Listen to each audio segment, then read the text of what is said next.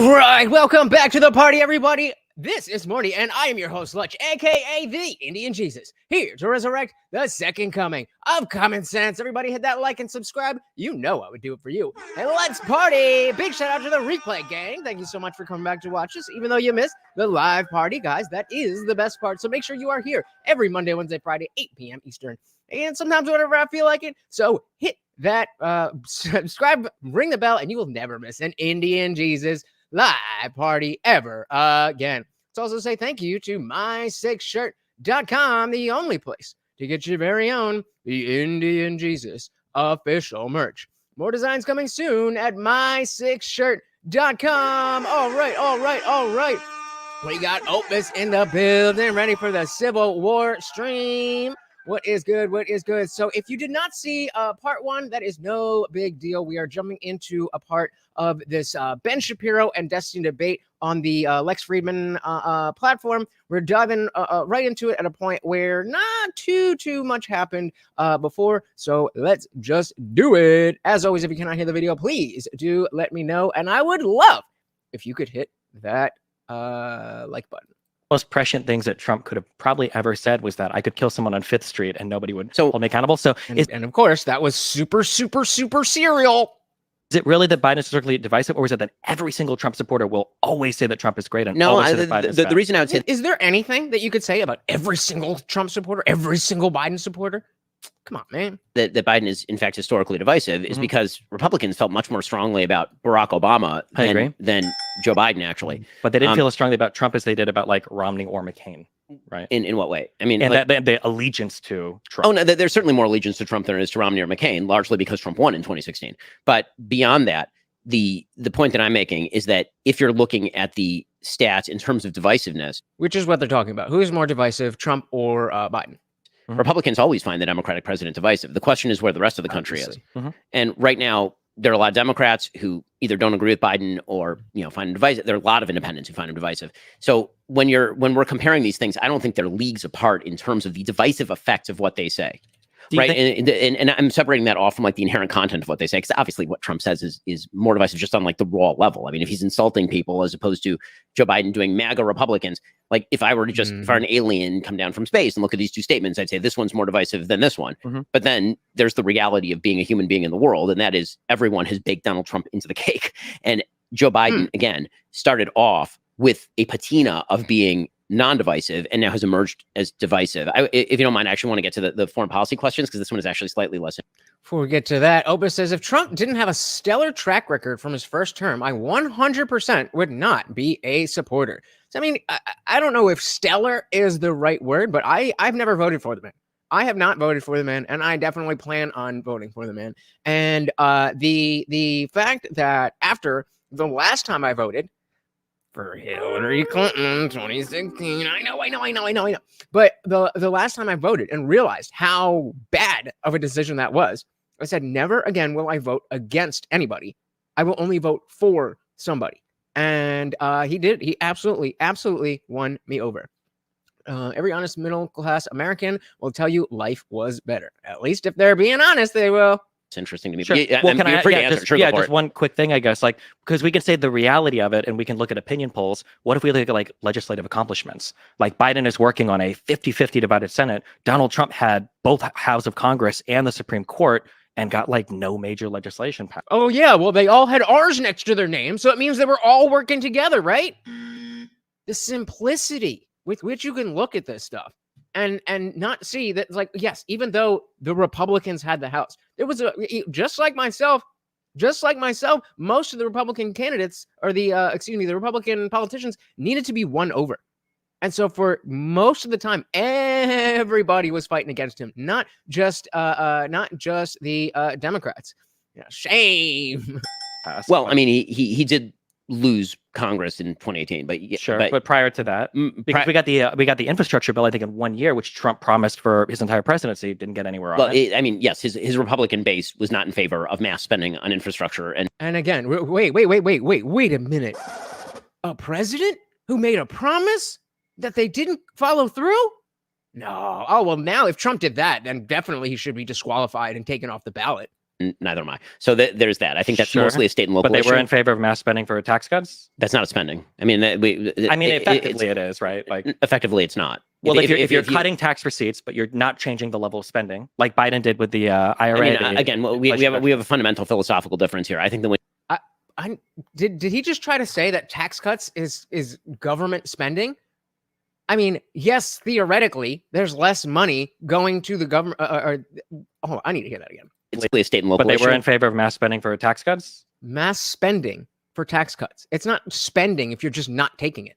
That's not a spending. I mean, effectively it is, right? Like, effectively, it's not. Well, if you're cutting tax receipts, but you're not changing the level of spending, like Biden did with the IRA. Again, we have a fundamental. Sure, that might be the case, but that is not what spending means. Mental philosophical difference here. I think that when the government takes my money, that is not the government somehow being more fiscally responsible. And when the government allows me to keep my money, I don't see that as the government spending. I see that as my money, and the government is taking less of it. That's exactly. Well, I mean, obviously. Right, but at the end of the day, the government is still going to be in a deficit spending, and they're going to have to borrow money from the treasury. Right, we have a spending problem. In other words, not a receipts problem, is the case that I'm making. The problem with Donald Trump is not that he lowered taxes. The United States has one of the most progressive tax systems on the planet. And in fact, if you wish to have a European-style social welfare state, what you actually need is to tax the middle class to death. And I was saying the Boston Tea Party was what, 18% tax? And I mean, there's a lot of people paying a lot more than that.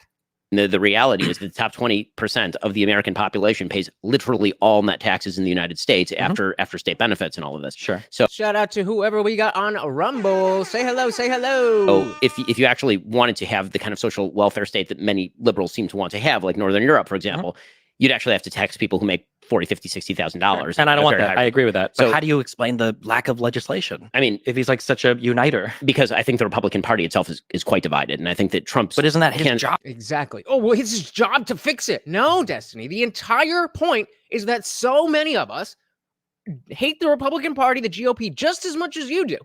And Trump, even though he had an R next to his name, was there to destroy that establishment, which is a good thing. Well, it's his job to, come on, like cope harder. Like such a uniter. Because I think the Republican Party itself is quite divided. And I think that Trump's. But isn't that his job? He's the head of the Republican Party. He's the Republican president of the United States. I mean, again, I don't think that Joe Biden has passed wildly historic legislation. The infrastructure bill was the largest, here's the problem. If you're a Republican, the only bills that you can get consensus on tend to be bills that either, that let's be real about this, that are tax cuts because, as you would, I think, agree with. When it comes to polling data, Americans constantly say they want to cut the government, and then the minute you ask them which program, they have no idea what they're right. Exactly, and so it's much harder to come up with a bill to cut things than it is to come up with a bill to add things. Oh, easily. The government, either side, would love to spend this, that, or whatever. It's taking money away from government institutions. That is near impossible. Shout out to Zippy the Strange in the building. Welcome to the party. So the Revolutionary War was about guns more than taxes. They're implementing gun bans like in Europe for the colonies. Really? I don't think I knew that. Welcome. Zippy said I'm awake. Open said awake, but not woke. Based. Which is why spending was out of control under Trump as well. But there are some Republicans who still don't want to spend on those things, right? So inherently, the task that, this goes back to the first question, the task that Republicans think government is there to do is different than the task that Democrats think that government is there to do. Yep. So the way that the very metric of success for a Democratic president versus a Republican president, namely, for example, pieces of legislation passed. As a Republican, one of my goals is to pass nearly no legislation because I don't. One of my goals is to pass no legislation. We don't want any the government more in our lives than it already is. So by saying the metric that we're going to use is how many pieces of legislation did you pass? Well, I don't want legislation passed. So that's a false metric to begin with. Oba said, if your definition of a good presidency is amount of legislation passed, then you are a complete moron. Bingo. Less is more. Absolutely. I don't actually want the government involved in more areas of our life. I want to ask a couple questions on the foreign policy. Sure. Yeah. Okay. Wait. Real quick. So, for instance, like Donald Trump wanted to punish China, and he wanted to bring microprocessor manufacturing to the United States. Biden did that with legislation, with the CHIPS Act. You talk about like spending being out of control, and I mean, I can agree with that. I think anybody that looks at the numbers has to agree with that. But why not pass legislation like the Inflation Reduction Act, which is at least like spending neutral? right? Like, why are there not bills where Donald Trump could take? Well, I mean, first of all, I think that whenever the government says something is spending neutral, it rarely materializes that way. That is not going to be a spending neutral bill. Sure, but there's a difference between like, at least they say it's spending neutral versus this is a $500 billion bill over like 10 years. I mean, right? What is your point? But again, I don't see a tax cut as a matter of quote spending neutrality. The big problem is they keep spending, not that they are allowing me to keep the money that I earned and they did not earn. But okay, so then just to understand, so if somebody just did massive like reductions in tax receipts, so tax cut after tax cut after tax cut, but they didn't change spending at all, you wouldn't consider that like an increase in deficit spending or out of control spending? Nobody said it wasn't. Nobody said it shouldn't be addressed. It's simply not letting people keep their own money is simply not what spending means. I don't know why he's going over this semantic thing. Like, yes, the amount of money that the government has, if you cut taxes and you keep the spending the same, it's going to be less. Nobody's arguing about 2 + 2 = 5. But you're trying to squeeze this idea into spending when it's not the same thing. We're talking about the types of things that we would all consider spending. Opus said Trump's China tariffs were good, and Brandon undid it on day one. But I mean, he didn't pass legislation, so it's not good, right? So he says in Europe, gun ownership was more a hobby for nobles, hence the whole hunting club thing they had before they ended common gun ownership. Good to know. Good to know. After pain of the initial tariffs had passed, we could start seeing the benefits for Americans. Biden reversed it. Not a surprise. And I mean, I don't know the specifics on this particular bill, but it wouldn't surprise me at all if people, simply because Trump was the one to put the bill in, that, or the tariffs in, that's the only reason people didn't like them. Tribalism. You would just say they're just tax cuts? No, the opposite. I would consider it a wild. I would consider it a wild overspending. Okay. Meaning so then, that, was it under Trump then when he did the tax? I mean, the deficit spending, by the way, under Biden is way worse than it was under. Of course, but we're in post-COVID, right?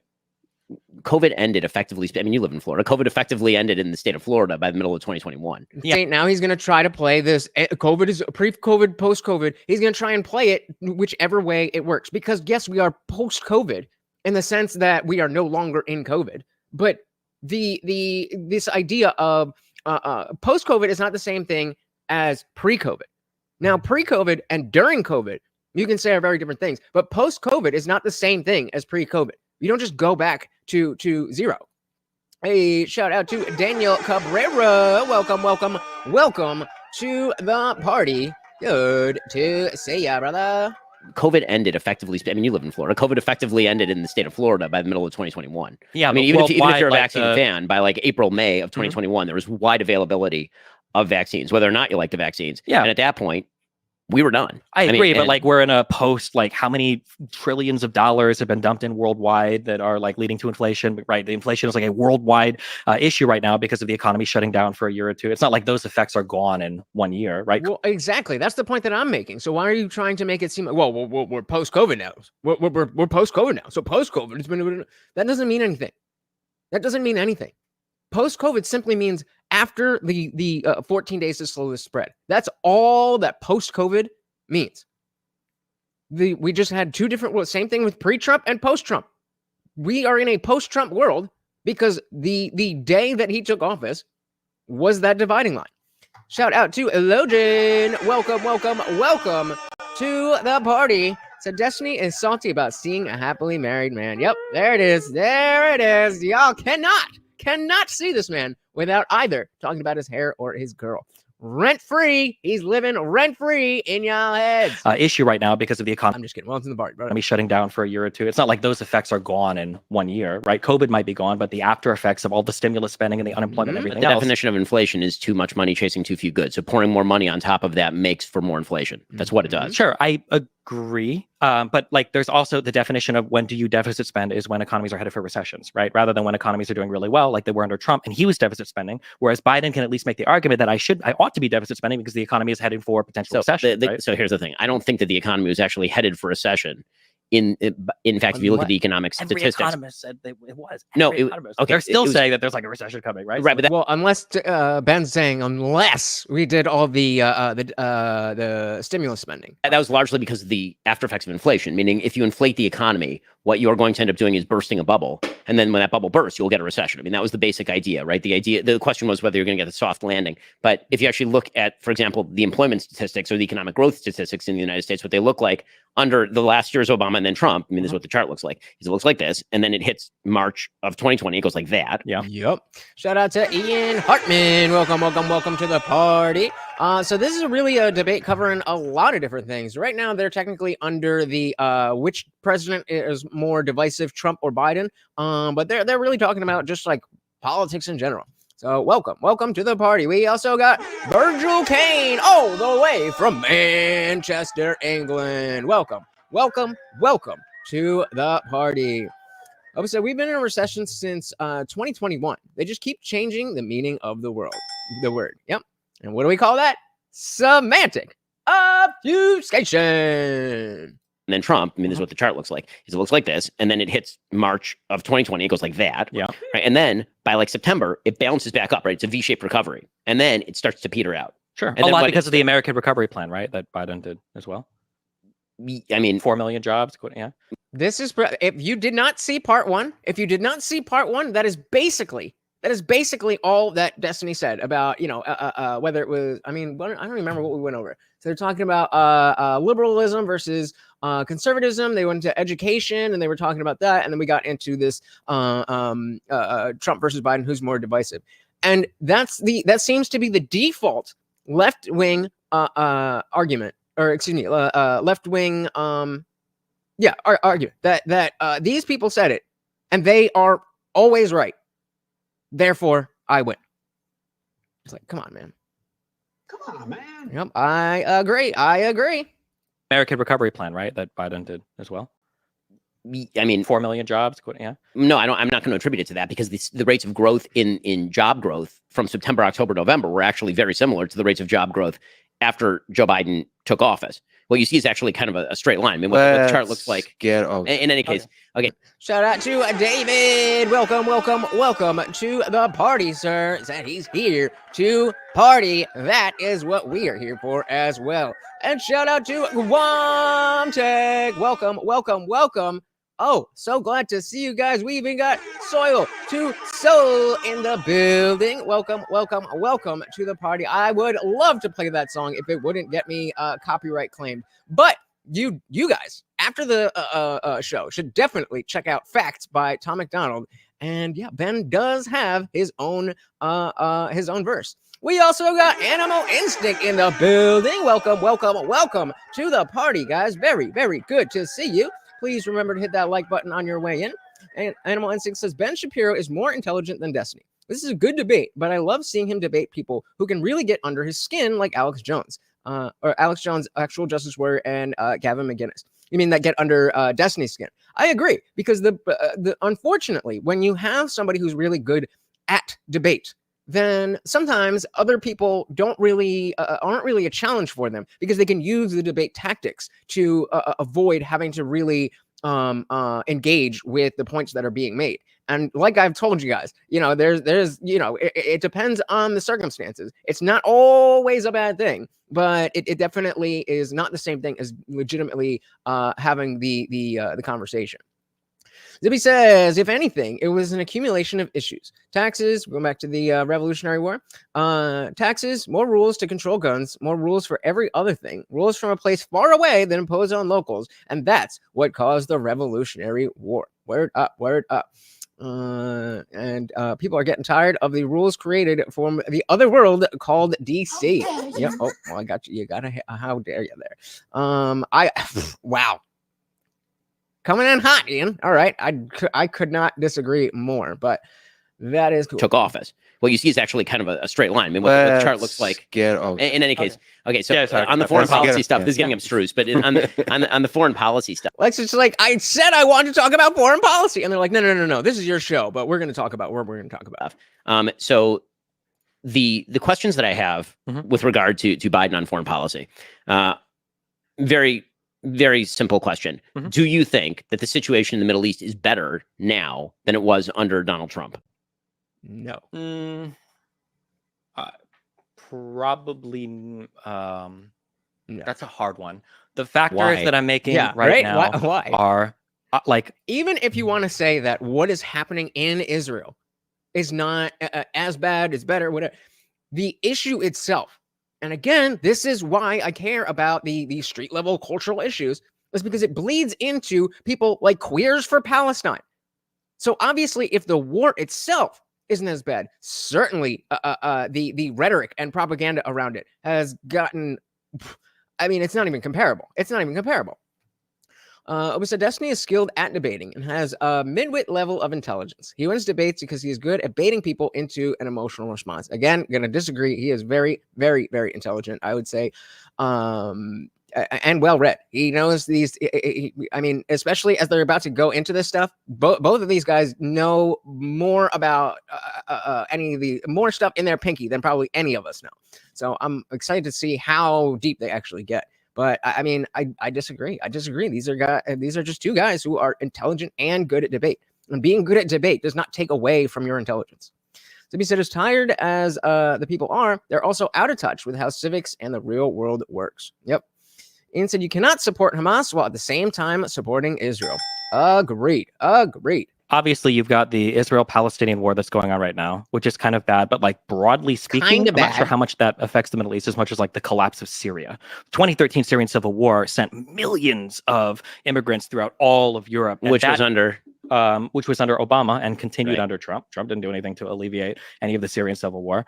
I like that. Guam said, I forgot to mention on Wednesday, I saw a clip of Destiny saying that Ben treated him nicely and even gave him his phone number after this show. Been feeling them good battle joy vibes, respecting your enemy. There you go. Why did Syria end up as a preserve of Russia again? How did Syria end up as a preserve of Russia? Yes. Why did it end up being essentially a client state of Russia? I know that Putin enjoys access to the ports down there. I don't know. The reason is because Barack Obama suggested that there was a red line that would be drawn in the face of chemical weapons use. Bashar Assad then used chemical weapons in Syria, and Barack Obama was unwilling to then essentially create consequences for Syria in the form of any sort of Western strike.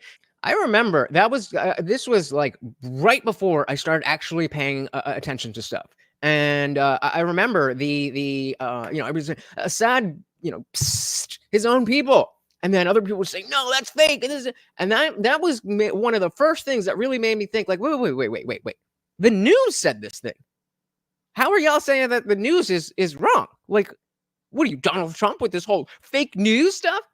And I'm just like, oh, yeah, it do be like that. Ian said, as a Christian, I see no reason why I should support Israel. How about as an American? I mean, I'm with you. I'm all for supporting Israel. I'm not in favor of fighting for Israel.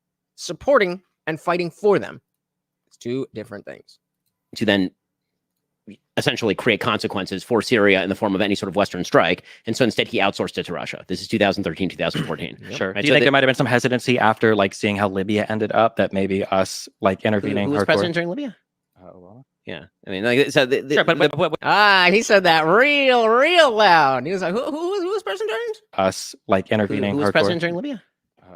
Yeah, I mean, like, sure, but what does that have to do with anything? I'm just saying, like, there might have been like a mistake learned. The point that I'm making is that actually the Middle East, I mean, just historically speaking, was historically good under Donald Trump. I mean, it's very difficult to make the case that either before or after Trump were better than during Donald Trump. Syrian, I don't think that Trump contributed to the Syrian situation in improving much. I think he wrecked ISIS. He did wreck ISIS, which was in the... ISIS had been getting wrecked by the Kurds in Iraq, by every single person, by Assad's army, by Putin, by Turkey. Literally everybody was fighting against ISIS at that point. There's a spike. Okay, and what's your point? In violence, and then the Trump... So doesn't that go to the idea that under Trump, since all that shit was going down under Obama, that post-Trump, again, post the first day that Trump was in office, it's better? You get credit for when you're president, presumably. I mean, things got better with ISIS under Trump. Well, that's because Obama did this, that, and the other. He inherited the situation. I hate that argument. Because it just it's such a cop-out. That anything that the bad president does, they're bad because they did this. And then anything good is because of the previous president. Opus was saying we are always looking for some atrocity, and I'm with you and Daniel saying I need them both. I say they both need to handle their own shit. Leave us the fuck out of it. Woodruff said I'm in favor of honoring treaties ratified and signed. That is honorable to stand by an agreement. I am not in favor of giving extra. But I want to have that position. I really, really, really want to have that position. But at the same time, if there's a bad treaty that's ratified and signed by 2 generations ago, I do feel like we should have some way to, let's renegotiate. Let's at least renegotiate, Zippy said, like him or hate him, Israel is more stable and has better chance as granting stability to more people. Hamas and terrorist nations just chew through people. Jesse just made a point. Ben countered, and Destiny refutes his own point by saying, what was the point of that? I kind of get it, but it sounded weird. Debate tactics. You got nothing else to say. Everybody was fighting against ISIS at that point. There's a spike in violence, and then the Trump. I mean, you get credit for when you're president, presumably. I mean, things got better with ISIS under Trump. I mean, yeah, they did. I mean, things got worse with ISIS under Obama. Ooh, for sure. He called a hot take here. A hot take here. Ian Hartman says, I believe 50 years from now, Obama will be more known as the president that made gay marriage legal more than being the first Black president. Very, very interesting. Give me a 1 in the chat if you guys agree, and give me a 2 if you disagree. I'm going to start this. This is an interesting point. Called them the JV squad. Sure. And then they became 1 if you agree, 2 if you disagree. Not the JV squad. Yeah, but I don't know if ISIS is Trump. originating in Syria and Baghdadi, and all of the growth of that is necessarily Obama's fault. I know that we like to say that Obama created ISIS. I don't know if you say that, but I've heard that saying a lot. I think that's a little bit simplistic. I don't think that when I'm looking at like actions that presidents have taken, the biggest criticism I have for like Middle Eastern policy is I think the Doha Accords were a disaster. And I think that's like one of the biggest blemishes that we have right now. I would also argue that moving the embassy to Jerusalem was also kind of silly and arguably contributed to some of the conflict we see right now. No, exactly. So I'll argue precisely the opposite, especially given the fact that after the movement of the embassy to Jerusalem, the Abraham Accords continued to sign and actually expand. And that if Donald Trump had been elected, I have no doubt in my mind that Saudi Arabia would now be a part of the Abraham Accords. In fact, that was basically pre-negotiated. And then when Joe Biden took office, Joe Biden took a very anti-Saudi stance on a wide variety of issues. The biggest single effect in the Middle East of Joe Biden's presidency, and again, I agree with you that not every foreign policy issue can be laid at the hands of a president. Joe Biden's main approach to the Middle East was very similar to the Obama approach, which is why the Middle East was chaotic under Obama and chaotic under Biden. And that was to alienate allies like Saudi Arabia and Israel, and instead to try to make common cause or cut deals with Iran. What that did is incentivize terrorism from Iran. What I would need to, and again, you guys know foreign policy is not really in my wheelhouse, but what I would need to hear from Destiny is what Trump did or didn't do that created the perception that things were bad under Obama and things are bad under Biden, but it looked good when he was in office, but it's just that luckily nothing went down, something like that. That's the only way that you can make the argument that the Middle East was worse under Trump. We're watching in the Middle East is Iran attempting to use every one of its terror proxies in the Middle East, and it was specifically launched in an attempt to avoid what Biden actually was trying to do, which was good, which was after 2 years of failure with Saudi Arabia, try to bring them into the Abraham Accords, right? That was what was burgeoning at the end of last year. And Iran saw that, and Iran decided that they were going to throw a grenade into the middle of those negotiations by essentially activating Hamas. Hamas commits October 7th. Israel, as a sovereign nation state, has to respond to the murder of 1,200 of its citizens and the taking kidnapping of 240. Israel has to do that not only to go after its own hostages and try to restore them, but also to reestablish military deterrence.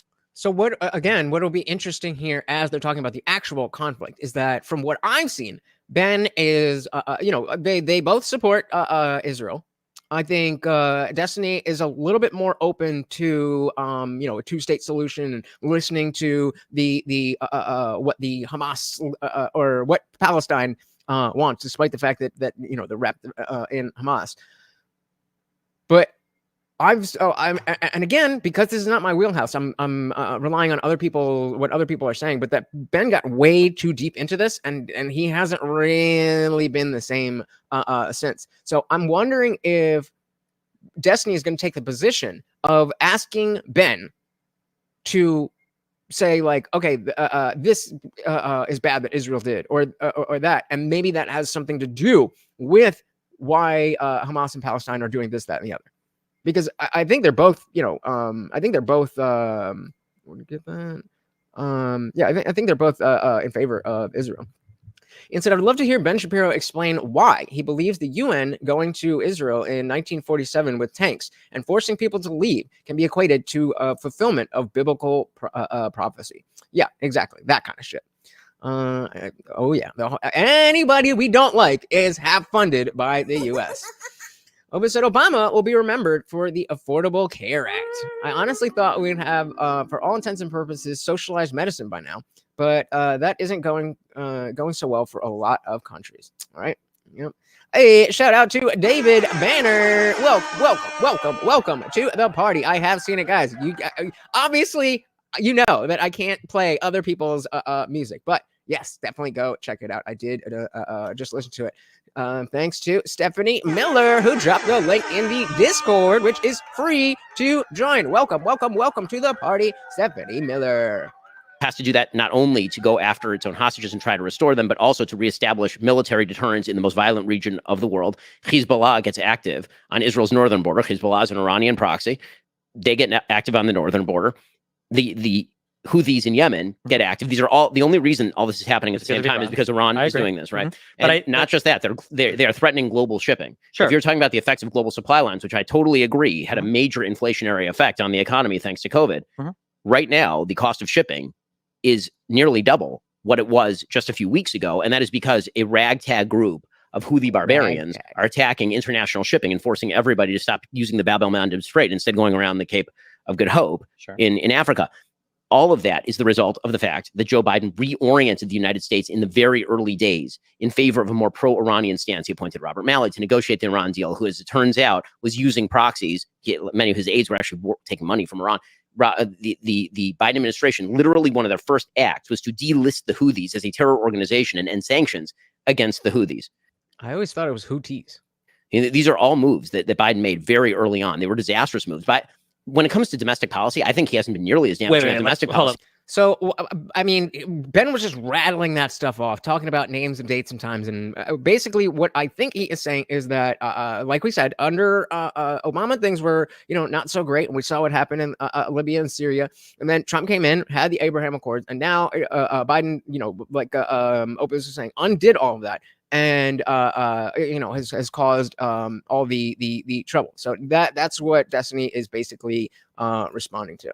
So said, I don't know. I don't have a problem saying when any president does something good. Clinton had a very good plan for getting the U.S. Out of debt back in the 90s. Yeah, bingo. I mean, a couple $1 trillion later, and I guess that don't really matter. But where would we be without Clinton, right? We said Clinton paid down the national debt, so probably the last president to do so ever. Yeah, never gonna happen again. Never gonna happen again. Yeah, exactly. Early on, they were disastrous moves, but so this is going to be interesting. This is a very crucial part of this, at least this part of the debate, is how, based on everything Ben just said, number one, what is Destiny going to latch onto, and how is he going to respond? Comes to domestic policy, I think he hasn't been nearly as damaging on domestic policy as he has been on foreign policy. Sure. So just on a couple of Middle Eastern things. So one of the big things that threw the Middle East into disaster was what we are all traumatized by it now, was the Iraq invasion from a Republican president. Yep. Sure, agree with that, right? Sure. Yes. The GOP that we hate, the Bush dynasty that marks the very end of what Republican had to mean. Yes. The deposition of Saddam Hussein and everything that followed after probably contributed more to the growth of ISIS and the destabilization of that entire region, probably more than anything else. I think that prior to Bush, for Clinton, and even at the beginning of Bush's presidency, we were on some kind of road to normalcy with Iran, which I think has to happen, whether we like them or not, until Bush, for whatever reason, decides to throw Iran into the axis of evil. And I need some evidence that we were on a road to normalcy with Iran in the 1990s. We do in the, wait, what? That we were on a road to normalcy with Iran in the 1990s. understanding is that, from the late 90s and prior to the axis of evil labeling of Iran, that there was going to be some path forward to where we could start to normalize relationships with them. I find that very difficult to believe, and I don't see a lot of evidence. I mean, we can just disagree on that. Sure. Okay. Yeah. And again, this is another reason why I love these face-to-face discussion debate, whatever you want to call it, because they don't have their phones or their computers right in front. Well, do you have a source on that? And then they spend 10 minutes derailing. And it really is an exercise in, can you be good faith? Are you willing to concede? Well, I don't know that, but let's just say that it's true. And for the sake of the conversation, that stuff is, again, when we see debate tactics, it goes both ways. Yeah, it's good, right? Well, sure, we can disagree on that, but I know that the after effects, just a quick note, the after effect of the Iraq war that was the most devastating was the increase in power of Iran. I agree. Yeah, because of the destabilization of Iraq, and Iraq not having a government there that was functional for at least a decade, and was in fact a Sunni government, right? Originally, it was a Sunni government. Disbanding the Sunni army was one of the worst things that the Bush administration did. Banning all the former Ba'ath parties, sectarian, all horrible under a Republican president. Again, and you say a Republican president as if it's the same thing. Like we can say the Democrats because Joe Biden literally was the vice president. He literally was in the Senate, House, whatever, in Congress for 50 fucking years or whatever. But you can't do the same thing. Well, it was a Republican president. As if we're all looking for Jeb Bush or Mitch McConnell to run the country. That's not what's happening. That's a false equivalency. But don't disagree that that probably contributed more to ISIS, to the growth of power in Iran, maybe even to the destabilization of Syria, probably more than anything that Obama did. Also, when we look at Iran funding people in the region, I don't disagree with that as well. I think Iran is the number one instigator of bad guy things right now in the Middle East. Iran, the IRGC, I supported when Donald Trump killed Soleimani. I think that was a great thing. I think that Iran is a major problem. However, I don't know if the path forward is constantly being a belligerent to Iran or trying to figure out some road to normalcy. I don't know if the collapse of Iran or the destruction of that country, considering how unpopular the Ayatollah even is there, like the citizens of Iran, I don't think are big supporters of the government there. I feel like moving on a path where, let's do our nuclear inspections. We had that Iranian nuclear deal that Trump pulled out of. Let's do the Why did he pull out of that? That's one of the first things that I was like, well, why did he pull out of this nuclear deal with Iran? Because wasn't it basically some BS that says, okay, you guys promised to promise, right? Again, out of my wheelhouse, but this is like, you just want to gloss over the reasons why. Let's do our nuclear inspections. We had that Iranian nuclear deal that Trump pulled out of. Let's do the nuclear inspections. Make sure you're not on a way to nuclear weapons. Let's unfreeze some funds. Let's move in some direction where we get on a good term with you. I feel like that's the most important thing that needs to happen in the Middle East. As much as people like to look at the Abraham Accords, who cares if, what was it? Bahrain, I think Oman, I think UAE, Sudan, Morocco. The UAE and Morocco. Yeah, are like all of these people, even Saudi Arabia, already have like de facto normalization with Israel anyway. They're all Yeah, exactly. And this is me from remembering what I heard as a never Trumper at the time, listening to other people telling me that the Iran deal was the greatest thing ever. What was the other the climate thing, the Paris Climate Accord, was that it? And it's just assumed that because Trump did it, it's bad. And it wasn't until years later that I actually asked the question, okay, why? Is there a reason? And then, as Opus is saying, yes, there's a reason. So he said nuclear inspection was BS to start. Loden said, I feel bad for the Iranian women. They used to be able to drive and go to school before the revolution. Yeah, have you guys seen? I'm sure it goes over. Iran before and after. Come on. I mean, none of these really, but this is the one I've seen. So this is this is Iran in 1979, I believe, if I'm not mistaken. And then of course now we have this shit. This is Iran yesterday. I don't know if it was yesterday, but it used to be a free country. And now it's not. Talking to y'all, say, word up.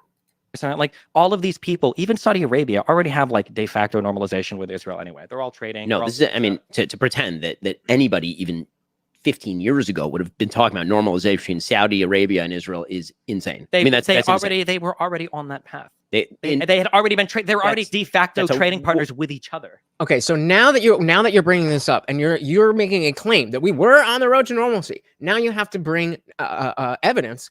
And that doesn't mean a study that says, well, technically Iran is on the road to normalcy, but some factors that we would agree, okay, that is a road to that is something down the road that brings us to normalcy. Stephanie Miller said there's a documentary about how things are different for women there. Yep. Oba said, I feel for people in these places, but when has an American regime change and nation building ever been a net positive? Never. But yet I feel like, number one, that specifically because of Ben Shapiro willing to, have America do whatever to back up Israel, and the obvious just horror that Hamas is like legit terrorists. I don't know how much isolationism we're going to see in this conversation. We're already on that path. They had already been they were already de facto trading partners with each other. They had already been collaborating and doing things. That's a wild claim that Israel and Saudi Arabia were going to normalize 15 years ago. 15 years ago might have been a wild claim. But after Turkey, after Jordan, and then in the past like 20 years of like economic relations and ties with each other, all of the leadership in the Middle East, and you'll agree with this, look at Israel and they go, okay, well, we've got Palestinians who, God bless them, do nothing. And then you've got Israel, which is on a region with no natural resources to somehow become like an economic giant. They're good to trade with. Their population is educated. They, have military power. All of the leadership in these Middle Eastern countries are wanting to be friendly with Israel and are engaging in trade de facto with Israel. Okay. And the idea that like the UAE and Bahrain were brought in to say like, oh, well, now we're going to officially say this. Those were the first steps toward obviously the formation of a new Middle East in which economics would predominate over sectarian conflict. The chief obstacle to that is Iran. I agree. The notion that negotiations with the Ayatollah were going to be a solution to any of this is, but do we think absolutely benighted. Is it the Abraham Accords that's convincing Saudi Arabia to take a stance against Iran? No, I mean, Saudi Arabia. They're already fighting. They're already fighting with each other, right? Like, I don't think. Interesting. So that's a good point to just be like that. The Abraham Accords aren't necessarily at the center of Saudi and Iranian conflict. Abraham Accords moved us any closer towards any type of real peace in the region. No, the point what has to happen is something has to happen with Iran. There has to be some diplomatic bilateral communication there. No, what has to happen is the containment of Iran, which was what was what was taking place with the increased normalization with the Sunni Arab world and Israel, combined with significant economic sanctions. Which again means more American involvement. Stephanie said, "Destiny seems nervous." The notion that I mean, this is getting into this is a lot of this is over. I'm struggling to keep up because they're really getting into the weeds, and obviously we're going to move on to other topics where it'll be a little bit closer to what we usually talk about. But I mean, hey, I'm enjoying it. There's this far-fetched notion in foreign policy circles that diplomacy can sort of be wish cast out of thin air. That if you sit around a table, that you can always come to an agreement with somebody. The Ayatollahs do not have common interests with the United States. They do not. And this idea that aren't they specifically and directly in contradiction? Willing to take money in exchange for example, some sort of peaceful acquiescence to Israel's existence is obviously untrue. Hasn't that been the case though? That you've had a region with tons of sectarian violence for a long time, and then finally Turkey was like, you know what? This isn't worth it. The United States paid them a lot of money. They had conversations with Israel. And you know what? The economy, the economic gains. Well, I mean, the relation. Same thing with Jordan. Same thing with not getting into Turkish politics. But sure. Yeah. So I was saying the Ayatollah chant "Death to America" in their governing body. I mean, what are we talking about?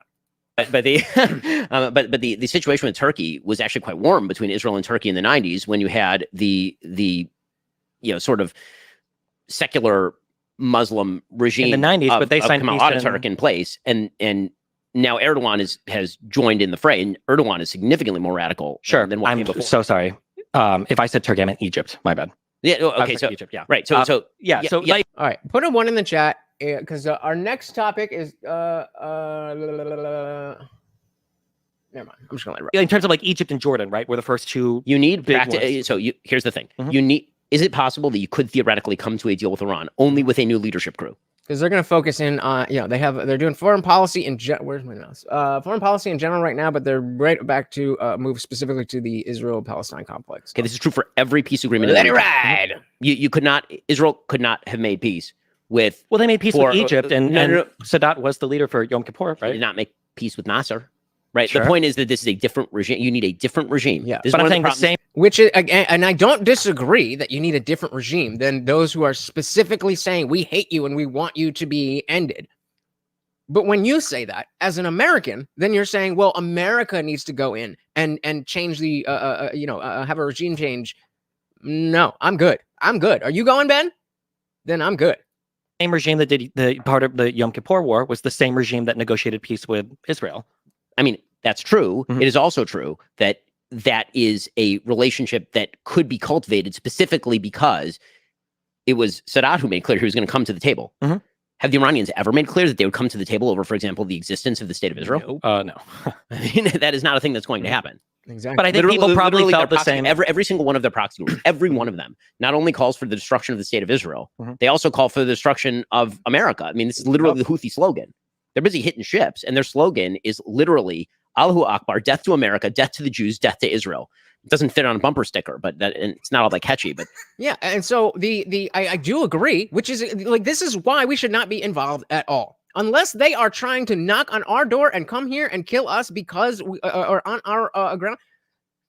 Hate on haters, hate on haters. Now I get the allyship with Israel, but the fact is, this has been going on for too long. And this is the exact same thing we've been talking about since October 7th, that just going back and forth and these ceasefires and these sanctions. Somebody needs to end this shit, and it shouldn't be America. That is, in fact, their slogan. The notion that the regime that propagates that is going to be approached with diplomacy is not only wrong. The problem is that it's easy to say that the stakes of diplomacy are okay. Well, so we try to talk, right? Jaw is better than war. Sure. The only problem is that in the Middle East, weakness is taken as a sign that aggression might be an appropriate response. That is how things work in the Middle East. Which, again, is why we should not be involved. Stephen Bonnell said exactly. This is why we need to be involved. Do you not think they're here now? It's been so easy to get in. Well, I mean, you make a good point, but I don't necessarily think that going to fight over in Israel is going to change that. I think that's a border, secure the border issue. I don't think going to Israel is going to stop Hamas from coming across the border. And I mean, you do make a good point, but so what do you say that what should we do about the fact that, let's say we know for sure there's Hamas cells in America? What would you want to do about that? Sign that aggression might be an appropriate response. That is how things work in the Middle East. And the fact that that Joe Biden came into office with an orientation toward continuing the Obama policies in Iran has led to conflagrations, these sort of brush fires breaking out everywhere that Iran has borders with either the West or Israel or both, right? Any place that's happening is leading to brush fires because, again, the logic of violence in the Middle East is not quite the logic of violence in other places in the world. By the way, I think the logic of violence in the Middle East is actually closer to what most international politics looks like than we wish that it were. I mean, probably. But and again, the fact that that's the case, and they're not willing to work on what we see as this is this is how it should be. They don't see the world the same way. You can't. It's like somebody who doesn't believe in evidence or facts. What evidence or facts could you present to somebody who doesn't believe in evidence and facts to get them to believe in evidence and facts? It ain't gonna happen. Shout out to Soul, Death and Despair. What an uplifting name you've got. Welcome to the party. So to watch this debate after the one with Destiny and Alex Jones, kind of refreshing. We covered that one too, and that was wild. That was wild. This is definitely a little bit more highbrow. But welcome to the party, Soulless, Death and Despair. Stephen Miller said, we as a country would not know how to react to a war on home turf. I disagree with that. I think there's a lot lot of people who got guns ready to go. Maybe we didn't know exactly what to do, but a lot of people would line up. I got my shit. Let's get, who's the doomsday prepper in our town? Rile it up and let's go. Let's go. Ladies are not too confident in the Americans. I gotta say that's a little disheartening. I don't think there's a reason. There's a reason why if they are coming here, then they have to be sneaky about it because they know that they can't just take us on. Lonsek said maybe America just needs to hold up a big paddle and say if you two don't settle down, both your butts are getting a weapon. Which end this nonsense by being the adult in the situation. Well, that's how we got into. At least we got into this problem is acting like we were the adults when we're not. Everybody is their own shit, and so it's not like there's a child and an adult. It's like there's an adult and a fucking alien with the only thing they care about is killing people. Like that's not the same thing. That's not the same thing. Obis said, I disagree also, but we will never have to find out. If it comes to war on American soil, it will be nuclear. Well, I would disagree with that. Why would you say that? Because it would make infinitely more sense that first we have the National Guard. We have, all the branches of the military that are on American soil already. So that is that's step one. Then you have all the citizens who are willing to stand, and it's certainly not going to be everybody. It's not everybody who owns a gun. It's sure shit ain't gonna be me, but there's a lot of people out there, and I might not be on the front lines fighting, but shit, if we're in an active war situation, and you need this, that, whatever, I don't know, I'll do something. I don't know. So there's so much more to it. In other countries, they're prepared. They are prepared as children, as sad as that is. Okay, but I'm not sure I understand the relevance, because unless you're saying because they've trained since children, they're better and more plentiful than American soldiers, then I don't really think that matters. So I'm confident in the ones with guns and those that train with them. The ones that have blue hair, not so much. But again, how many people legitimately? And I mean, Destiny himself has a shotgun right above his head in his room. So I don't know. But that's what. So you think that the American government would be more willing to nuke their own citizens than just have some of them fight? Well, but then you say this, why do you think no one in their right mind would march on America? Just because they would they like, all right, I gotta disagree, but Steffi said they know what to do when war is in their backyard. That's what I think. And I think that the logic of violence in the Middle East is actually closer to what most international politics looks like than we wish that it were. I mean, I think that's part of what's happening in Ukraine as well. So you think, which brings me, by the way, here's my question about Ukraine. Sure. Well, just real quick, and then you can answer this one. Why? So you think that That's for Iran, right, a country that has been sanctioned for God knows how many years now, you think that for Iran, just continuing to sanction them and contain them is an effective way, is more effective than trying to engage them in bilateral or multilateral peace talks? Yes, 100%. Okay. And the proof is in the pudding. Before we go to Ukraine, can I ask about Israel? So you're both mostly in agreement. But what is I don't know if I'd say that. Okay, but as I'm learning, what is Israel doing right? Again, Opus, I agree with you. And said if you think any nation would openly attack the homeland, you're high AF. I agree. But what you think that the reason for this is because that if somebody was anywhere, like somebody tries to attack New York, and they're just going to nuke New York City as opposed to sending in the National Guard? What? The level of the sheer number of people that like enemy combatants that we would need in order for a nuke to be a reasonable response. Well, then what are you saying? Okay, but as I'm learning, what is Israel doing right? What is Israel doing wrong in this very specific current war in Gaza? I mean, frankly, I think that what Israel's doing wrong is if I were Israel, okay, like again, America's interests are not coincident with Israel's interests. If I were an Israeli leader, I would have swiveled up and I would have knocked the bleep out of Hezbollah early. What does that mean? What does that mean? So I would have, Yoav Gallant, who's the defense minister of Israel, was encouraging Netanyahu, who's the prime minister, and the war cabinet, including Benny Gantz. So whenever people talk about the Netanyahu government, that's not what's in place right now. There's a unity war government in place that includes the political opposition. The reason I point that out is because there are a lot of people politically who will suggest that the actions Israel is currently taking are somehow the manifestation of a right-wing government. Israel currently does not have a quote-unquote right-wing government. They have a unity government that includes the opposition. In any case, sounds like a little bit of cope, but I don't really know. It sounds like he's hedging his bets there, but again, not. He definitely knows more than me. Somebody said they have to sneak in as sleeper cells. The last 3 years have been a dream for them. If they try flying in on us, then no, I don't think most will make it here. Opus, you said this is not hard, but that doesn't explain anything.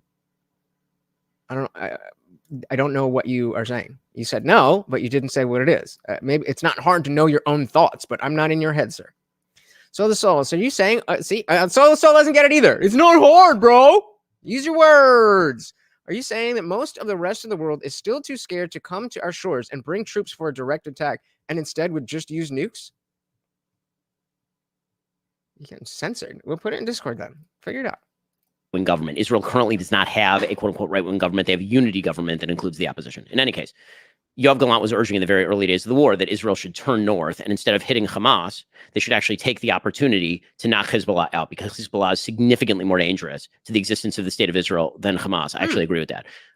As far as what Israel has been doing, is that so? It's saying that Hezbollah is more of a danger. Is that because Hamas doesn't have the military power? Is that what he's saying?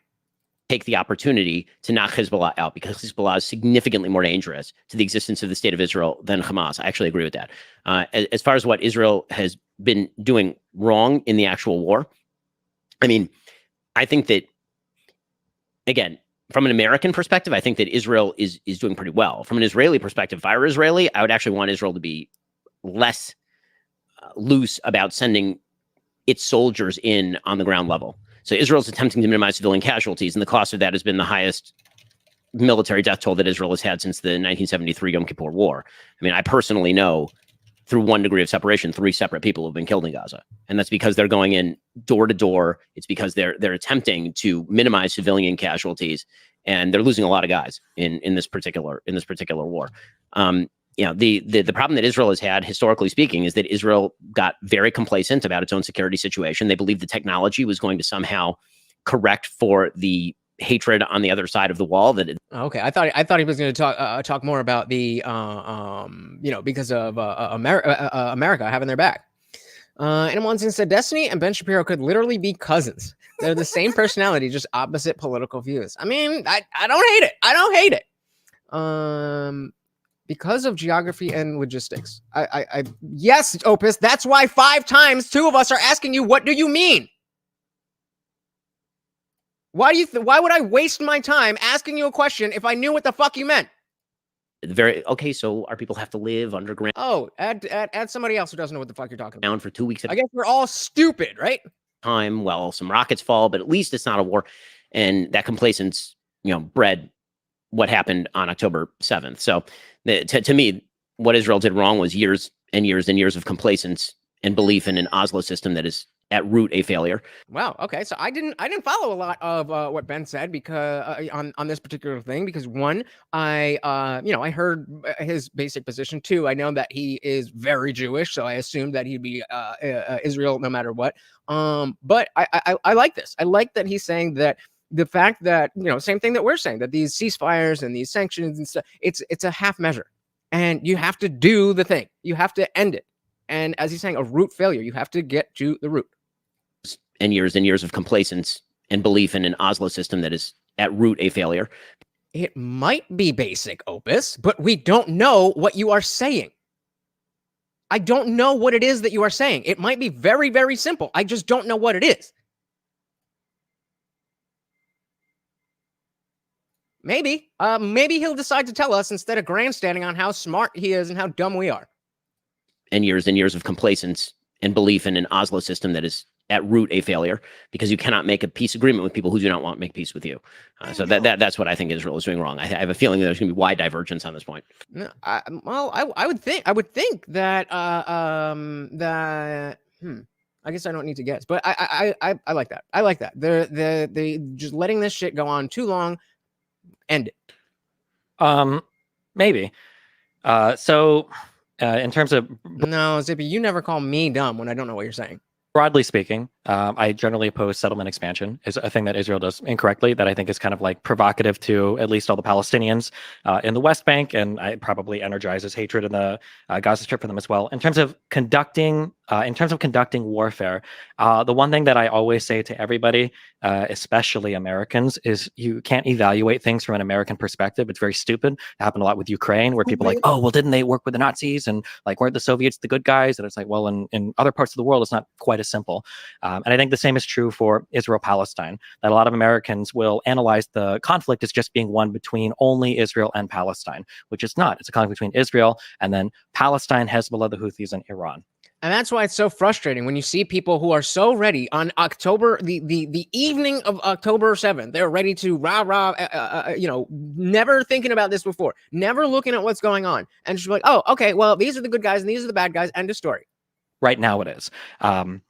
I think that however, one area where I'll break with Ben is I think that minimizing civilian casualties and everything is very, very, very important. I think on the Israeli side, I don't think it's important so that the U.S. will stay with them, because I think the U.S. is probably going to stick with Israel as long as they don't do anything crazy. And I don't even think it matters for the international community. It definitely doesn't matter for the UN, because Jesus Christ.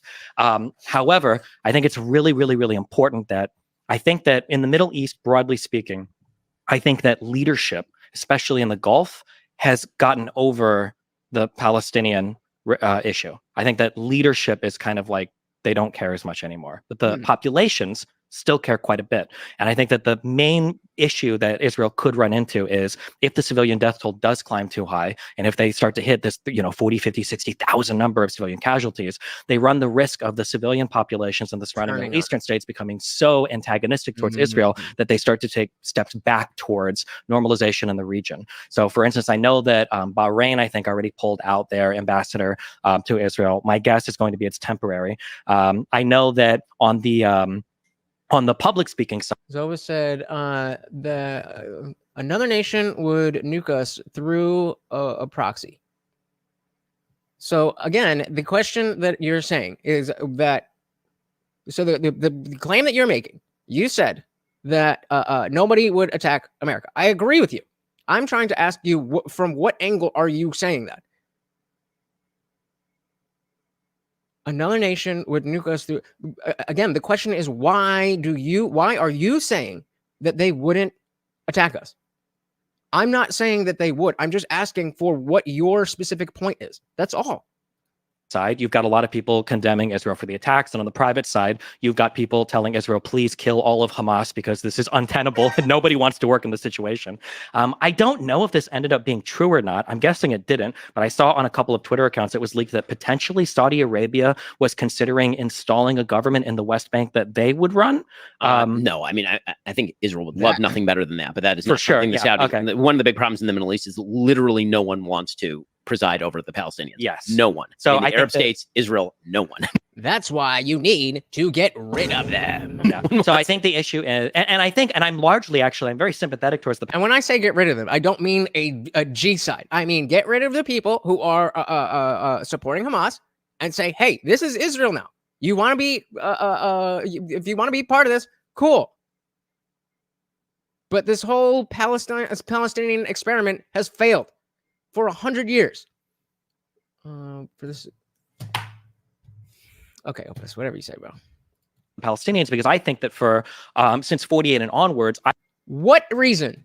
Opus said, for the same reason that we would never invade China. It would be suicidal because of. Okay, what reason? I'm asking you for the specifics. What about the geography and logistics is stopping people? That is what I'm asking you. That's what I'm asking you. What is the reason that we would never, that you are saying right now that we would never invade China because of geography and logistics? What about the geography and logistics? That is the question. I understand your position. I understand you're saying that nobody would attack the U.S. Even if we had 1/10 of the army, nobody would do it. I understand that. I'm asking you what point you are trying to make specifically with this, with saying this right now.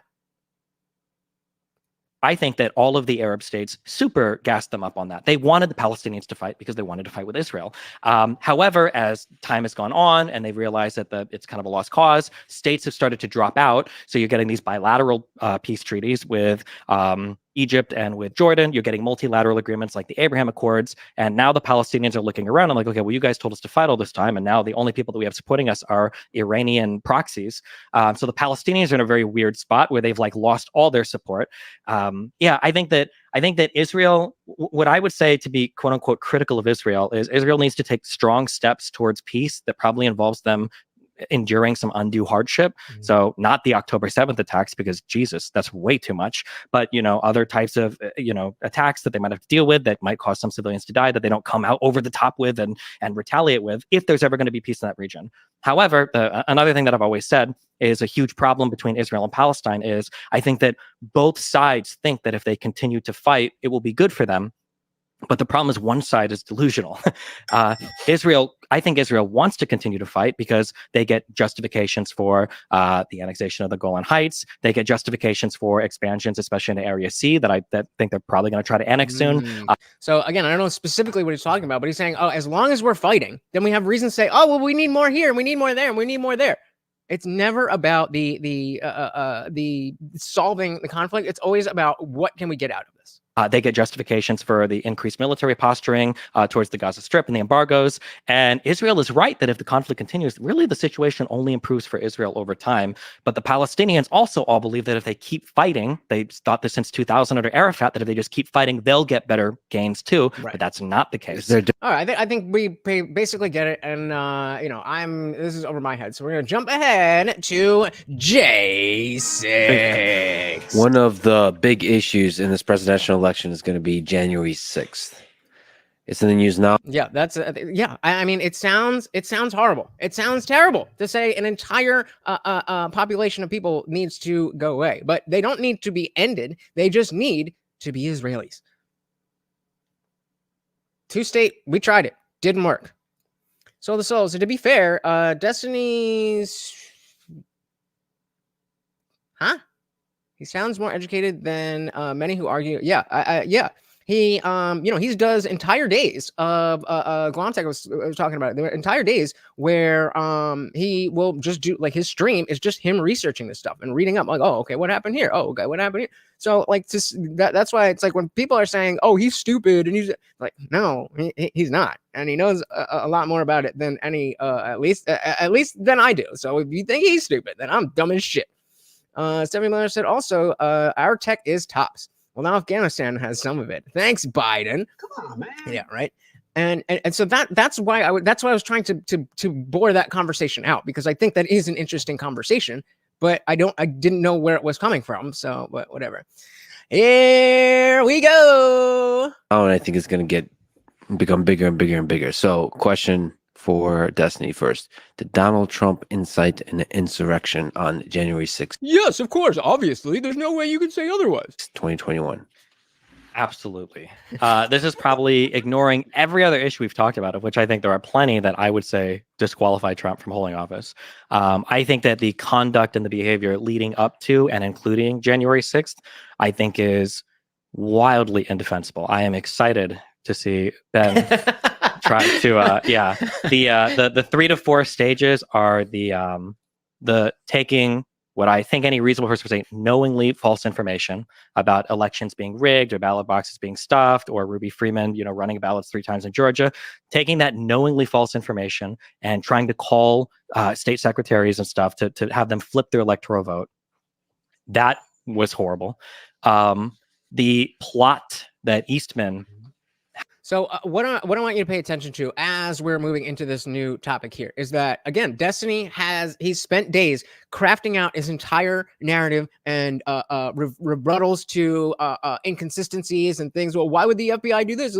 Well, that's not proof of anything. He's very good with the rhetoric on this, and he's his narrative is very tight. But it's Ben Shapiro. So we should see some fireworks, baby. Hatched in order to have these like false slates of electors where all 7 states had citizens go in and falsely say that they were the duly elected electors that could submit votes to Congress. That was insane. That happened. Insane. Asking or begging Pence to accept these false states of electors initially, and then just say you should just throw it out completely and throw it to the House delegation, which was majority Republican. That and that's illegal.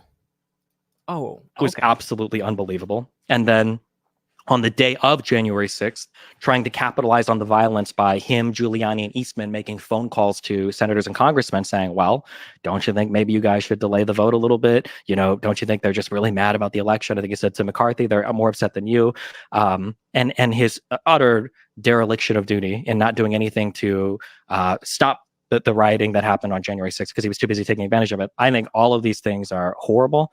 I look forward to seeing the Jack Smith indictments play out in court, maybe even the Georgia RICO case. But yeah, I think all of these things are unfathomable. And I think when you look at the plot from start to finish, clearly the goal the entire time was to circumvent the peaceful transfer of power. That was okay.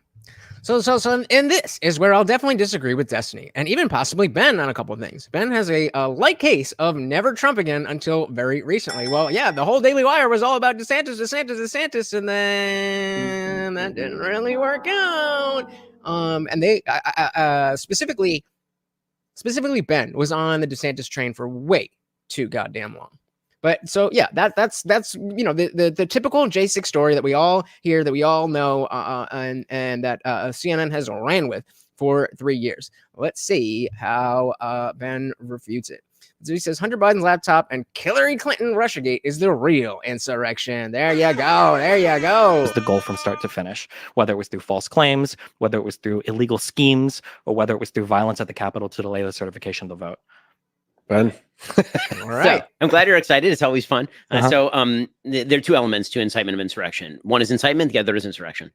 So incitement has a legal standard. So does insurrection. Neither of those standards are met. So or charged. Remember that there was no charge of insurrection on Donald Trump. So if you're asking me, morally speaking, did Donald Trump do the right thing between November 4th and January 6th? I said, I will continue to say, no, he did not. I think he was saying things that are false, with just factually false about his theories with regard to the election, about the election being stolen, about fraud. This was all adjudicated in court. He did not even bring many of the claims that he has brought publicly and all the rest of that. If we're talking about incitement of insurrection as a legal standard, it doesn't meet any of those standards. When it comes to incitement, it has to be incitement to immediate lawless action. That's the standard for incitement. And I'm very meticulous in how I use this because I happen to speak publicly a lot, and that means there are lots of people who listen to me, which means some of those people are probably crazy, and some of them, I thought he was going to say, because I'm a lawyer and you know my wife is a doctor, may go and do a crazy thing. Did I incite them? The media tends to use the word incitement very loosely with regard to this sort of stuff, in the same way that Bernie Sanders, quote unquote, incited the congressional baseball shooting. He did not. Bernie Sanders has just like the who was it? Damn it, I forget who it was, but somebody who took 4 screenshots of a guest on Timcast, and Emma Vigilant goes in and like, why do neo-Nazis like your show? There's a lot of things I disagree with. I think Bernie's a schmuck. Doesn't matter. He did not incite that. So saying bad things is not the same thing as inciting violence. Bingo. Animal Instinct said, what do you think will happen with this case where Trump owes this E.G. Carroll millions? I don't see how she's owed $80 million for getting her butt grabbed in a dressing room store. Well, I mean, again, I don't know. Like, I don't know I mean, what do I think will happen in terms of what? In terms of like, are people going to say, "Oh, I'm not voting because of this this settlement"? I mean, I think obviously we don't. If she's not going to court to get a conviction of SA or something else, then we just have to like, okay. I mean, it's a settlement. We don't know what happened, and sure as shit, I ain't getting paid for nothing. But she's not going to court either, so that just leaves. I don't know. It's not good. It's certainly not good. Inciting violence, the legal standard in the United States is, I want you to go punch that guy in the face. That's inciting. With regard to insurrection, typically in insurrection, and there are some descriptions in case law, though none in statutory law, as far as I'm aware, the typical description in case law is the replacement of one legitimate government of the United States with another by violent means. The notion that Donald Trump coordinated any such insurrection is belied by the FBI itself. The FBI put out a report in, I believe it was August of 2021, suggesting that there was no well-coordinated insurrectionist attempt coordinated by the White House. In fact, what you had was Donald Trump thrashing around like that weird alien in the movie Life. I don't know if you ever saw it with Jake Gyllenhaal, where he's like kind of thrashing up against this glass box. Just an alien just thrashing up against the glass box. That I think is more what you were seeing from November 4th to January 6th. I agree that we can chalk damn near everything that people are trying to throw on Trump to get this insurrection incitement charge. We can chalk it up to like the guy that y'all were saying was crazy the entire time. Hey, shout out to Skipper DS. Yes, sir. I am Jamaican. Welcome to the party. Good eye. I don't know what you saw, but you saw it. Welcome. Yeah, I think the it's going to be a matter of how far do you believe Trump's words? How far are you willing to put criminal intent on Trump? And we'll see. And then again, the claim that January 6th itself was an insurrection. No. Right now I'm in Jersey, but my mom was born and raised in Jamaica, baby. So virtually, I'm not aware that anyone was charged with actual insurrection. There were some people who were charged with seditious conspiracy. There are insurrection statutes that do exist. No one was charged under those particular statutes. There were some people who you could say informally had insurrectionist ideas. Those would be the people who wanted to hang Nancy Pelosi or kill Mike Pence, and those people are in jail right now. Does anybody put a 1 in the chat if you have a problem with people who are burning effigies, people who are rioting, going to jail on January 6th? And the election went forward. The election was certified. Mike Pence presided over the certification. Mitch McConnell presided over the certification. Joe Biden has been the president for the last 3 years. So Donald Trump, by the way, was still president at that point. If he had actively wanted to do what other people who have actually launched coups have done, he would have theoretically called the National Guard not to put down the riot, but to actually depose the sitting government of the United States in the name of a specious legal theory. He did not do that. He did not attempt that. Nobody working for him did that. The most you can say, I think, about what everybody was doing is that, and I want to say everybody. We can talk about Trump because this is really about Trump. He used a phrase that Trump was disseminating knowingly false information. The word that's carrying a lot of weight there is the word knowingly. Yep. And so we have a definition, knowingly, an adverb, as in intentionally, with full awareness of what one is doing. And, cannot convict unless the defendant knowingly committed perjury. And so Destiny is going to come in and say, well, we establish criminal intent in court all the time. And my answer to that is that, yeah, we do. You just didn't do it here.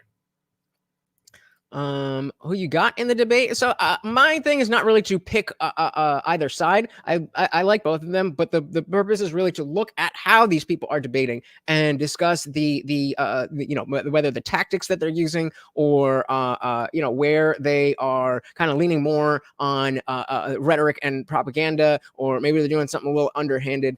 What I really like to do is make sure that when you go to watch the next debate or the next speech or the next whatever, that you have a little bit more of a keen eye of, oh, this is what this person's doing. I see what you did there, all that kind of stuff. And exactly why I paused it here is because I had the same exact thought with when Destiny said knowingly false things. And here again, because that's the argument, that his argument rests upon Donald Trump knowing that all of these things were wrong, and in the same breath, we'll say, "Oh, he knew this, and he knew that, and he knew that, and he knew that, but he's so stupid, he doesn't know anything. It's so wrong. He's egotistical, and he would never believe this out of the other." And so it's like you want to have your cake and eat it too. So what I'm looking at is not to say, "Oh, I like this person better," or "I like that person better." I lean more towards what Ben believes on damn near everything. But I have a great respect for Destiny and the way that he learns about things and the way that he speaks. So it's not really about winners and losers. It's about the discussion itself. So we said the court has to do it. No, you activists. Yeah, not the activists. Stephanie said, I think Trump really thought it was stolen. I mean, love him or hate him, his ego could not believe a legit loss. Bingo. Yeah, I mean, exactly. That's the and it sounds. I don't know how else you can prove what someone didn't believe. You know, David said, one of the things I'm most excited about with the Trump indictments is adjudicating whether he's malicious or just insane. I said, shit, me too. Disseminating knowingly false information.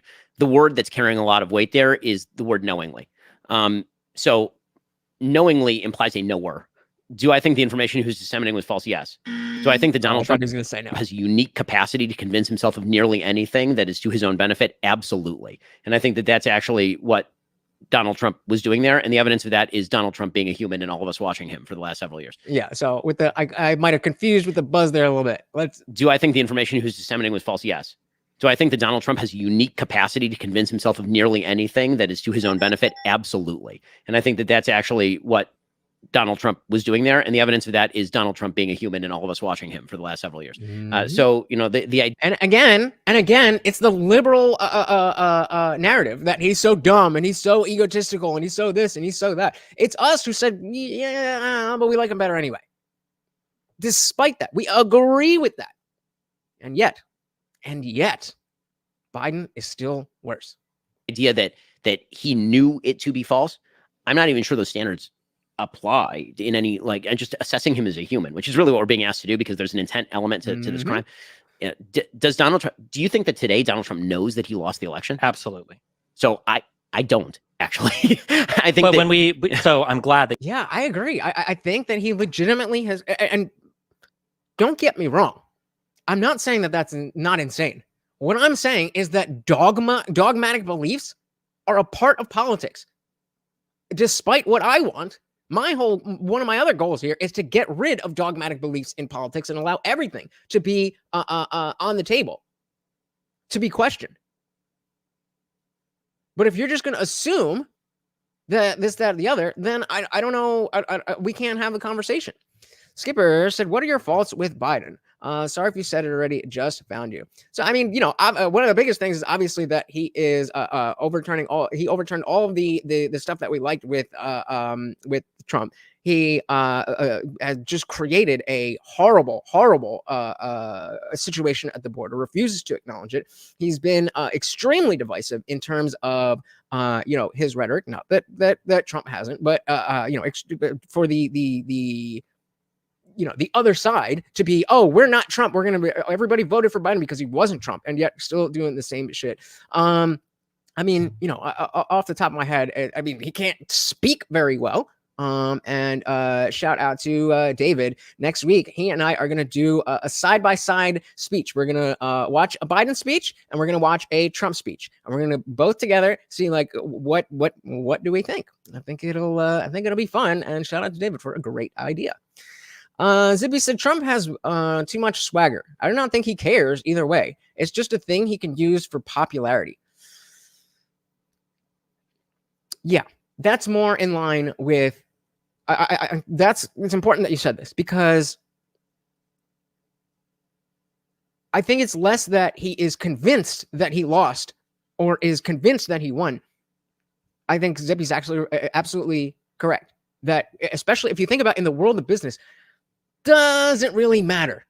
It doesn't really matter who is right or wrong. It just matters who can prove this, who has more money, who can get to market first, who can whatever. So I don't think that and again, I agree that that's not a good thing for him to see the presidency that way. And yet, he's better than Biden. Somebody said that's what doesn't make sense. His ego is on trial by all of the left, but they don't think it's big enough to believe he won. Make it make sense. Yeah, boy. Shout out to David. I'm very excited for that one. Absolutely. So I don't actually. I think. But so I'm glad that you have the attorney background. When we are assessing mens rea, here he goes. Mens rea is criminal intent. Looking at certain criminal statutes where intent is required, it's a reasonable person standard, right? Like, would a reasonable person have known that they were? No, it depends on the mens rea standard. So it's not the same in every case. If you have to establish individual intent, then it's not enough to say a reasonable person should have known. That would be enough for negligence. Oh, that's what he's been saying to every single person. Every single person who's come up and said, well, how do you know? Look, we establish criminal intent all the time. But apparently, according to attorney Ben here, it don't work like that, bro. It don't work like that. Individual intent, then it's not enough to say a reasonable person should have known. That would be enough for a negligence statute. Ah, Usually sure, when but you're for- talking about reasonable person statutes, just legally speaking, Mhm. a reasonable person statute is, should a reasonable person have known? That's when you get to like manslaughter. You Sure. can't do a reasonable person standard on like first degree murder. So You have to for establish actual motive in first degree murder. but for first degree murder, you don't need the statement of "I plan to kill this person" or "I intend to kill this person." We No. can prove that state of Correct. mind. You know, using you a need ton to- of other you need to- circumstantial evidence. Correct. Yes. Yeah. Sure. You could prove it. So I feel like my Okay. Okay. So I think that's what he's doing now. Then it's like, okay, what is the circumstantial evidence that you believe would be sufficient here?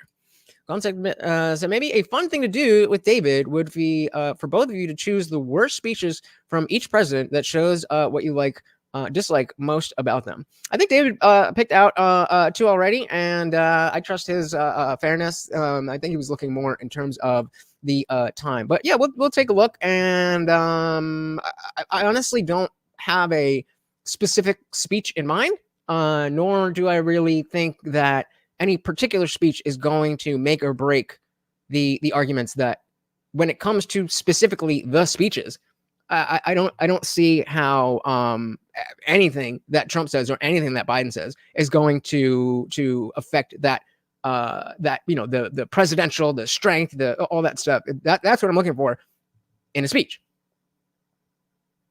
But we will see. We will see. So I really don't get how anyone can think he wanted what happened to happen based off his speech. Sorry, let's try one again. I really don't get how anyone can think he wanted what happened to happen based off of his speech. To me, that's enough to plainly see he didn't incite it. And the other side will say, well, he was just saying that to cover his ass. You know. So says, as long as it's a whole speech, don't pull in. I mean, yes. Oh, obviously, we're definitely doing a whole speech. Yep. Shout out to Anthony19 Cali. Welcome to the party. Yep, I got grays in my beard. I got grays. I just turned 34, bruh. Looking young and looking good. Welcome to the party. That is how you come into the party, Anthony. Welcome. Good to see you, brother. David said the 2 should be pretty comparable for recent events. UAW endorsement for Biden versus Trump. New Hampshire win for Trump. Yeah, if anybody has a problem with that, I do not. David said worst speeches would be fun, but that would require watching way more Trump than I want on stream. Fair enough. All right. So again, I'll just back it up. or you don't need the statement of "I plan to kill this person" or "I intend to kill this person." We can prove that state of mind. You need circumstantial evidence. Correct. Yes. Yeah. Sure. You could prove. So I feel like my feeling for Donald Trump was there were all these people around him that he trusted to investigate election fraud. He trusted Barr and the DOJ. He asked Pence, his vice president, to look into it. He asked his chief of staff. He asked his legal counsel. He has so many people that ostensibly he trusts them if he's asking them to look into it. And when all of them looked into it and reported back to him, no, we found nothing. Unless we're going to literally make the concession that Trump might actually be a delusional psycho man. You mean the argument that you've been saying for the last 7 years? Okay.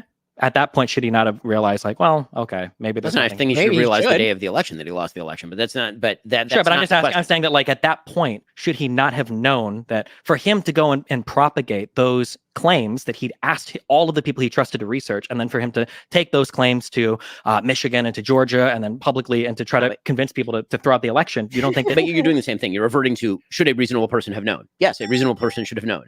Is Donald Trump a reasonable person? No, we've been said that from the beginning. Y'all been saying that nonstop. Did Donald Trump know? That's a different question. And so conflating those two questions is going to get you into some messy territory. By the way, this is why Jack Smith charged the way Jack Smith charged. No, pressure. Yeah, which wasn't. Jack Smith did not charge conspiracy. Jack Smith did not charge insurrection. He did not charge seditious conspiracy, right? If the reason is because Jack Smith is a good lawyer. What he's doing is he's actually broadly, I would say, pretty obviously expanding statutory coverage in weird areas in order to cover a thing that doesn't quite fit into any of these legal categories. Shout out to Leslie McDowell. Welcome to the party, Leslie. Looks like the RNC wants to give the nomination to Trump. All you need to do now is overturn Dobbs, and Republicans can beat Biden. Dobbs was which one was Dobbs? Was that the abortion one? The other abortion bill? I forget off the top of my head, but welcome to the party. Shout out to SK Skipper in the building. Said to soul, but he was still interim and could lend support against the invaders. But from what I see, he didn't do anything that than vague social media posting. So I definitely could see how he didn't want any of this to happen, and then he sees it happening, and it's in line with like, well, I didn't want this to happen, but now that it's here, like, let's see how it plays out. And then it starts looking bad, and then he goes to social media. So he said Jack Smith should be charged with false charges. Fair. David said, I mean, yes to the psycho guy claim. It's just that people have been super resistant to it for so long, and is arguably a big reason why he lost. I think, I hear what you're saying, but I think it's the context that, yes, it doesn't, it seems to be when people talk about Trump that they in their minds are implying, well, yes, he's this, that, and that. But in the same way that we talk about any politician and we say, this, that. But the fact is that when we talk about a politician, a general politician lying, that's, in one category, they lie. This is how they do. This is what they do. Trump is a different kind of beast. And so the question then is Trump's type of lying better or worse or the same as the typical politician type of lying? And I see that it is, a lot more in line with where at least I want the country to be, with the lies of Donald Trump versus the lies of the entire establishment, including Joe Biden and his cabinet. In weird areas in order to cover a thing that doesn't quite fit into any of these legal categories. But the point that I'm making is that Jack Smith is on my side of this. He doesn't think that he can actually establish the intent necessary to convict under a seditious conspiracy or an insurrection. I agree with that, but right. So I recognize it, but all these goddamn names. So Leslie said, yes, Republicans didn't win midterms or special elections because of Roe. Those elections were Republicans to lose. Yep. And I mean, I'm somebody who, as much as I am in favor of the fact that if something is not in the Constitution, then it should be kicked back to the states, and that's to the Supreme Court. That is correct. However, as somebody who believes that life does begin at the at conception when new DNA is created, that is now a new human being, then Roe v. Wade was where we should have left it. There's some people who didn't want it, some people who wanted it up to 9 months, and we had the 6 weeks or the heartbeat bill or whatever the fuck it was.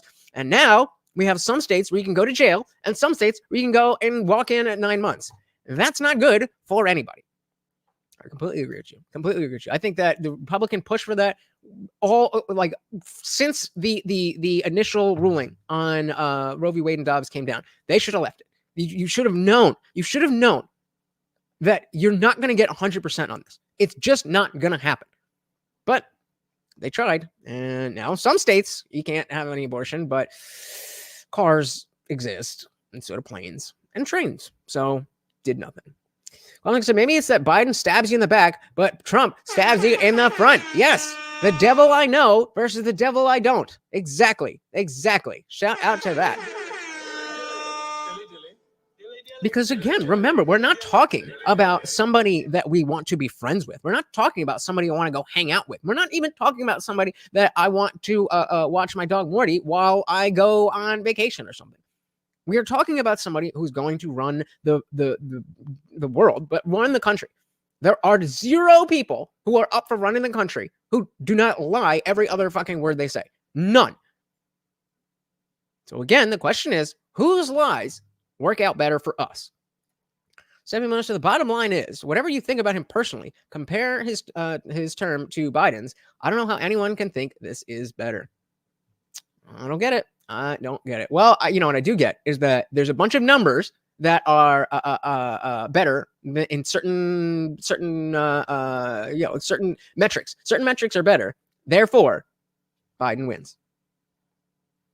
But I think a lot of the underlying facts, though, because he does bring up those calls to Raffensperger in Georgia, he does bring up in the indictments that they were knowingly false information. So it seems like that's going to be part of the case, maybe not to convict on any of the 4 particular charges that he mentioned, but it seems like that's probably going to be part of what he's going to have to establish in court to convict Trump. So I want to look at the actual text of the charges. Mm-hmm. So I'm sorry that I don't have them memorized. I believe one's a fraud charge that generally does not apply to cases like this. Generally, the fraud charge is like you're trying to steal money from the government.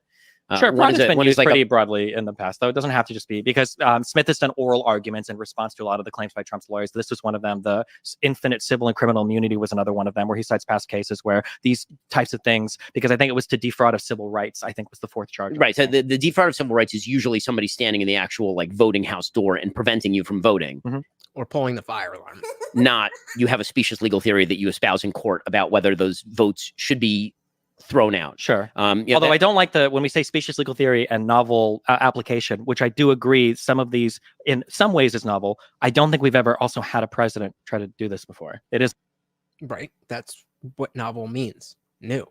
A novel situation where somebody has resisted the peaceful transfer of power this clearly in so many different ways. Well, but that's begging the question. The question is, did he try to prevent the peaceful transfer of power, or did he genuinely believe that this was in his rights to do? Well, if you're talking about the legal cases, that's not true. But Gore sued in 2000.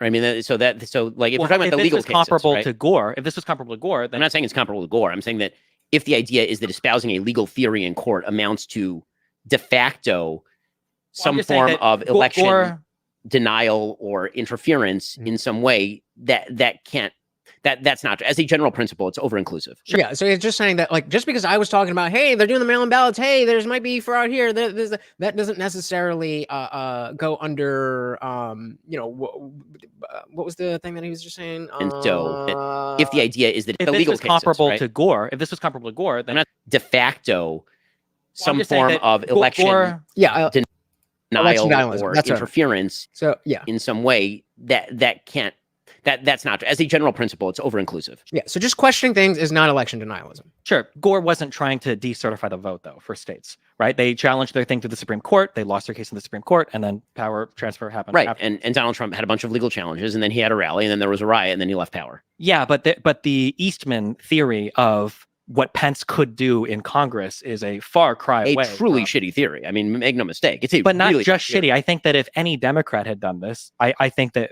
feel like we'd be looking at it in a far different lens. Perhaps we would, Destiny. Perhaps we would. But a Democrat didn't do this, so we're not. As in, we would be using terms like attempted coup, subversion of peaceful transfer of power. If a Democrat vice president had tried to essentially say that in Congress they could throw away the vote. So the only thing Destiny just said there is that people are going to play politics on either side.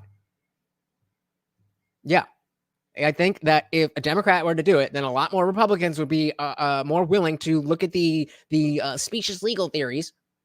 That's tribalism. We know that. That doesn't make it less true or more true. Leslie says, all Trump wanted to do on January 6th is make noise at the Capitol, just like the Obamacare crowd. There was no coup. Agreed. There was definitely a riot. There was definitely people burning effigies. But one of those people was not Trump. I think what I want to get to here, actually, so we can be more specific, is why are these terms important? We agree on, largely speaking, what happened. Right. I think... Great question. We largely agree on what happened. So it really comes down to the semantics, what do these words mean? What, legal theories actually apply. We agree on what happened. We disagree on how we categorize what happened. And because of that categorization, what should happen?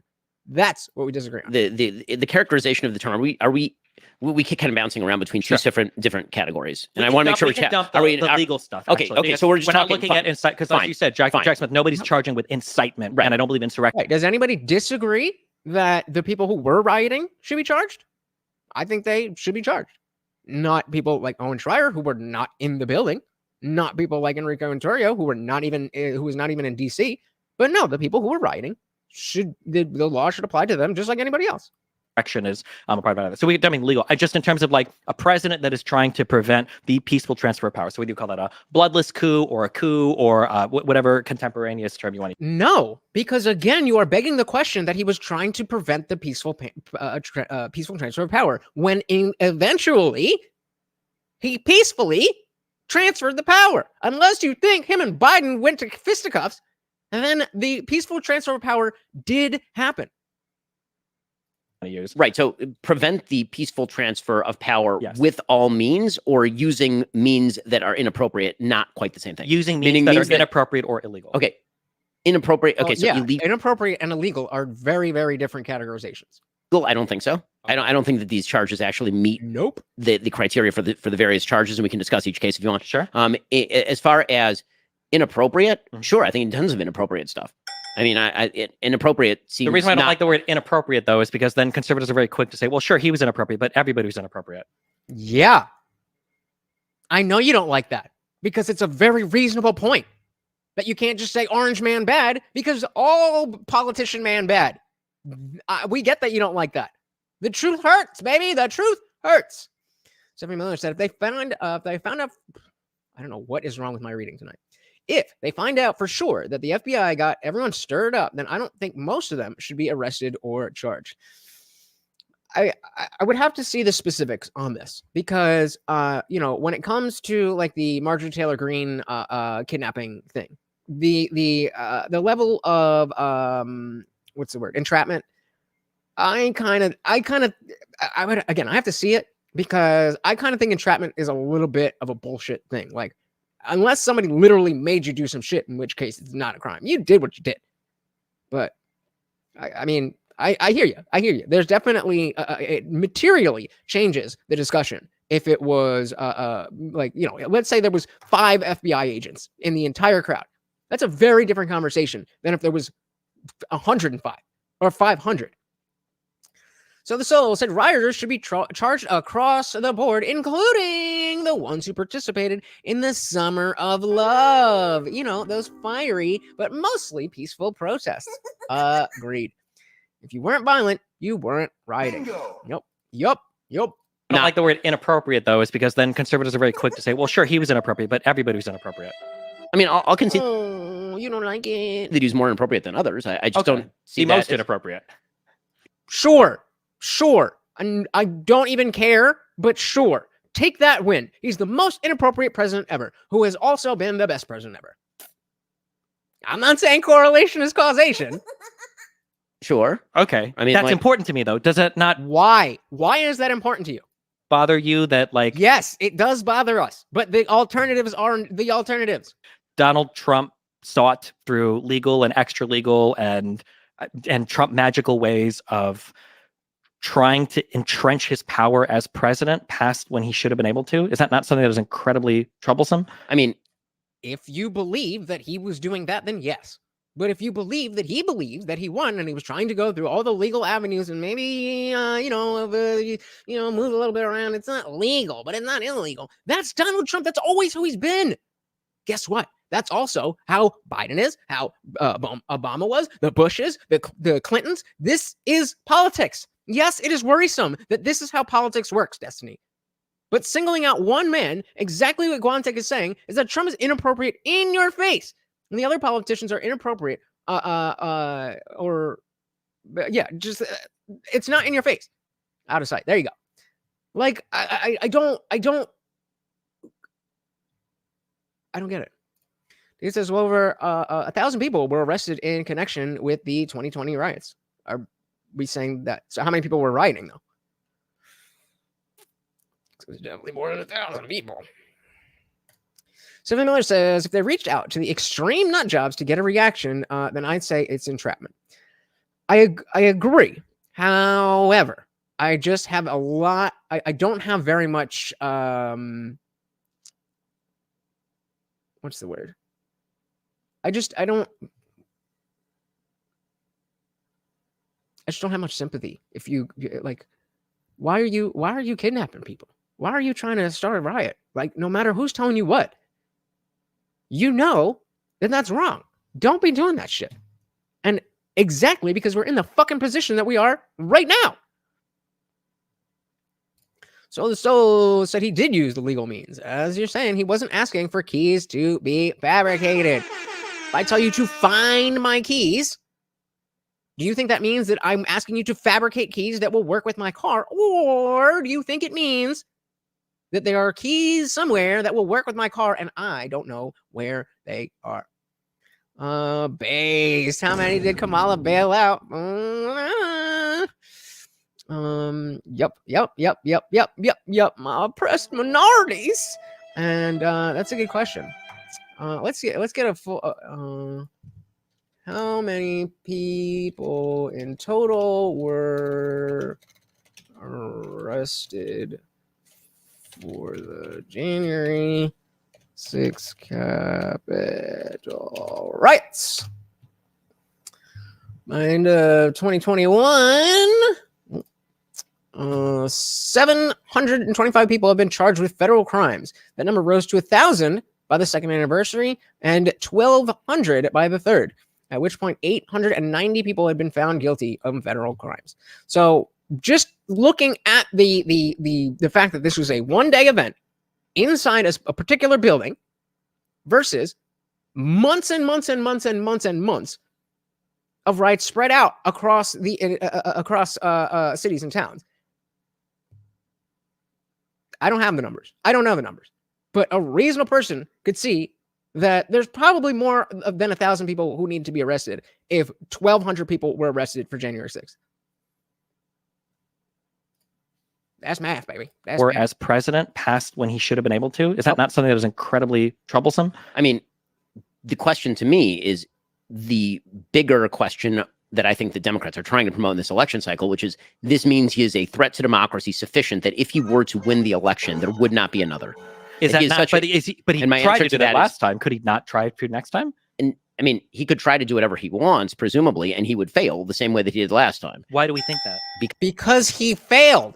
If that, I mean, who's the president right now? We all agree that Joe Biden's the president. So this argument that he was, and then, oh my God, if he brings up the dictator joke like that, that's just gonna be the end of it. David said, might be just looking at it. Most estimates have it about 13.5 thousand people for what are we talking? The Summer of Love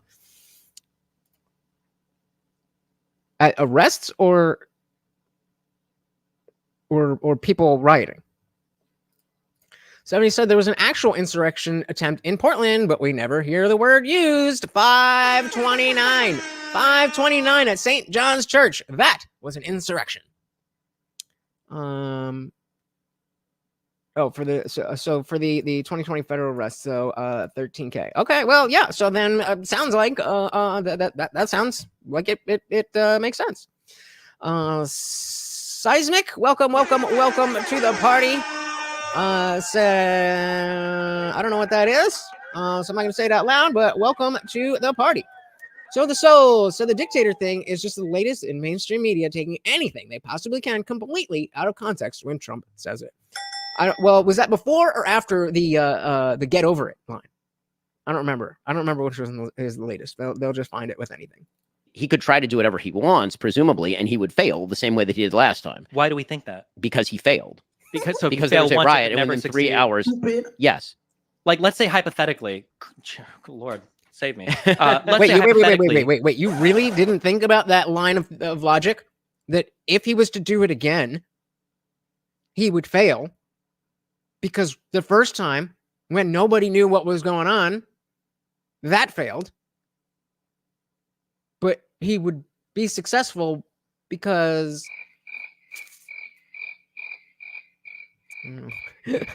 Shout out to the Chaz and the Chop. Never again. Like, let's say hypothetically, Lord, save me. Let's say hypothetically, Giuliani was the next head of the Department of Justice. Giuliani was the next Attorney General. How would he be confirmed? Didn't he get disbarred? Well, I'm not entirely sure if because so much of the Republican Party, despite feeling like they don't support Trump when it comes time to actually back him in Congress. Also, I would have to check whether he would be barred by criminal conviction from holding. I don't know the answer to that. Sure. Yeah. Well, yeah. Especially with the 14th Amendment, we're figuring out a lot of this right now. Yeah. But I mean, like, say if not Giuliani, say if there are any other number of insane people that Trump could theoretically put on his side of the government that wouldn't tell him no next time, because there were a lot of people that rebuked him. There were Republicans in a lot of the states, right? Raffensperger is one of them. There were Republicans in his own administration. Okay, so I need Destiny to lay out what does he think? Like what does he think is going to be different about the next end of the transfer of power. What is going to be different? And he's just saying, like, okay, if Donald Trump is doing something illegal and he has somebody with him who's willing to do something illegal, like, I don't get it. I don't get it. I don't explain to me the process of how this happens. What is it precisely that you're afraid of? Because I don't understand the situation that you're trying to create. Stephanie Miller said the AP found that more than 120 defendants across the United States have pled guilty or were convicted at trial of federal crimes, including rioting, arson, and conspiracy. More than 70 defendants who've been sentenced so far have gotten an average of about 27 months behind bars. Crazy. Well, he said he thinks there's going to be a purge. I honestly think, like, again, let's look at the Summer of Love. But I legitimately think that's what they have in their minds, is that, like, oh no, they're gonna do it again. They're gonna bring their guns this time, and nobody's gonna be prepared for it because it happened just 8 years ago. I don't know what play it out for me. What do you think is going to happen?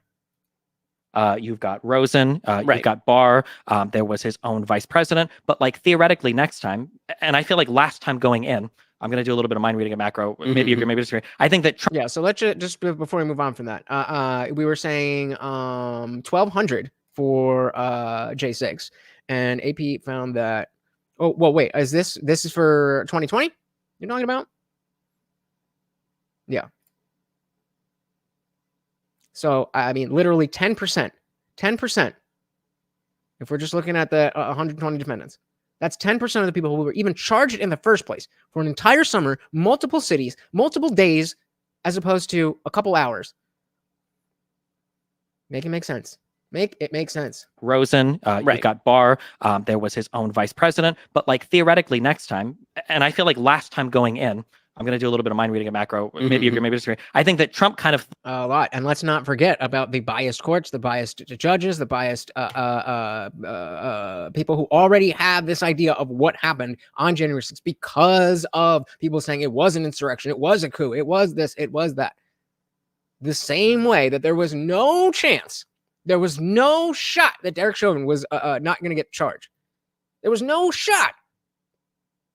Same thing here. But, you know, it's in court and they're under oath, right? So it must be true. No, they're under oath, though. They're under oath. Oath under it. David said, honestly, I think a lot of liberals and progressives misjudge the risk of Trump at this point.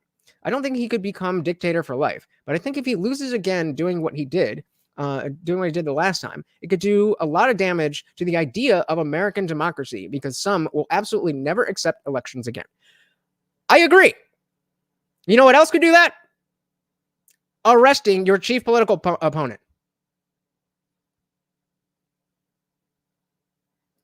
Thought one, I don't think Trump knows much at all about how the government works. I think we probably agree with that. I think Trump probably thought that if he had people that were like at least in his party and kind of camp, that they'll basically do whatever needs to be done to give him what he wants, and with no correct. And he was wrong about that. Respect for process. But now that he sees that, well, it's not enough to just have allies. I need people that are fiercely allegiant to me. Would we not be worried that a guy that tried to essentially steal the election for real wouldn't try to... Did he though? Again, begging the question. You keep claiming the thing that we are discussing. You can't say when we're talking about whether or not it was an insurrection, well, he did an insurrection, so therefore I win the argument. That's begging the question. To me, would we not be worried that a guy that tried to essentially steal the election for real wouldn't try to pick people that would be more amenable to his plans in the next administration? I believe in the checks and balances of American government. I believe they worked on January 6th. Yup. So if you're asking me, do I think that Trump has bad intent or could have bad intent with that sort of stuff? Sure. Do I believe that the guardrails held and will continue to hold? Also, sure. So if somebody was right, that's surprising to me that he just hasn't heard that position before. There's that yeah, that's crazy. But we have the three branches. What do they fucking say? The balance of... I feel stupid as hell right now. The checks and balances. There we go. Checks and balances. Running. We have that. And it worked. Blatantly said, like, I don't want to use the fascist word, but if they said, like... Exactly. That's what begging the question means. Is when we're talking about, did you do this thing? If you're saying that the thing is true because he was accused of the thing, then you're not engaging in what we're talking about. Yep. Our democracy. We live in a constitutional republic. Democracy is shit. So the jump overnight at around 2 a.m. all of a sudden when they thought everyone was sleeping, forgetting us millennials are night owls. That's what did it. Sus. Like Michael Mann's hockey stick graph. Bingo. And they blatantly said, like, I don't want to use the fascist word, but if they said, like, I want to be an authoritarian, I'm going to abolish all elections, you would say, sure, he's saying that, but, like, I don't think he can actually do it. So I don't think he would say that, because if he wanted to do that, he could have already done that, or at least tried it, but he didn't, because it does seem like he believes in America. You don't need to be a good person.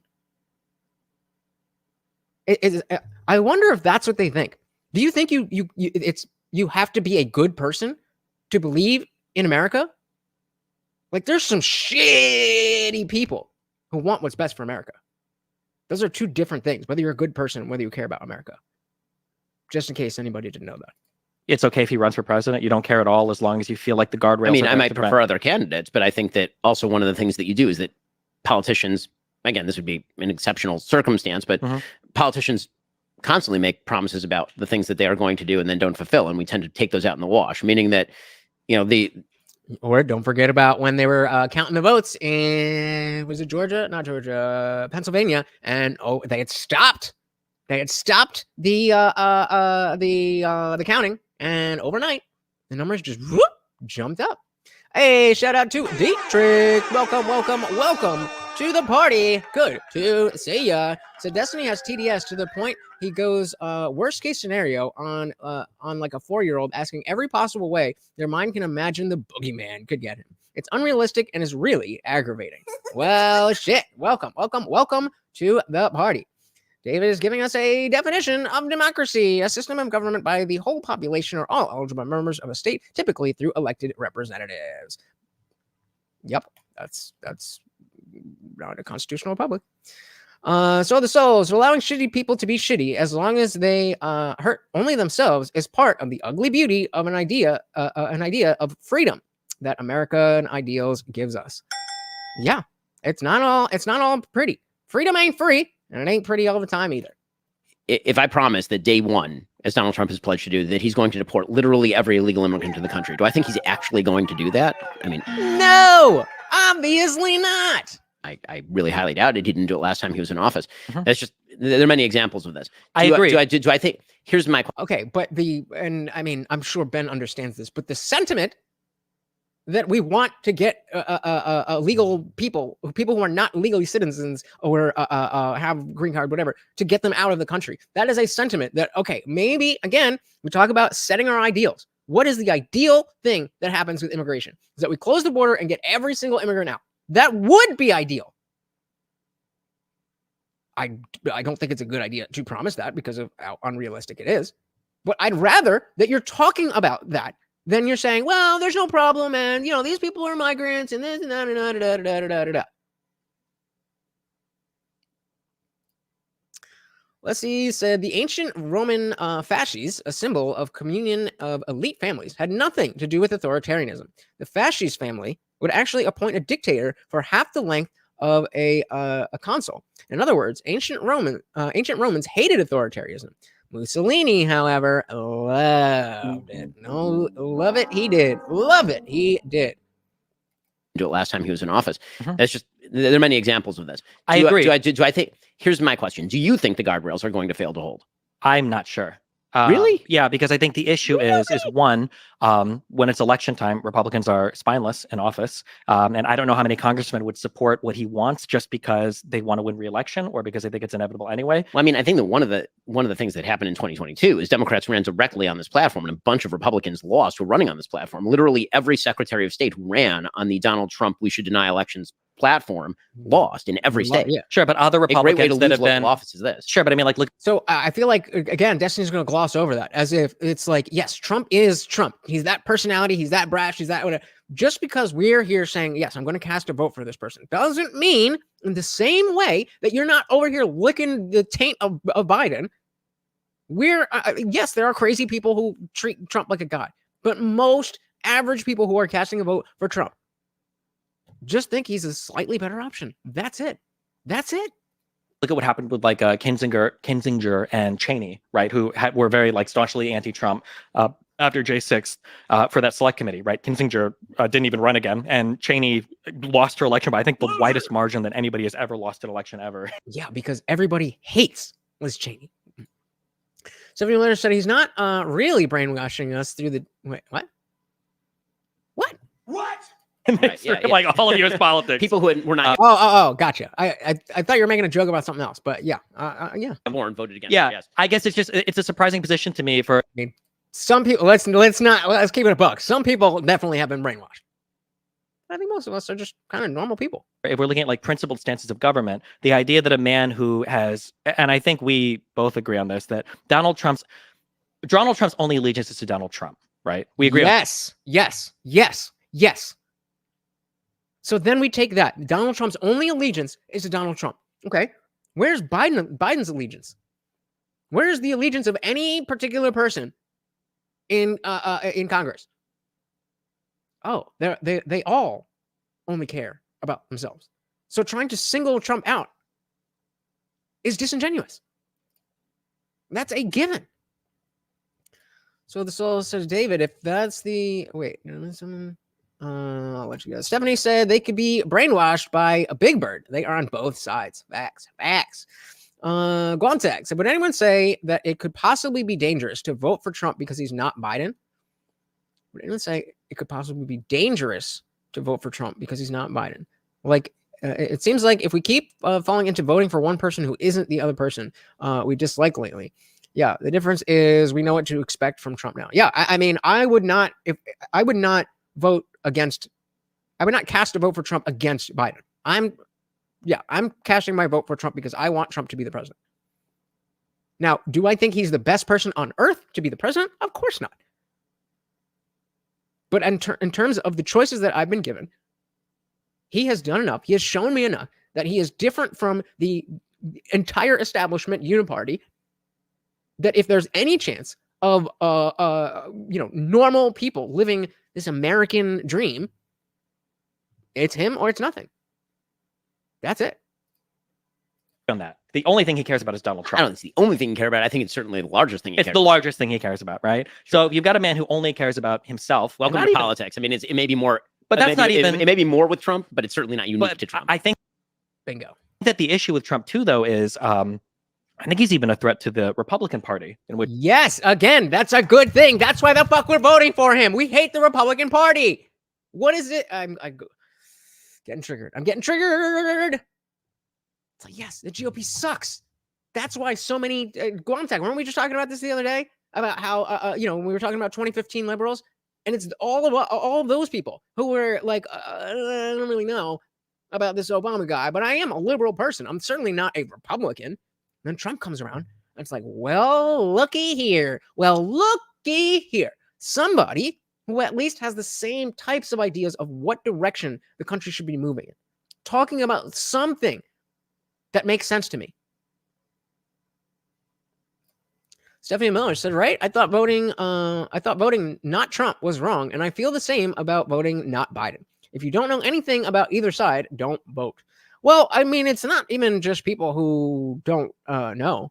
It's people like people in general who will say the worst thing that could happen would be another Trump's presidency. Therefore, and have their reasons we may agree or disagree with, but a lot of people have those reasons. Specifically J6, and they can think that, well, I hate Biden, but Trump is worse. Therefore, I'm going to vote the lesser of two evils. Well, Nick said, I only ask because we saw what happened when the establishment and media forced too many people to only vote against Trump, not actually voting for Biden. Yeah, I don't think it's good. Sippy said, so Trump is a lesser evil, though. Anyone the Uniparty picks is going to be a pick between lesser and greater evils. I mean, yeah, if you want to say that, like in the context of, you know, what we're saying, that there's never going to be anybody that you want to be buddy with. There's never going to be anybody that you want to babysit your kids who is running for president. But we have that lens when we look at these people. So it's like, yes, if you tell a lie, if you fudge the details, that's part of the game. I don't like it, but it is what it is. So unless we're just going to say, nope, I'm going to wait for the perfect person, Jesus Christ himself has to come down and run for president. That's not how that goes. That's not how that goes. It said it's more that it says democracy because democracy was something that we're not a democracy because we're technically only a democratically elected. I know, we're just giving me shit. No, the real joke there is that when they say our democracy, they do mean their democracy. It's your democracy. It's not our. We're not included. That's the joke. 70 Miller said Trump may be a selfish bastard. What he wants aligns with what's best for us. So I don't really care if he's an ass. Exactly. Well, said I'd have Ron and Rand Paul babysit my kids. Maybe Tulsi, not Tulsi. Nope. The Pauls, they're different. But Tulsi, come on, man. I think that the issue with Trump too, though, is I think he's even a threat to the Republican Party, in which I think you would mostly agree with me. Maybe not overall, but on every individual point. Yep. Trump picks bad candidates. Yep. He has no concern for the future of the Republican Party. Like I said, shit, me too. I don't give a fuck about the future of the Republican Party unless that future is demise and we get an America First Party instead. For instance, I think there is a chance, I don't think it'll happen because of how the polling looks now, but if Trump didn't get the nomination, I think Trump would say, screw it and run as an independent because he thinks he can win or whatever. He probably could, and I would absolutely vote for him as an independent. Is it making more sense now? Is it making more sense? Right. I doubt that he would do that, but theoretically, possible. He could. Yeah. I mean, again, he was really content to throw Georgia, the two runoff elections under the bus because Raffensperger didn't support him for the election. So, what is all of this in service of? What's the generalized argument that you're making? Do you Trump bad? That's it. Believe? I'll go back to my question. Do you think that if Trump wins, there will be no more elections? Is that like what put a percentage on it? What percentage do you think that's a reality? If Donald Trump wins, I think there is a 100% chance that he will try to prevent the peaceful transfer of power. In terms of would he succeed? I can guarantee you he will not do that. Why is that? Because he already did it. He's in the second term and he's no longer eligible, and he will believe he won and he will leave. Yeah, but hasn't Donald Trump himself joked about running for a third term? Oh my God.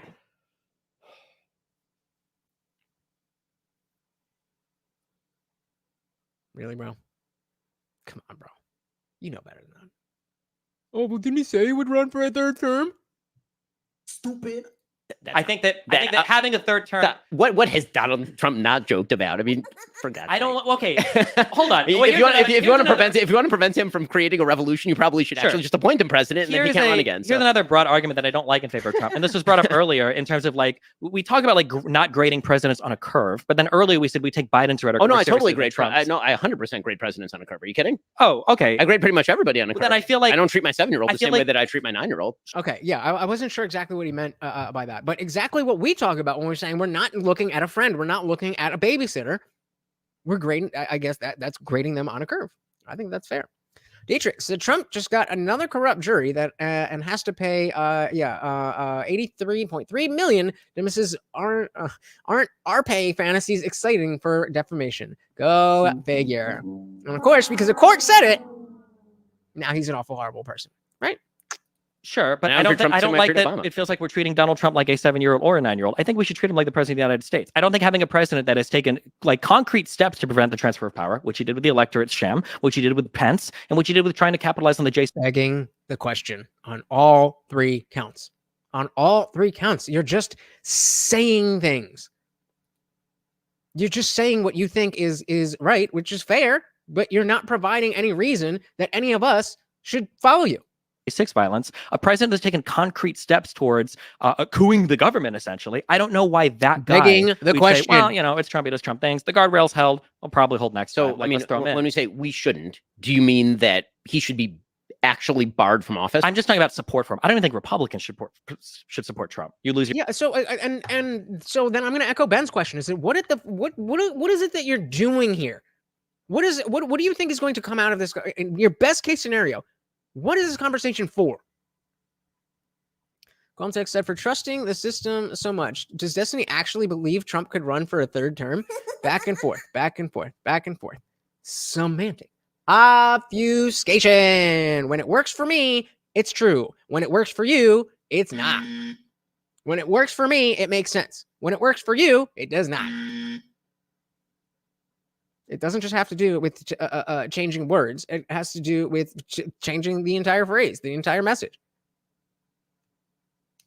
And I mean, maybe he does. Maybe he does actually believe that. But then, I don't know. I don't know. Your incumbent advantage. The guy's obviously self-destructive. He's destructed the political party itself. Like, do you think he should be on the ballot? You think? So, okay. If he is willing to say that if Donald Trump gets in office and then does this, that, and the other, and it's the end of our democracy, and you don't think that taking the leader in the race, the year of the election, off the ballot, and that wouldn't, ultimately change the core of how we do politics here? I don't understand that. Make that make sense. Like, do you think he should be on the ballot? You think there's a case to be made to remove him from the ballot? I think there's a case to be made, but man, the phrasing, for as much as our governmental founding fathers and everybody else, wrote nice amendments and wrote nice the Constitution, some of the phrasing is very, very, very blah. And the because it doesn't do what I want it to do. Section 3, the not requiring any type of actual conviction. I don't have a strong feeling on it. I will say I'm very interested in reading the majority opinion from the Supreme Court. I seriously doubt the Supreme Court is going to uphold that states should be able to decide if they leave them off the ballot or not. I think for the political future of the United States, it's probably not healthy that the leading opposition candidate is now going to be barred from the ballot. It's probably not healthy for us. There you go. There you go. Some reasonability. Finally. Hey, shout out to Sam Willard. Welcome to the party. So one of my pet peeves is whenever people use tautologies in an argument. Yep. It's just round and round we go. But welcome to the party. Dietrich's going hard over here. Oh my God. What y'all talking about here? I think we need better energy innovation before AI. It would be so much more beneficial to actually be phase 1 civilization before we have all the computers doing the thinking for us. Sounds good to me. Because then what? You want to talk about threats to democracy? That would be a pretty serious one, applied across the board, by the way. It would be. However, like that threat to democracy was earned by Donald Trump and the conservatives that supported him. I think conservatives made a dangerous gamble when they threw Trump into office, and now like all of the fallout from that is something that we all as Americans have to deal with. I mean, I think that the unprecedented legal theory that a state can simply bar somebody from the ballot on the basis of, in an informal way, believing that he is quote unquote an insurrectionist is pretty wild. I mean, that we can say it's pretty wild, but there is an amendment in the Constitution, the 4th. For officers, the president is not an officer. An officer is appointed by the president. To the amendment that says that if they have engaged in this, who's they? They? Anybody? Oh, an officer. They shall not be, or you shall, I don't remember the phrasing because it doesn't require conviction, but it's a self-executing, arguably thing. If we're getting into constitutional law, I mean, there are a number of provisions that suggest that this is, number one, not self-executing. I mean, minority opinions in the Colorado Supreme Court case are pretty thorough. The number one contention, which is that this is not self-executing because other elements are not self-executing. Let's not also forget, he has not been charged with insurrection. That is a legal charge. How are you an insurrectionist when not only have you not been convicted of insurrection or sedition or any of these things, but you haven't even been charged? Where are the charges? If y'all are so fucking confident about what this is and that you're right, then bring up the charges put the fucking thing on. Let's go to a state. We'll do. I guess that would have to be federal, but you know what I mean. Fucking put the shit on TV. Who gives a fuck? Let everybody see every little bit of it. But no, you wouldn't do that. That ignores subsequent actual law that happened. I mean, the Congress passed a law, for example, in 1872 defining who was an insurrectionist, who was not an insurrectionist for purposes of elections. And they specifically said Donald Trump was not an insurrectionist. Yeah, I was just I was watching something. What was it? It was about Ant-Man Quantumania, and they were talking about phase 1, phase 2 societies, and they're like, oh, the ants are phase 2 society already. That's weird. I just heard, I know of this phrasing, but I don't really, you don't hear, like phase 1 and phase 2 level civilizations just in casual conversation. In 1994, Congress passed a law that specifically defined insurrection as a criminal activity so that somebody could theoretically be convicted of insurrection and therefore ineligible to run for office. It is unlike, say, the analogs that are used by the majority opinion, like age. Obviously, this is not the same thing. All right, here's what we're gonna do, guys. We are coming up on the 2.5 hour mark, so I think we kind of get the point of the J6 debates. They're moving on to wokeism. Well, recently in the news, the presidents of Harvard, Penn, and MIT failed to fully denounce calls for genocide, and that rose questions about the influence of DEI programs at universities. And so maybe either looking at this or zooming out more broadly at identity politics at universities or identity politics, wokeism in our culture, how big of a threat is it to our culture, to Western civilization? I don't think at this current time, I don't think there is a bigger threat. I don't think there is a bigger threat than undermining our entire culture. I think that's what wokeism is, or at least what it's become. So obviously I'm going to say it's a huge threat. The reason that I think this is a huge threat, I want to give a definition of wokeism because people are very often accused of not using wokeism properly or believing that it's sort of a catch-all phrase. I don't think it's a catch-all term. I think that wokeism has its roots in postmodernism, which essentially suggests the postmodern Marxist, that every principle is a reflection of underlying structures of power, and that therefore any inequality that emerges. Quantec, was that you on Wednesday? We were like, damn, he even writes like a girl. Woke is communism 3.0. Yikes. Urges under such a system is a reflection, again, of that structure of power that used to be applied in sort of Marxist ways, the suggestion being that economic inequality was the result of misallocation of power in the structure preserved by an upper crust of people who wanted to cram down exploitation on people. That was sort of the Marxist version of postmodernism. And yeah, I mean, not only support for Hamas, but queers for Palestine. What? I don't think that got transmuted into sort of a racial version of postmodernism in which the systems of the United States are white supremacist in orientation and are perpetuated by a group of people who are, in fact, in favor of the preservation of white power and white supremacy. That is the generalized theory of critical race theory, as proposed by, for example, Gene Stefanchik and Richard Delgado in their book on critical race theory. That has taken a softer form that we refer to as DEI. The key in DEI is the E, meaning equity. So equity is a term that does not mean equality. People, I feel like you guys all are very familiar with this. With this kind of talk about the difference between equity and equality. But if you have questions, I'm just letting it run because I assume you guys know. But let me know. Mix it up. Equality is. And we are coming up on the 2.5 hour mark. If you want to get it going, you know how to keep the reading. The idea that we all ought to have equal rights, that we all ought to be treated equally by the law. Equity is the idea that if there is an inequality that emerges from any system, it is therefore due to discrimination. And the best way to tell whether somebody has been victimized is by dint of their race. And we can tell whether you're a member of an oppressed group or an oppressor group by the intersectional identity that you carry and by the immutable characteristics that you have and the made up things that you've non-binary, this, that, whatever. But let's give a big shout out to Soul said, feed the dog on CashApp and feed the dog. I will. He's right here and he's loving it. Go and get it, boy. Yummy, yummy, yummy, yummy, yummy, yummy. He's shaking and he still ate it. He must love you so much. Thank you. And of course, that makes you the new sponsor of the stream. Everybody say thank you. Soil to soul. We are keeping the party raging. Nature of your group's success or failure predominantly along economic and power lines in American life. This means that if one group is predominantly successful economically, they must be a member of the victimizing class. And the only corrective for that would be, as Ibram X. Kendi likes to suggest, effectively anti-racist policy is racism in the service of destroying racism. That you're going to have to discriminate on the basis of race in order to correct for discrimination that's baked into the system. Mm-hmm. That's incredibly dangerous. It leads to a victim-victimizer narrative that is unhealthy for individuals and terrible for societies. Yep. Shout out one more time to Soil too. So thank you so much. Oh man, I thought he was on the chair again.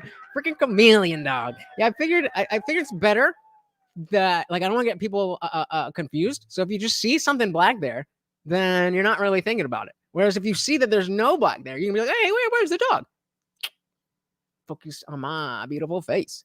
Dietrich says 5 years difference in age, yet the level of wisdom and decorum are significantly vast in difference.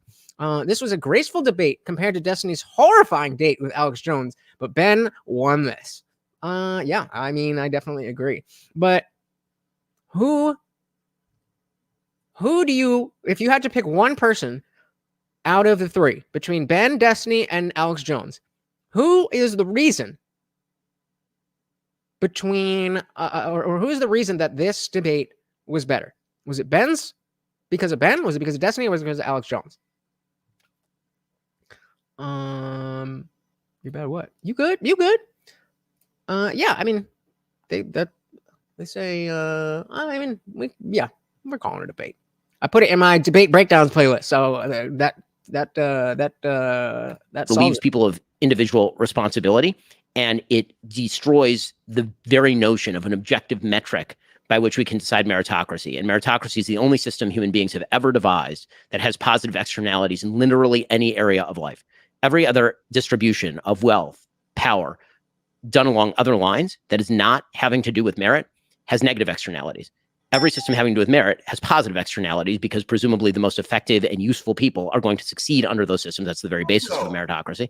And exactly. Hey, shout out to Zippy the Strange. Oh my God, with another 5 gifted memberships. Shout out to Matt, Cerberus, Beans, Psyops, and Mockery. Make sure you join the Discord.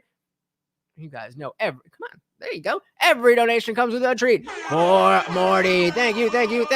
Again, so very much. And of course, that makes you the new co-sponsor of the stream. And the externalities of that mean that other people benefit from the meritorious and excellent performance of those people. Maybe it would be good to get your comments, your old stomping ground, Harvard. Do you think the president of Harvard should have been fired? I mean, I think she should have been fired not over the plagiarism allegations. I think she should have been fired based on her performance just at that congressional hearing. If the word black had been substituted for Jew in that statement by Elise Stefanik that she was asking about, or trans, or literally any other minority in America, maybe with the exception of Asian, then the answer is Asians. Y'all can still just say whatever the fuck you want about Asians. I don't know why that's okay, but it's okay. Would have been very different coming from Cloudy and Gay. You know, with that said, I don't think the firing of Cloudy and Gay really accomplishes very much. Meaning, did she get what she deserved? Sure. Does that mean that the underlying DEI equity-based system has been in any way severely damaged? No, I think that this is a way for universities, it's true for Liz McGill at Penn also, to basically throw somebody overboard as they... And keep on moving. So Sam says, merit just governance by strength. I wouldn't say so. Governance by strength, merit has to do with, what you deserve. So unless there's some way that I'm not connecting, you being deserving and that being connected to strength, I would say no. So the soul said, the more we understand an electric universe, the closer we'll get to endless free power and possibilities. Hell yeah. Sam said there's power everywhere. I just think our tech opens a dimension along a path. Wow.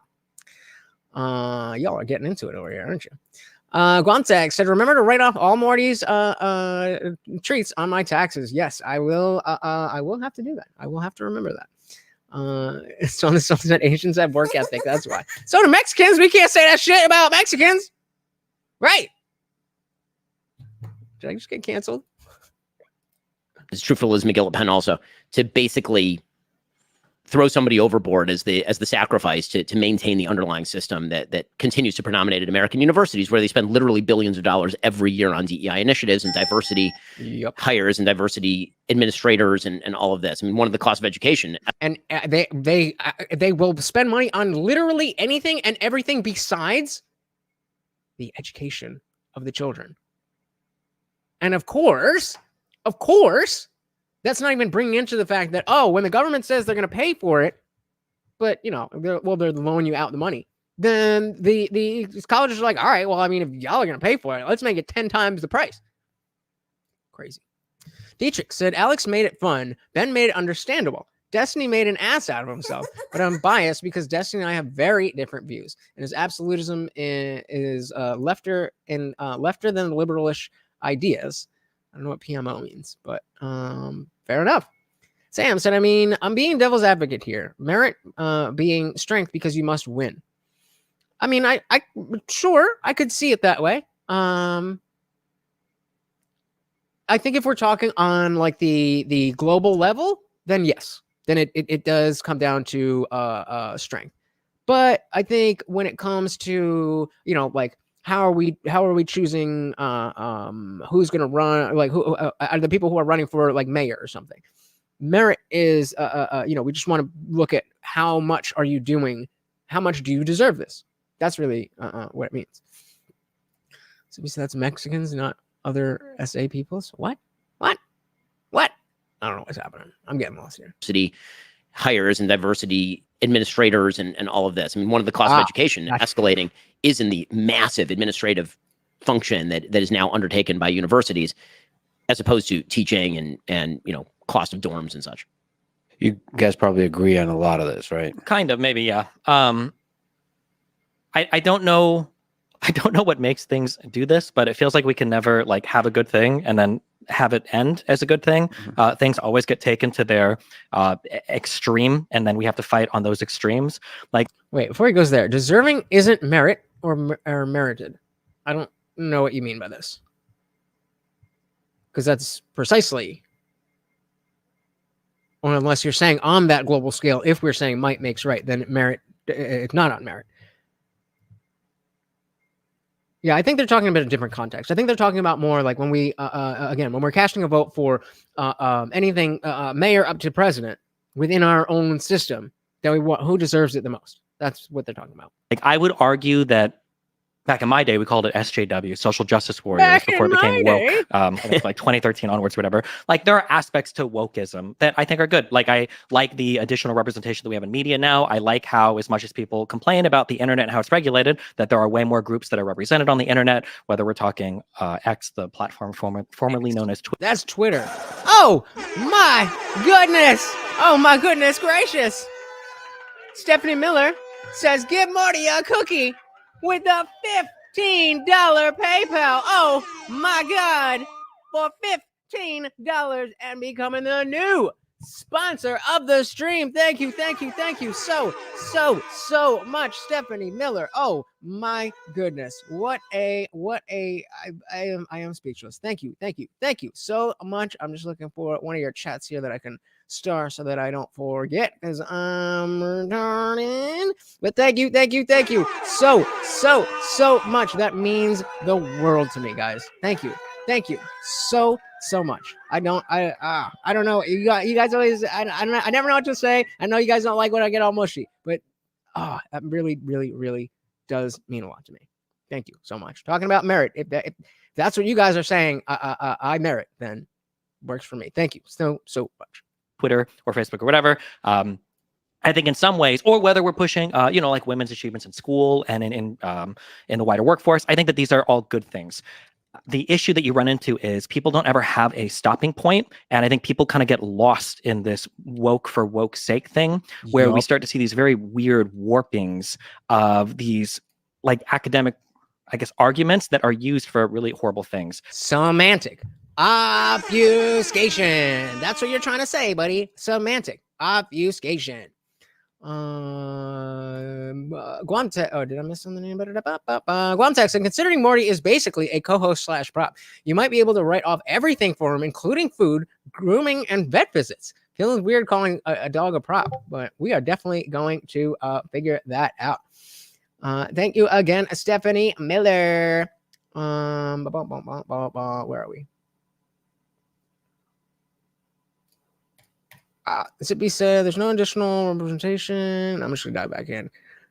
Well, shout out to you guys, because we're getting to the point where I'm getting lost in the chats, and that is a good thing. That means we're growing. Of course, it doesn't mean that I'm not paying attention to you, but I gotta pay attention to everything. So thank you guys. Let's dive back in. Of these like academic, I guess, arguments that are used for really horrible things.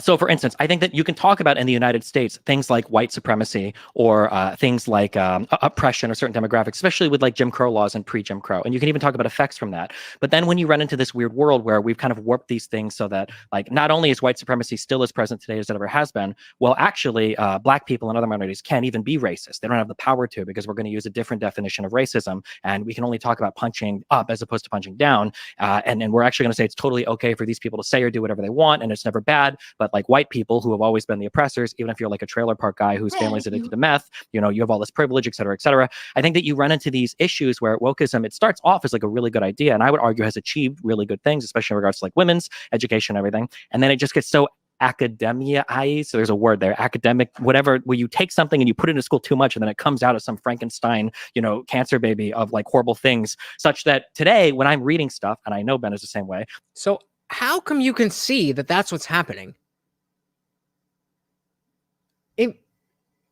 If you know that's what's happening, then how do you not understand the push, the general push against wokeism? I said, shit, me too. Privilege, that's probably white privilege. Oh, you're so privileged. But how can you understand that that's what's happening with specifically the woke, postmodern, whatever thing that specifically this mentality? And yes, decades ago, it was necessary for women, for gays, for this, for that. But it's only making people's lives worse now, of all races, colors, genders, and everything else. I don't understand how you can see that it's happening and you don't have a problem with it. Or at least not enough to want to do anything. I don't get it. I don't get it. Like if I even hear somebody say the word like anti-racism, I'm probably ignoring every other thing you have to say. Yep. If you utter the word like colonial anything, I'm probably going to say you probably don't have anything good to say. Yeah, a lot of it is just taken way too far. But you know what I will blame on some of this is I will blame Trump. Conservatives for some of this, because I think one issue that happens, and I think Ben might even agree with me here too, is I think there's two huge problems that have happened in the United States, I think broadly speaking, is that one, we become more different than we ever have been, and two, we become more similar than we ever have been. And when I say this, what I mean is that like we're splitting off into these groups, and then these groups are enforcing this insane homogeneity between these two separate groups. This is the type of stuff. This is the type of stuff that Destiny will he understands what's going on. I don't know what the disconnect is, but he's articulating this very, very well. So if you understand that this is happening, why aren't you doing anything about it? Exactly. Great take from Destiny. Gondek says his arguments with the wokies on his channel does a great job of dismantling the nonsense. He's actually had one of the best arguments against woke I've ever heard. He's not wrong.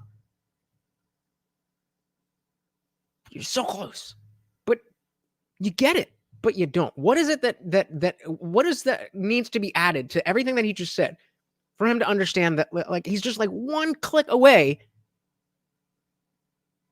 right? Like you're just one click away. And I think one of these schisms has been conservatives' reluctancy to participate in things related to higher education. So for a long time, conservatives are saying like, oh, the educational institutions are against us. Rush Limbaugh talks about how evil the colleges are, blah, blah, blah. And then what happens is conservatives are less and less willing to engage in them. So then you get... Wait. I think conservatives are saying like, oh, the educational institutions are against us. Rush Limbaugh talks about how evil the colleges are and blah, blah, blah. And then what happens is conservatives are less but they are and less willing to engage in them, which is a good thing. So then you get this scenario or this environment where it's all liberals at colleges. Yeah, correct. That's why we, whenever you look at anything and you cite a book or a study or something that doesn't really comport with reality, we turn our head. Well, are you sure about that? Is there? Let me take a look at that. But you are the ones. It's so frustrating. Shout out to Brian Asnar. Welcome to the party. Just checking out Ben Shapiro versus Destiny. Is conservatives are less and less willing to engage in them. So then you get this scenario or this environment where everybody that's engaged in academia on the administrative side are fucking insane. they're like even more so to, and I also want to draw a distinction between like the administrators and the faculty, because oftentimes when you're reading story after story after story of like all of these insane admins that are pushing further and further left, usually the faculty is fighting against it. A lot of the tenure. I don't have any information on that, but I do see a lot of examples where that wouldn't be the case, where there's the teachers are pushing it just as much. But I'll take his word for that. Sam said a whole lot of these people don't even think anything is real. Well, it's just my truth. The only truth is my truth, and whatever I want to be the truth is the truth because it's truthful. Glumtex said, I think his hang-up is that he dislikes wokeness, but dislikes Republicans more. I mean,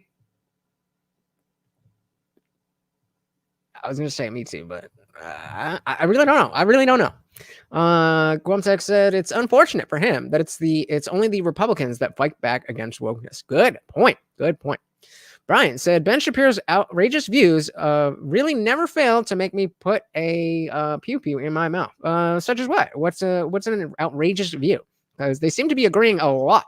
So maybe you don't want to listen to Destiny if that's what you're gonna do. Your professors, a lot of people in their departments are saying like, hold on, well, we actually don't agree with this. But I feel like because conservatives for so long have demonized these institutions. Do they deserve to be demonized? That's the part you're missing. Maybe you are correct that due to the demonization of these institutions, then they got taken over by leftists and so on and so forth.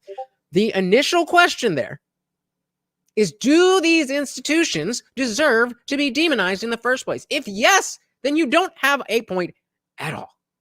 Rather than like critically evaluated them and tried to like have like honest critique and engagement, that they've just like completely broken off. Okay, so if you demonize something, it's automatically not appropriate.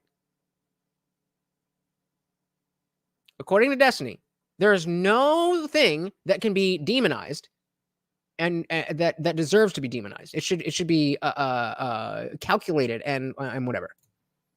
Dietrich said, no, I don't agree that we are part of the problem. Standing your ground and losing patience with those who move further and further away, throwing rocks and calling you the monsters, not your fault. I said, dilly to that.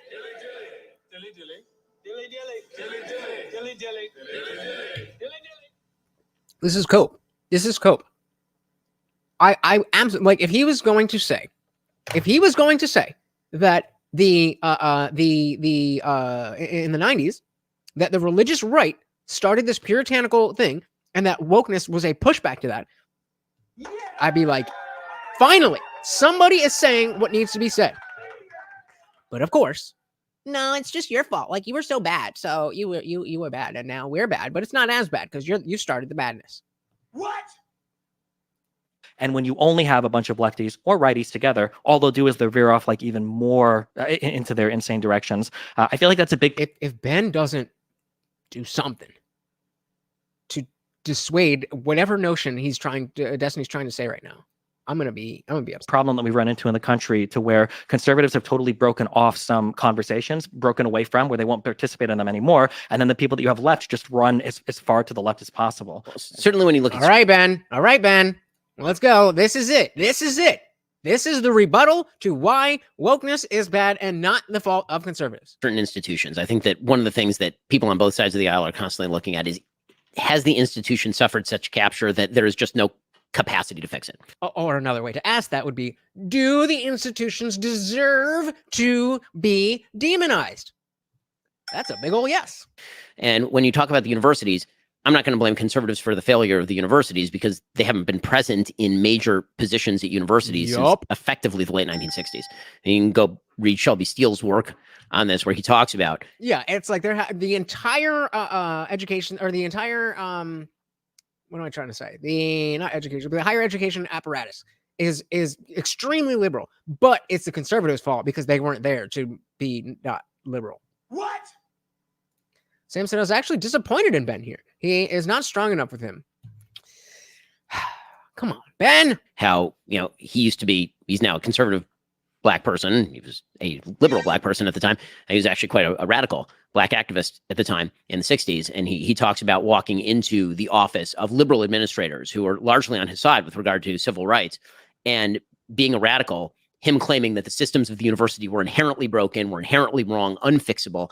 And he talks about this, it's a very evocative episode where he's talking about how he's smoking. And as he's smoking, the ash is growing more and more, and the ash falls down on this very expensive carpet. And the president of the university, who's listening to him rant and rave, Shelby Steele says, I thought he was going to say something about this. I mean, I was wrecking like $1,000 carpet in his office, being a jackass. And instead, I could see him wilt inside. I could see him collapse. He didn't have the institutional credibility or the intellect or sort of the spiritual strength to just say, listen, I agree with you on some of these things, but you're acting like a jackass. God damn. Not everything is in a study. That speaks volumes. I'm kind of with you, Sam, on the not really going hard specifically, but laying down a point like that just demonstrates so perfectly the lack of any kind of structure, any kind of principles, any kind of value set, any kind of morality, any kind of anything. That you're not even, perfect. Dietrich said, yeah, I destroyed your businesses, looted your stores, indoctrinated your children, make you a lesser human by demonization, but you were a meanie who wouldn't agree, so it's kind of your fault. And Sam says, guilty!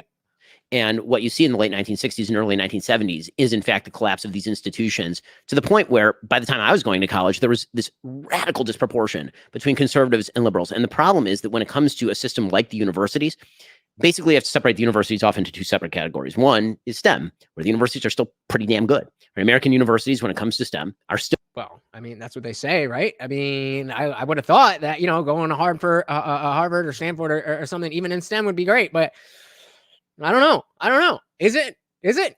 Still leading universities in the world. Harvard's main creations these days are coming from actual hard science field. Okay. Then you have the liberal arts field, in which you basically have a self-perpetuating elite, because that's actually how dissertations work.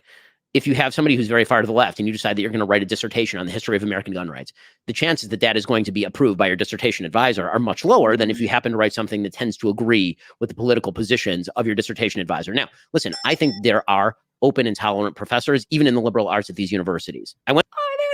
No, I'm just kidding. I went to these universities, right? I went to UCLA, I went to Harvard Law School. When I was at Harvard Law School, one of my favorite professors was Lani Guinier. Lani Guinier, they tried to appoint her, I believe, Secretary of Labor under Clinton, and she was too liberal, and she got rejected. So she was like a full-on communist. By the time I went there, she was great. We had debates every day. It was wonderful. She used to write me recommendations for my legal jobs after we left. Randall Kennedy, I don't agree with him very much.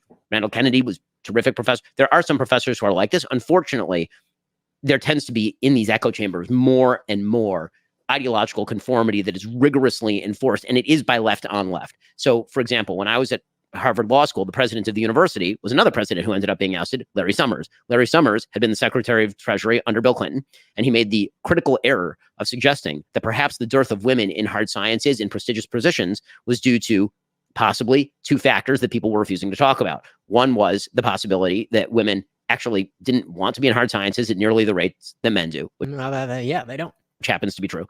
And two was the distribution of STEM IQ, right? Which is something that you certainly were not allowed to talk about. The idea that the men's bell curve when it comes to IQ, particularly on STEM subjects, tends to be shallower than the women's bell curves. When you get stupid.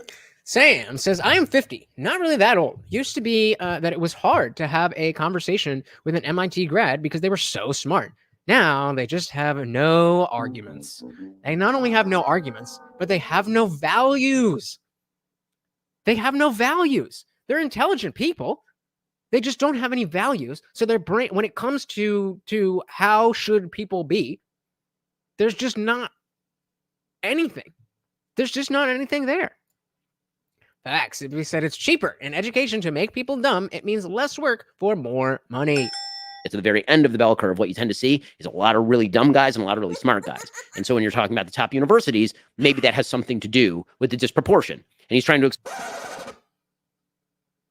Did y'all see what I just saw? Oh, hell no. See if you see what I saw. And so when you're talking about the top universities...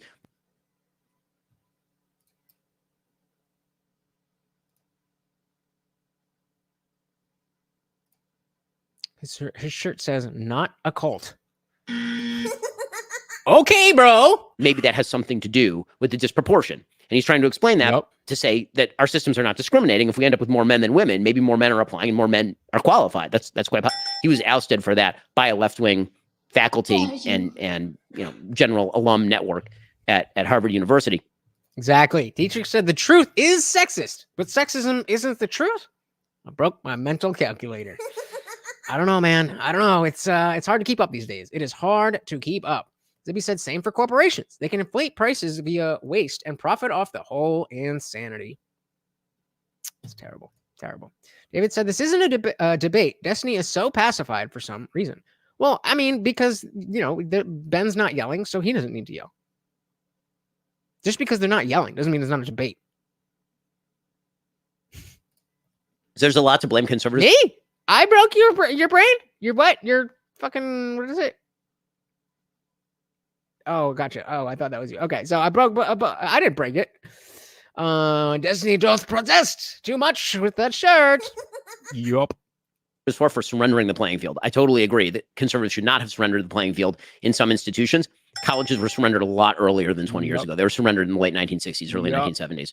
Yeah, so I think that a couple things. So one of the big issues that I have with kind of like this, I don't know if we call it era of Trumpism or populism, is this total disregard for institutions and this disconnect from participation in the system. Well, maybe if y'all didn't fucking lie about every goddamn thing, maybe if every fucking classroom I went into in my elementary school didn't have a fucking food pyramid, then I could trust these institutions. Again, it's such a bad thing to not trust the institutions. You forget to ask the questions, do they merit being trusted in the first place?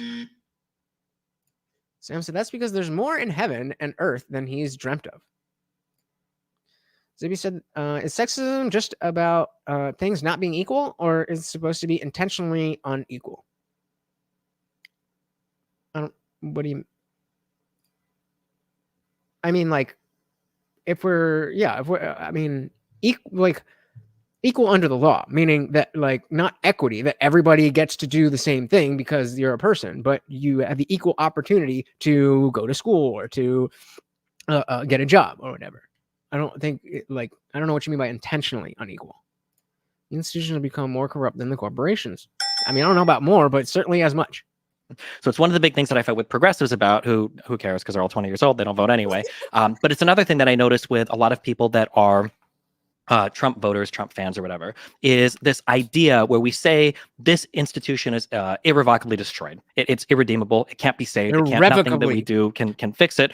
And I think that what that leads people to doing is, one, they disconnect further. And then two, there's a general hopelessness when it comes to how society is like ran or structured, such that Context said, not a cult isn't even creative. Now, something like P Freedom, spelled like Pfizer, is fucking baller. That's hilarious. Zippy, You're breaking people's brains, bro. You're breaking people's brains. Okay. So does sexism have to be intentional, or can you have sexism without intent? I think you can have sexism without intent. I just think, number one, it's a much lesser offense, and it's also not everywhere where it's unequal, where there's 5 guys and there's 1 woman. Oh, that's a sexism. Even though we didn't try to have that's no. But I do believe it can be. You can have sexism without the intention of being sexist. You fall into that populist brain rot of the only person that can save me is Donald Trump. I can't trust literally anything. Okay. Well, who else can I trust then? You give me anybody else. Vivek dropped out. Give me anybody else. Anybody. We understand that we have different values. Destiny. Speaking to you directly. I understand we have different values, Destiny. Fine. You think Donald Trump is the worst, horrible, whatever. But based on the values that you know that I have, what is it that you think that I should be doing?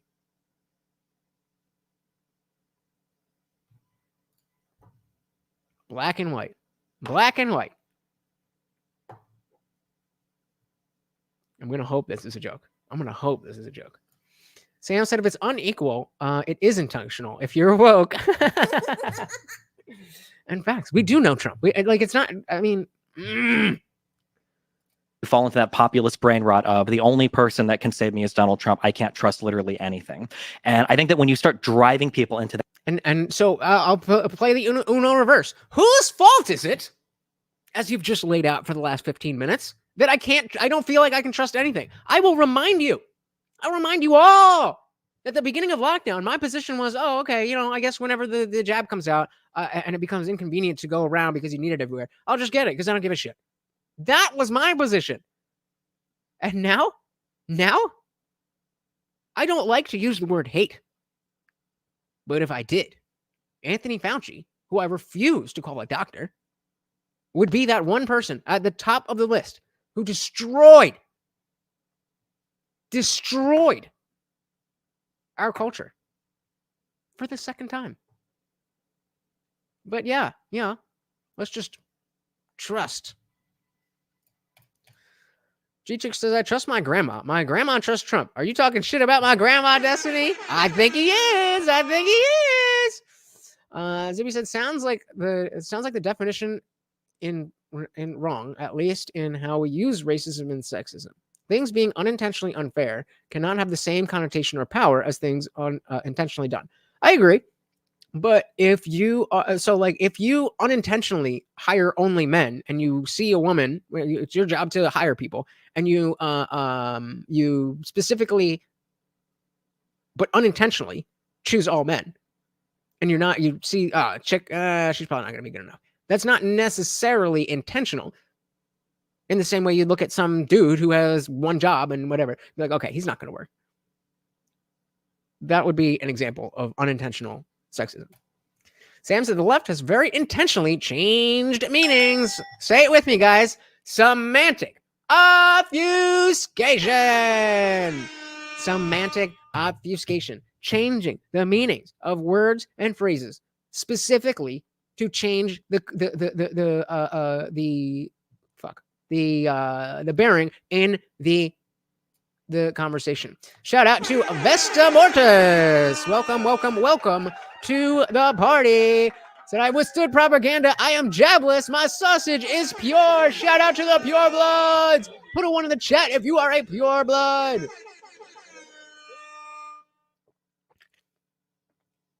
Just choked on it a little bit, but I'm all right because I'm a pure blood. Welcome to the party, Vesta Mortis.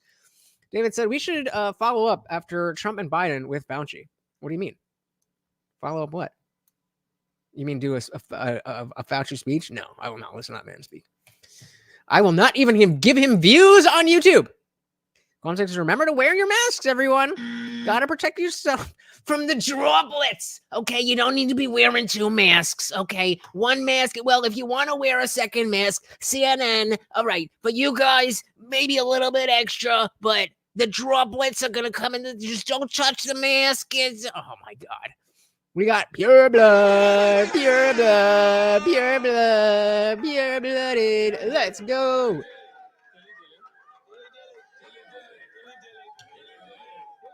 Is this Vesta saying hello to Morty?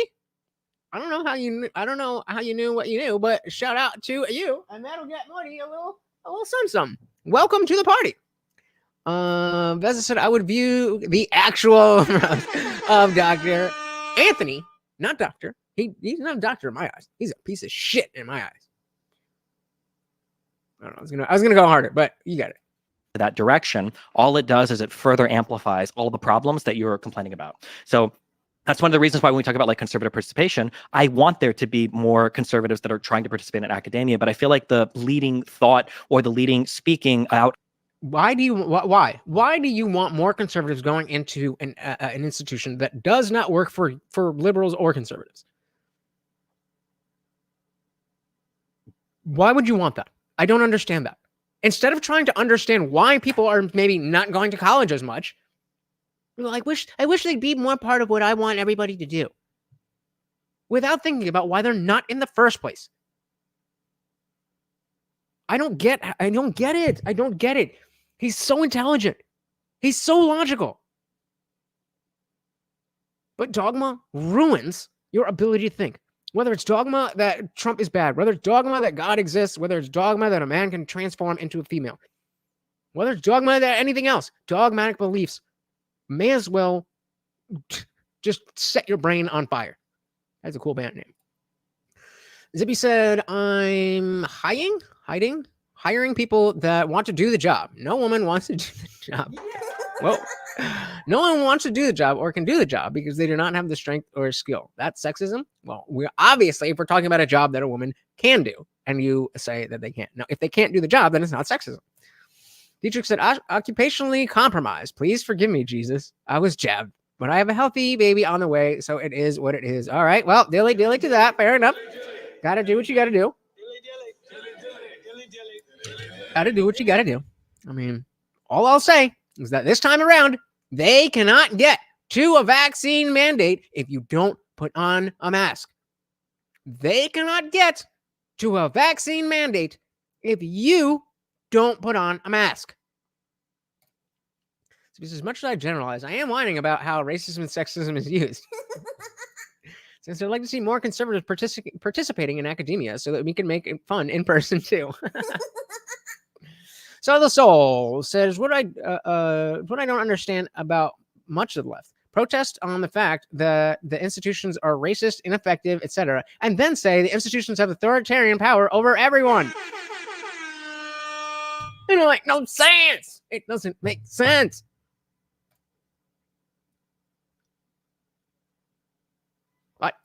Against it is basically saying it's a waste of time. It's completely lost. So it is a waste of time. It's completely I think that the alternative to that is that you're seeing on the right a growth of, for example, alternative universities. Saying, but this is the worst thing. No, I don't think so at all. I think competition is a great way of incentivizing some change on behalf of universities that may have forgotten that they're... Yeah, but they're going to have alternative facts. So they're not going to do exactly what we say, and they're not going to listen to everything that we want them to listen to. So that's even worse.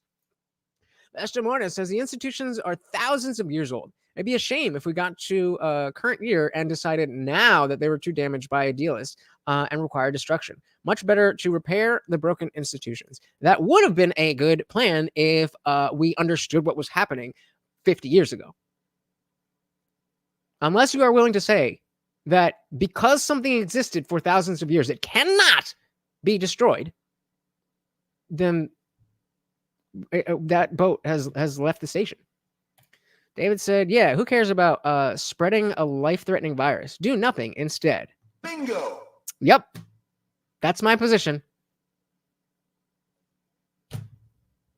I'm not sure if you're joking. But everything is just black and white, on or off. That indeed is what repair means. There's an entire another side of the aisle in the United States. No shot. I don't think even you think that. So first of all, let me make clear. Go. I think the entire educational system at the upper levels, if you're not in STEM, is a complete scam. I think it's a complete waste of money. I think it's a complete waste of time. And I think that it's all it is a formalized, very expensive sorting mechanism for people of IQ. I don't know how you could argue against that.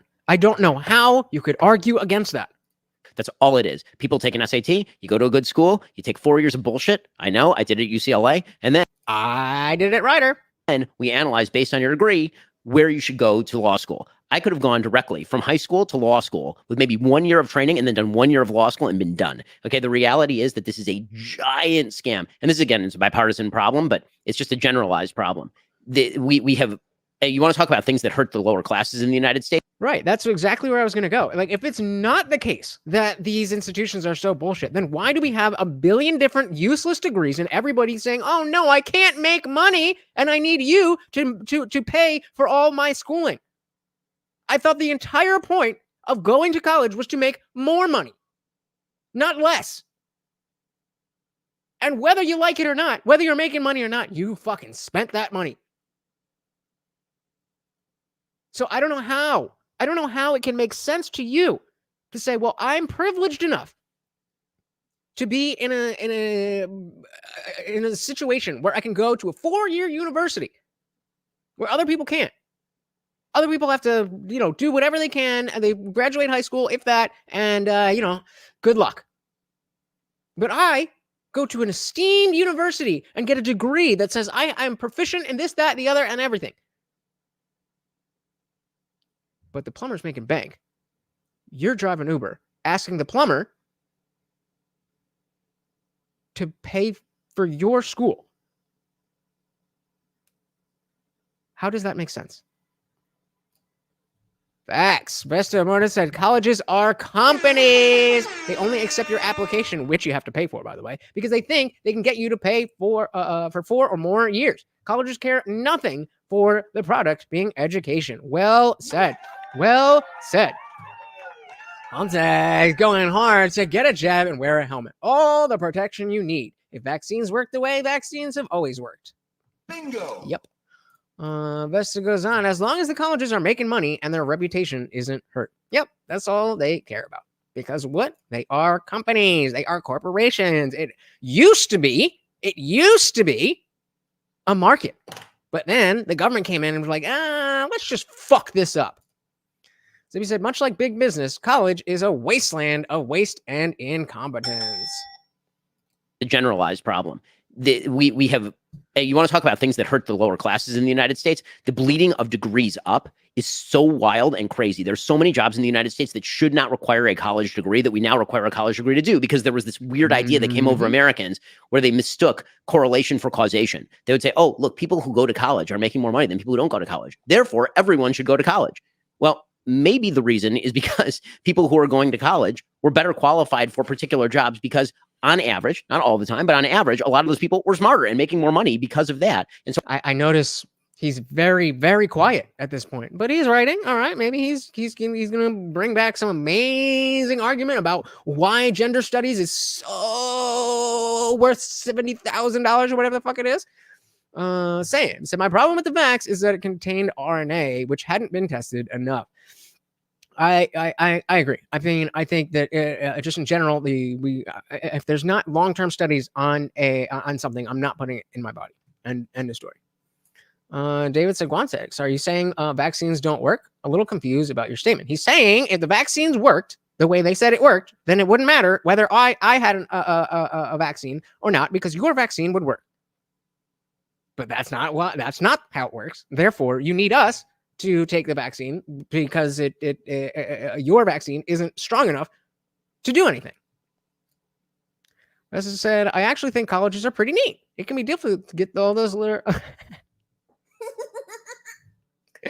Good one. I thought it was a typo. Good one. Yeah, got me.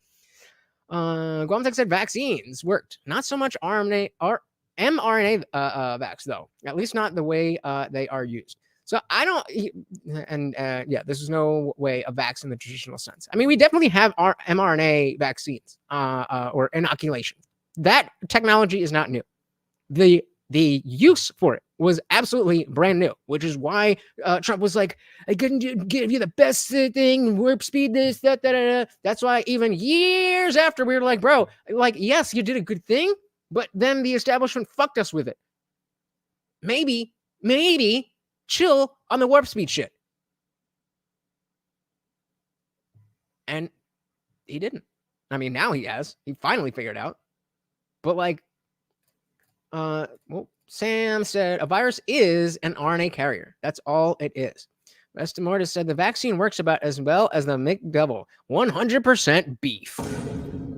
So all you've done is you've now created these additional layers of stratification. So a person who used to be able to get a job with a college degree now has to have a postdoc degree in order to go get that degree. Again, just like the minimum wage, guys, the minimum wage is not a platform on which poor people stand. It is an obstacle, which they must overcome. Now, colleges too. A person who used to be able to just graduate high school, now it's de facto, you got to go to JUCO and then you got to go to college, or nobody's going to look at your resume. Yep. It's really, really terrible for people who can't afford all of that. It's led to this massive increase in educational cost that is inexplicable, other than this particular sort of bleed up. And by the way, federal subsidies for higher education.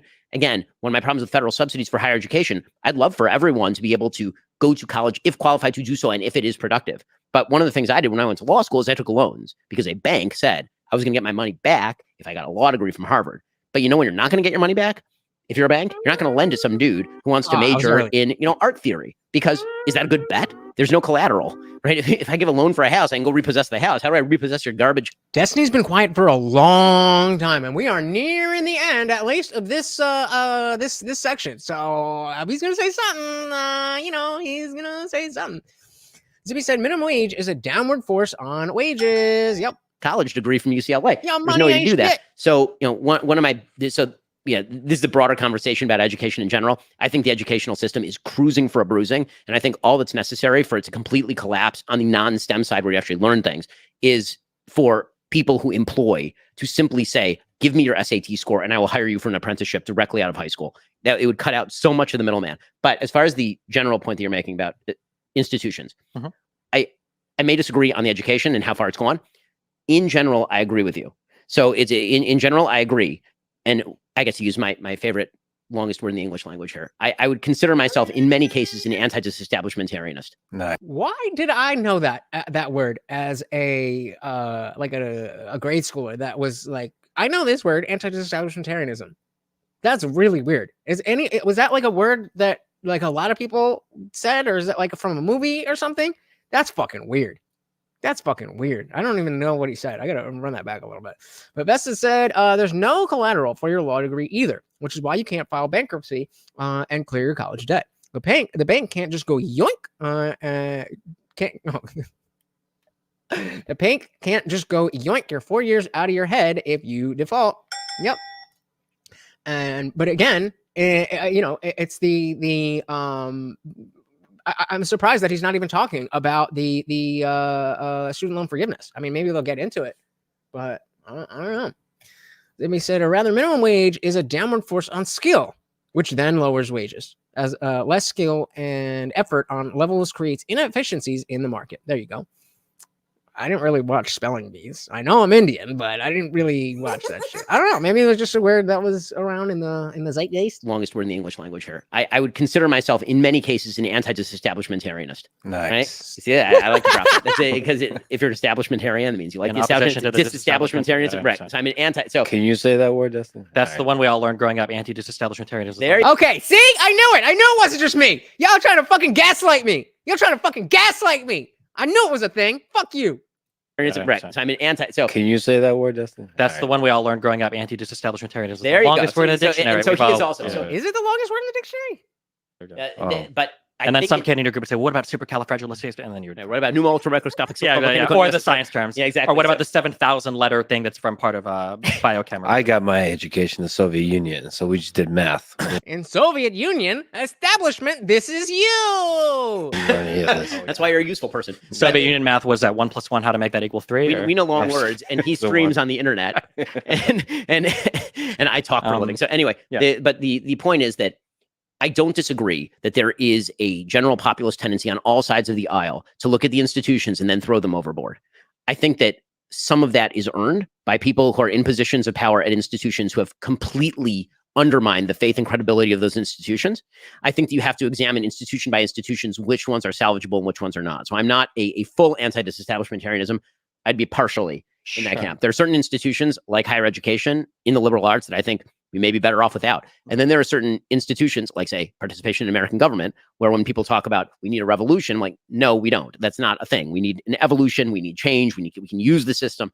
And but I think you have to establish, you have to look. Yeah, I am not in favor of revolting on anything. If we could fix this shit, and keep it a buck, I'll be happy. Look at it industry by industry, just institution by institution. On that position on institutions, do you think Biden or Trump would side with you more? As far as the institutions? Yeah. I think the institutions in the United States at the governmental level are robust. I think the social institutions are failing. Yeah, but I'm just curious on your general view of institutions. Do you think Biden or Trump would side with you more on how you view them? I think that in rhetoric, Biden would, and then I think that he would tear out the face of the institution and wear it around like a mask like Hannibal Lecter. I mean, that's my actual... He resisted some people's calls to pack the court and... Yes, because I think that his use of executive power was greater than that of Donald Trump. The power. I will give Biden that. I was definitely afraid that he was going to pack the courts. I will give him that he did not pack the courts. If I have to say something good about Biden, he did not pack the courts. That's all I got. That's all I got. That he used to greater effect than Donald Trump. Donald Trump, again, thrashed up against the sides of the box, but could not get out of it. Okay. For just on a real quick, because on that answer went a lot farther than the initial question. Yeah. But just on the real quick thing, the reason why my main problem that I feel like we have today in society is people are getting into their own bubbles. The idea of having conservative schools and liberal schools seems like the saddest thing in the world to me. Well, yeah, me too, Destiny. Me too. But we've already crossed that bridge, haven't we? I would want conservatives and liberals going to school together because I think these people need to interact with each other more. I agree, Destiny. But again, that ship has sailed because the liberal zeitgeist has been, you must agree with us or you are bad. Not, let's talk about this. We are right and you are bad. If for no other reason than to say that the other person is not an actual monstrous, horrible entity that wants to destroy the country. Listen, I think a classically liberal idea for many schools would not be a bad thing. I think it would be a good thing. I just wonder if that's salvageable. And if it's not salvageable, then the answer to that is to actually create alternative institutions. I feel like it is though. I feel like if we just come together and just stop being racist, then then we could all get along. Dietrich said you have to give it to the first person to go through the app process for a student loan. Look a banker in the face and say, I want a degree in the liberal study of arts and dance, and get an okay. And that happens way too often. I feel like the biggest issue that we have is people they sort into these different phantom worlds. Facts. Sam says we would interact more if we weren't trying to score points all the time. Or I always say, oh wait, that's not what I always say, but I do always say that, but stop trying to win the argument and just have the conversation. It's okay to be wrong. It's okay to disagree. But Sam is exactly right. Instead of trying to win an argument, just have the conversation. So the Soul said the left is far less likely to talk to those who think differently than them because of their constant repetition of the other side is evil. Therefore, they feel justified in staying in their bubble. Yep. And then we have the leader of the lefties saying, well, I wonder why we can't get along. Now, I'm not going to put that on Destiny specifically, but you definitely influence how people who share your politics look at people who don't share your politics. So the Soul goes on to say, but yes, more conversation is desperately needed. Nobody has it all right. Facts. Context says, David, even Fauci said social distancing didn't have any real science behind it. It was basically a waste. This is why I don't trust a single thing they say about it anymore. Too many facts got debunked. Bingo. Yep. Yeah. And what else do we miss here? Is this what they told us originally? Is this what they told us originally? Is this what they told us originally? Is this what they told us originally? No. So not my fault. Not my fault when you lie and I don't trust you. It's not my fault. Bessa said going to a bank and asking for a liberal arts loan is like a fish going up to a fisherman and asking for a hook. Well, it should be. It should be. But unfortunately, it's a lot easier to get money for a liberal arts loan than it is to get a fish on a hook. worlds to where even if you live in the same city, there are totally different worlds that exist between liberals and conservatives. And I feel like one of the big barriers to people understanding the other side sometimes it's just a little bit of information or a little bit of like firsthand experience. So in terms of information, I'm sure you saw, I don't know if this is a full-on study, but they were talking about how some huge percentage of students would change their mind on From the River to the Sea when you told them what From the River to the Sea what the river was and what the sea was. Yeah. Or when you said like, yeah, what does a one-state solution mean? A lot of them, like, such that the numbers went from like 70% to like 30% in terms of like support. Would Oh, so he lied later. Gotcha. Okay. fall. And it wasn't because you were doing a radical redefining their whole ideology. You were just giving them a little bit more information. And then something that I've seen on a firsthand level is when I go and speak or do debates at universities, sometimes I'm in very, very, very conservative areas. Some of my fans are trans. Having like a trans person show up and talk to conservatives for a little bit, not like in a speech, but just like in like a bar or a setting, like a lot of them walk away thinking like, oh, not every trans person is like this insane lunatic from Twitter that is fucking an actual crazy person. And then for some of my... Why do people think that?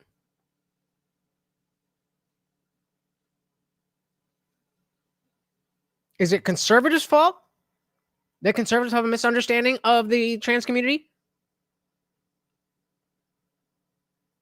Or is it the LGBT community? Is your own identity my responsibility or your responsibility? Maybe look in the mirror then. Maybe there's a reason that a lot of conservatives have this wrong idea that everybody who's trans is crazy. If you can say that the reason that that college is fucked now is because conservatives don't want to be with liberals, then certainly you can accept that exact same logic when it comes to views on trans people. And I will agree with you that it's wrong for somebody to think that just because you're trans, you're crazy or you're bad or you're this or you're that. I agree. But that ain't reality, baby. Vesta said, this is also why I like Destiny. He's so willing to cross the aisle and talk. Like Steven Crowder. What? I mean, I agree with Steven Crowder politically a lot more than I agree with Destiny. But I don't know. How often is Steven Crowder really talking across the aisle if it's not a college student? Who has he talked to? I can't even think of anybody. He was going to talk to Ethan Klein. That's not really anything. I don't blame him for not having the debate with Sam Cedar as he showed up. But yeah, where does he do those? At colleges. He's a grown man who's a political pundit. And he goes to colleges and finds people who don't, know anything and flexes on them. How about you talk to an adult?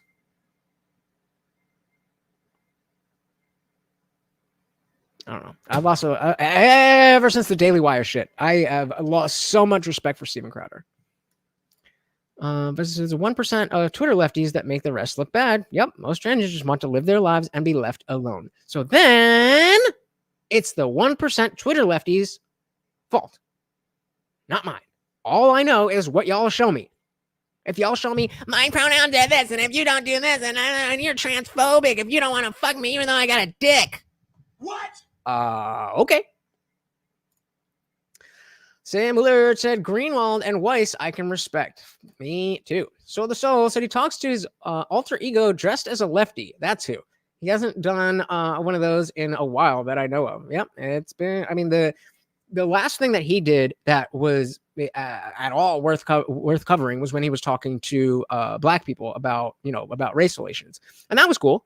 But I mean, other than that, I agree with you, Vesta, but that's, you get my point. Why is it always on a college campus? Why don't you go to a city center why don't you go to a rally or a protest where there's going to be people who are at least informed?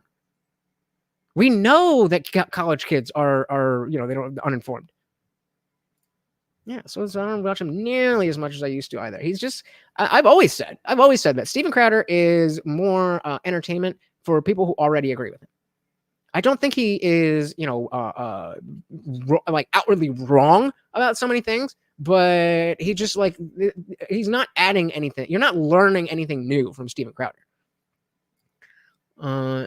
Informed lefties that don't want the smoke. What? Oh, informed left. Yeah, well, that's true. That's true. But but exactly my point. Exactly my point. Go to the uninformed lefties that don't want the smoke, and let them, let them be the ones who fail. I'm not saying don't do change my mind at colleges at all. I'm just saying if that's all you do, then it's not really anything. I think any of you could win any change my mind debate that's been out there. If you go do the same thing, it would be exactly the same. Just saying. Just saying. Trans person is like this insane lunatic from Twitter that is fucking an actual crazy person. And then for some of my fans, when they hang out with conservatives, like, oh, these guys are actually pretty friendly. I thought they would have all been homophobic, racist, transphobic, and evil, but they're not. They're just like normal people. I feel like we need more of that mixing. I totally agree with that, certainly. Yeah, and I feel like on our social media platforms, on our algorithms, in our schools, I feel like we're sorting harder and harder and harder. And any type of rhetoric that encourages the sorting is really bad and damaging. We need to like continue to mix up. And there's other things I want to talk about. Like, is that really that prevalent on the right? Genuine question. Because I feel like, other than religion, I don't really see much qualifier. There's not really a qualifier in the same way that, like, oh, are you woke enough? I mean, lefties, David, do you have am I wrong about that? I feel like definitely on the left, the qualifier is much more prominent and much higher. Whereas on the right, they're just like, well, as long as you believe in God, and well, okay, you don't believe in God, I don't really like that, but okay, you seem to be close enough. So the fact that Destiny thinks that this is prevalent on the right tells you exactly what people on the left are being told constantly. And told by who? He's opening his mouth. Destiny the Uniter. Wow. All right. Like Biden. All right, we got all right. So we're heading this is the last section before the rapid fire questions. They're talking about we got our last one, monogamy versus open relationships. All right. Bring on the cuck jokes. Bring on the cuck jokes. Not like Trump. As we approach the end, let us descend into the meme further and further. Ben, you're in a monogamous marriage. Right. Before we move on, though, wait. Guantex, I agree. You can never be woke enough. But there is a minimum that you're not woke enough, but you're woke enough to be part of the club. You're not woke enough to be done, but you're woke enough to be part of the club. And I don't see that on the right. Again, I see the religion thing, and it's pretty strong, but it's also not very hard and fast. Evidenced by the fact that are any Christians here? But half the fucking shit here is automod. What's I don't even have Twitch open. I don't even know what's going on over there. I apologize. Head over to come on and join us over here. Let me drop a link for you. Boom, boom, boom, boom, boom, boom, boom, boom, boom, boom, boom. On Twitch. Yeah, best come on over. This way the party's real. Like I shouldn't be driving people away from platforms though, right? Whatever. Vesta said the right was not very tolerant in the early aughts when they were in power. That's what I was going to say. I thought I started saying that, but yeah, if Destiny was going to talk about the religious right and the pushback against that, then you have a point. We're just talking about college and how, well, we should, maybe why? Ask yourself why. So, do we come back? Okay, so the fact that Destiny Slave tells you exactly what people on the left are being told consistently told by mainstream media, possibly the biggest contributor to divisive propaganda today. Yep. Sam says, yep, I've known many trans people. They are not demons. Republicans aren't either. I mean, I'd say Republicans are more inherently evil than trans people, but that's just me. Sam said that that's the wrong place for my last what? Oh, I missed this one. Sam, no, what? Yes, I'm not sure what the question was. I kind of tuned in the tail end of it. So I'm saying that on the left, it feels like there is a much more prominent and higher bar to be like, okay, you are as Guamtek was saying, you can never be woke enough, but you're woke enough to be part of the club. You're woke enough to be one of us. And maybe it's just a blind spot. But other than, religion, I don't see that on the right. I see as long as you agree with these these basic values, then we disagree here, disagree there, whatever. But and again, I might be wrong, so I'm asking you if you see any of that that mirrored on the right, where we see the left has wokeism. Hey, shout out to Jimmy Dean. Welcome to the party. Long time no see. Always good to see ya. Welcome to the party. Well, just please just pop in to tell people that there's another stream going on. Thank you very much. I very much appreciate that. Lindsay is a thinker. What are you guys talking about? No. So what in the MAGA crowd is what is that bar? Well, yeah, but those are two different, what would be like conservatives and rhinos, because rhinos and Republicans would essentially be the same thing in the context that we're talking about. Shout out to Inverted Mystic. Welcome to the party. Said I hate America now, so not sure how much in common we have anymore. Yeah, I very much love America. I don't know what you're saying, Sam. I don't know what you're saying. To the meme further and further. Ben, you're in a monogamous marriage. Destiny, you've been mostly in an open marriage until recently.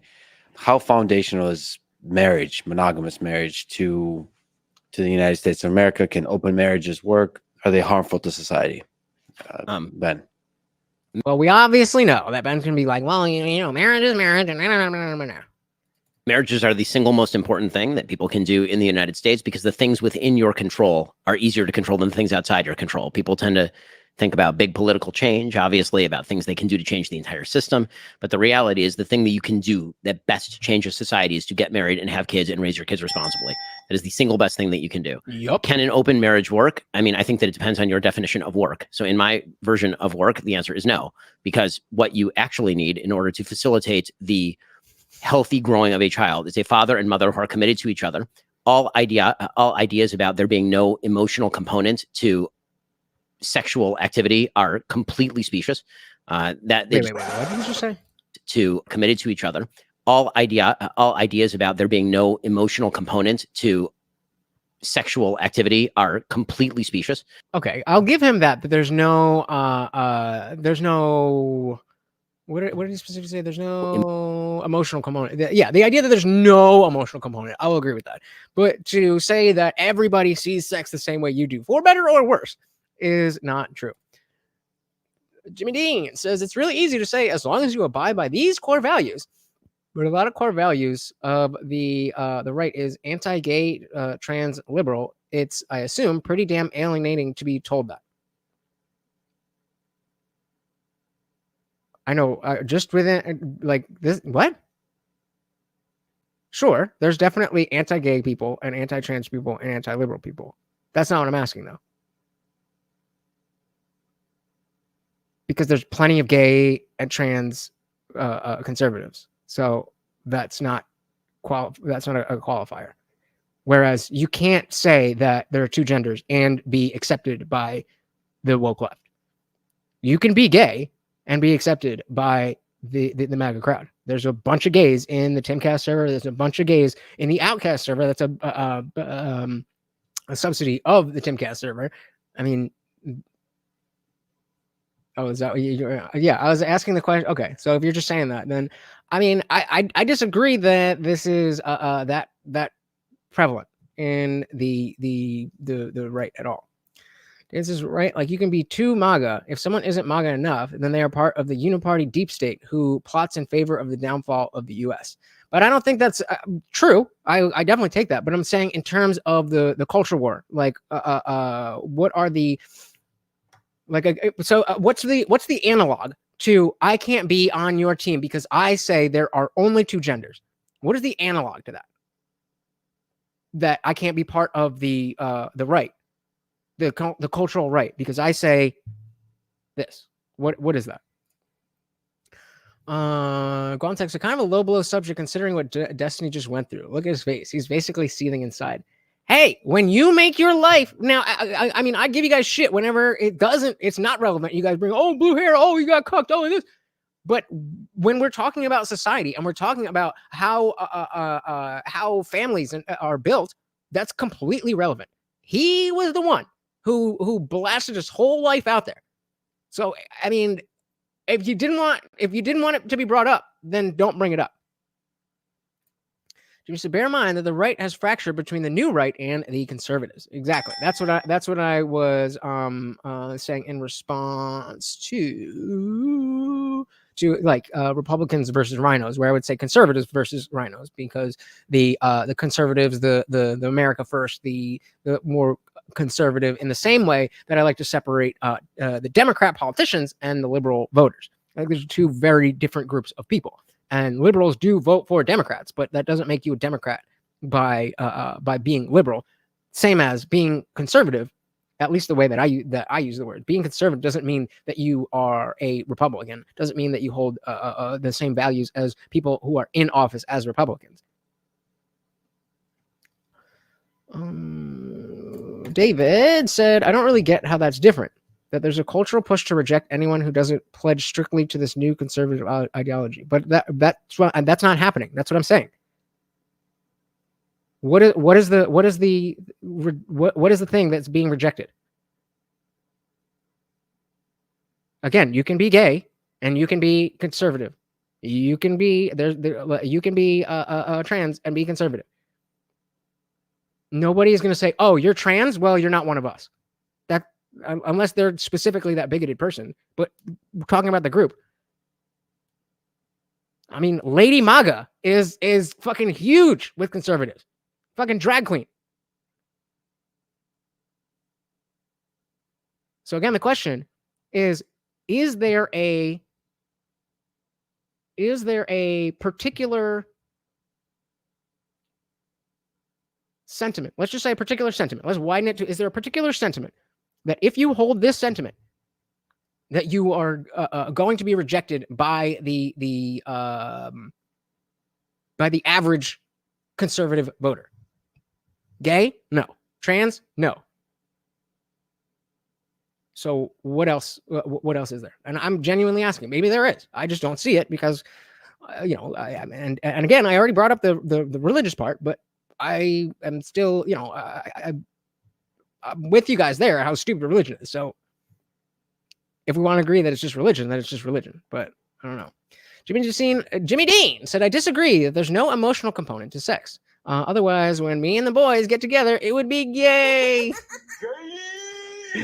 How many times has Trump embraced Lady MAGA? Have they even been in the same picture together? How do you know they aren't the same person? Yeah, they can. I don't know specifically, but they have met. So you're saying this is the thing, but like this is scientific. So that's not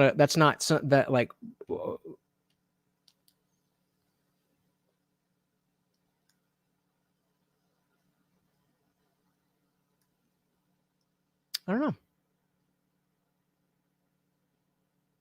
What do you guys think? Does this have the same?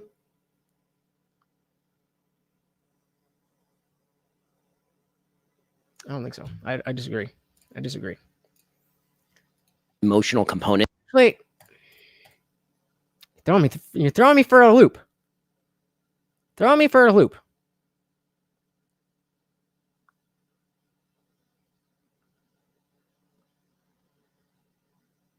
Well, I'll come back to that. But yeah, I do. Yeah.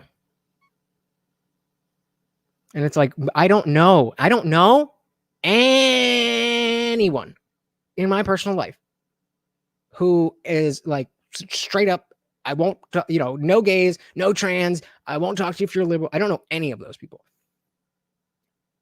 I know a lot of people who won't talk to you simply because you want to vote for Trump. I'm just asking, is it the same? Or is this as far as it goes? That if you don't agree with scientific reality as of the last 1,000 years,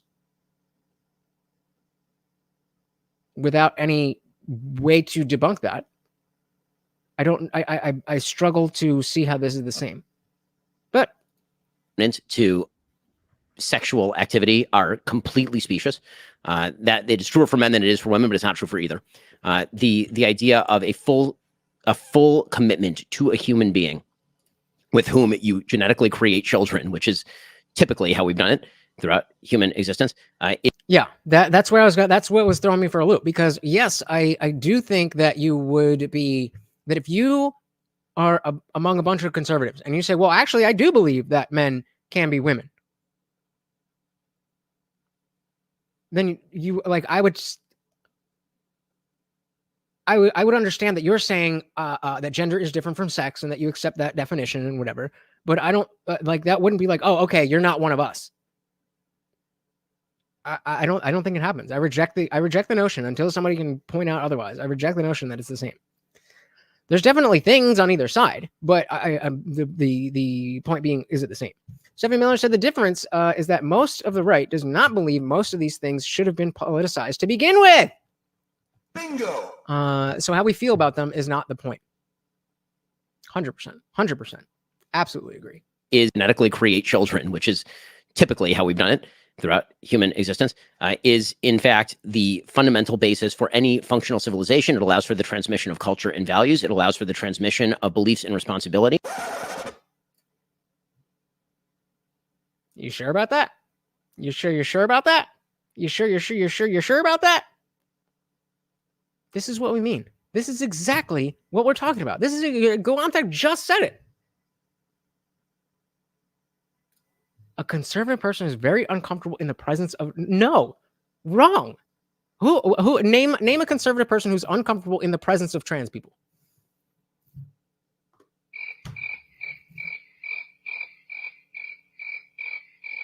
Yeah, you have people who are bigoted. Sure. But let's put a number on it. What percentage of people, okay, fine, so you're a bigot, then great. But what percentage of people do you think are as bigoted as yourself when it comes to trans people?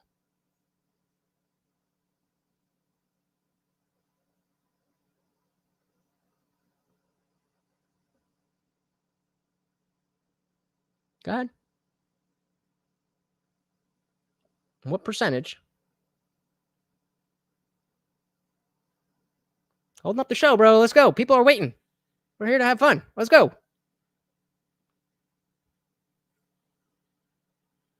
What about ban from LFR?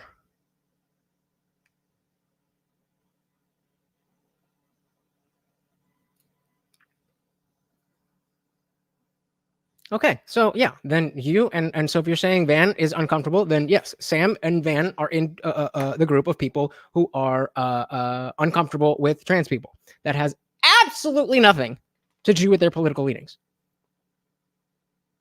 and is not a tenet of conservatism to be uncomfortable around people who are different. This is bigoted.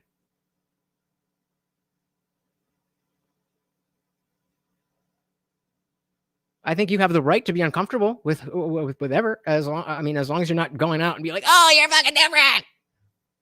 But that is bigotry, at least soft bigotry. But this is so enlightening. This is really, really enlightening. That we can obviously tell that the crazy wokies are not like the average liberal. But y'all really do think that the crazy MAGA, the QAnon people are your average concern. Like, it's just not that. It's just not that. Some people are really upset about the trans. Yeah, I agree with you. But number one, so the bathroom is a legitimate issue. That's not bigotry.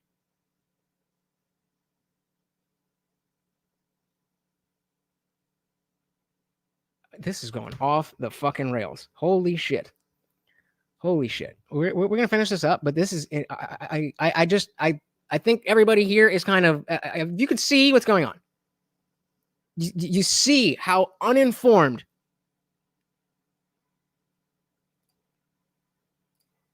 Okay, so fine. Then he's not MAGA. So now that's wrong. And then, yes, of course. What does that have to do with anything that we're talking about? The bathroom argument is just sad. Just use the bathroom you look like. Dude with a beard and heels, no. You don't get to invade women's spaces, legitimately trans or not. Common sense. Common sense. Because most people just want to fit in. Most trans people just want to fit in, right? Oh, no, you're good, Sam. You good. You good. I'll let you know if there's issues. But But it's just, it's very clear. It's very clear that at least the people here, the people who lean more right, are much more aware of what's going on with people on the left than the people on the left are aware of what's going on with people on the right. Just as all the studies say. We can see it in real time. So he said, uncomfortable around those who are different. That's most leftists and a few conservatives. Let's go. Facts. All right, let's finish this up. And that's fine. You know what? I appreciate that you're willing to say that, because you see that, okay, you know, these are my views and it's probably not super popular, but I'm going to be honest about it. I appreciate that you're honest about it. I personally would say that, you know, maybe just talk to somebody who's trans and realize that they're just another fucking person. But that's you. Because you said, you just said that it's not prominent. It gets tons of airtime being spearheaded by the single most popular guy. What is it? What are we're doing 100 different things here. Context is not trans people that conservatives have a problem with. It's the insistence on social engineering, and trans children are the biggest issues. Yeah, exactly. We all fucking love Blair White. What the fuck are you talking about? A legitimate trans person would be offended if you have to ask their pronouns, because they genuinely want to be identified as the opposite sex. Bingo. When you have the people who are, it's ma'am. These are autogynephilic people that are abusing society's sensitivities, that people like us here who don't believe that trans is a real thing, but want people to have the freedom to live the way that they want, saying, hey, you man with a beard and a dress, you are abusing our sensitivities. There are other people here who genuinely have gender dysphoria and just want to be left alone, and you are fucking that up.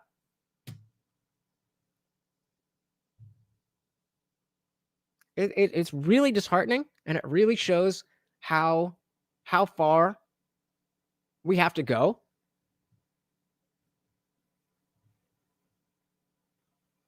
Yeah. All right, let's just finish this up. That was really disheartening. It's like, oh yeah, a conservative is somebody who hates trans people. What? Okay. Functional civilization. It allows for the transmission of culture and values. It allows for the transmission of beliefs and responsibility. And it gives the great lie to both the communitarian lie and the atomistic individualist lie. The communitarian lie is that you belong to the giant community of man, which is not true because you have a family. And your allegiance should be and is naturally to the members of your family first. That's how we learn. And then we expound that. Oh, we got a comment of the night. Dietrich said, I respect people naturally. If I see a man in a dress going to the bathroom after my daughter, I'm transitioning right there and going in and won't be afraid to pull a butcher's hair. Let's go. Let's go. Exactly.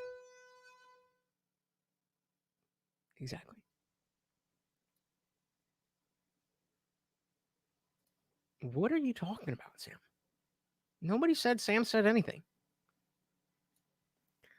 Not hates, uncomfortable. There's a difference. Fair. Out. And it also is a lie to the notion that we are all atomistic individuals with no responsibilities. We are born into a world of responsibilities. Everyone is born into a world of responsibilities and rules and roles, and those are good.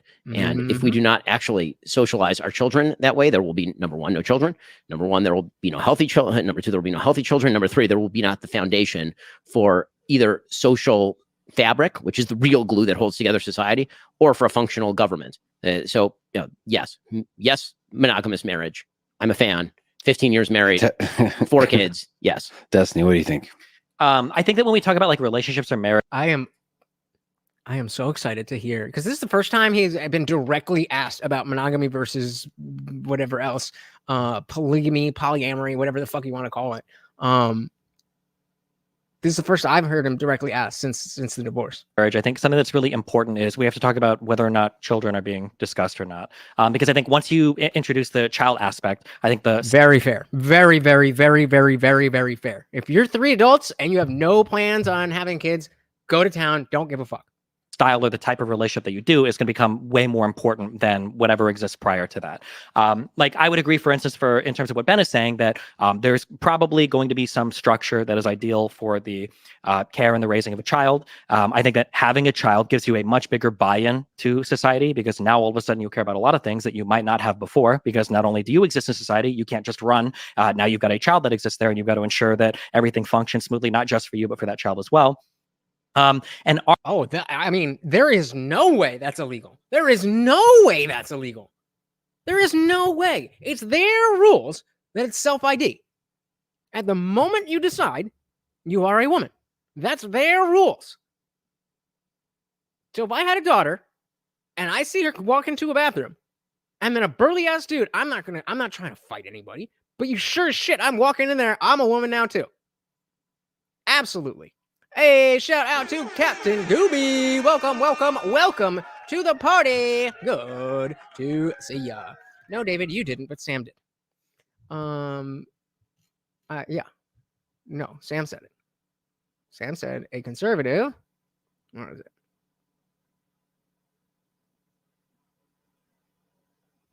I should have started. Come on.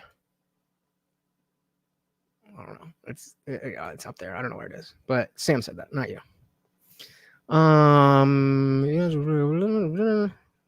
Like trans people, but I don't think it's a stretch to say the leader party doesn't curry favor from these kinds of people. Again, I will in general agree with that, but yeah, I was responding to Sam saying a conservative is uncomfortable around trans people. Yeah, there we go. So Sam said a conservative person is very uncomfortable in the presence of trans people, and that is just not in accordance with reality. Arguably, although we're getting into weird places, I guess, in the world now, like children are the primary conduit for like where you transmit like cultural values and everything. The one kind of weird thing that we're coming up against, that we have been coming up against now for some number of decades and will continue to, is as societies progress, seems like people are having less children. And I actually don't know 100% what the answer is to that question. I do. Yeah, I'm sure you do. Yeah. I mean, an implementable answer that works, that we know we can get everybody on board with. It seems like for a large part of human history, having children, and it still is, having children is awesome, and children are cool, and children are magical and miraculous and all of this, but you didn't really have much competing for your attention to have a child, right? When you hit a certain age and you started working, especially if you're a woman, I mean, childbirth is kind of the next step, and then having a family, raising your children, and then doing that is kind of the next step. Nowadays, especially with women being able to work, especially with women having access to birth control, there's a lot available in the world that's competing for the interest of people that could otherwise be having children, such that we've almost flipped it, such that, as Ben brought up earlier, like wealthy people tend to have less children than not wealthy people, or unless you're part of particular religious communities that push childbirth a lot. I don't know if I would say there exists a moral imperative on an individual to have children. Interesting. So I don't know. Do you think there's a moral imperative? Do you think it is wrong that if you can have children, that you don't have children? Or do you think at least there is moral credit given to those who have children if they can have children? It's an interesting question. What do you guys think? And so the fifth generation pendulum swings. Context: something that's implementable and works is massive something that's implementable and works is massive child tax cuts. Baby, pay me to have more kids. Hell yeah. That and school choice, and we in business. I think that there's a lot of interesting arguments down that path. I don't know if we're quite at the point yet where we need to say like, oh my God, we're running out of people, we need to have more kids. I don't think we're quite there yet. As we talk about all the time, it's really hard to measure because at the same time, we don't have enough people and we also have too many people. We have too many people for the amount of resources, but we've built a world with that needs 9 billion people or 8-9 billion people to keep it moving. And people aren't having kids. So it's a weird fucking situation. So the Soul said, only credit given in today's age is incentivizing single motherhood or divorce. But we are seeing, weird demographic trends that are having big impacts on how countries are playing out. For instance, the fact that we have a disproportionately huge aging population that needs to be taken care of with medical expenses and everything, that vote in different ways than our younger population, and that when they die off, like the way that society is going to look is going to be a lot different. I don't actually I'm not entirely sure what the future is going to look like in terms of pushing people to have kids when every single industrialized country, as they become more industrialized, have fewer and fewer and fewer children. Rapid fire questions. All right. Before we hit the rapid fire questions, zippy to strain. So just have children or raise children well. And yes, social aid to push people to have 10 kids with no fathers.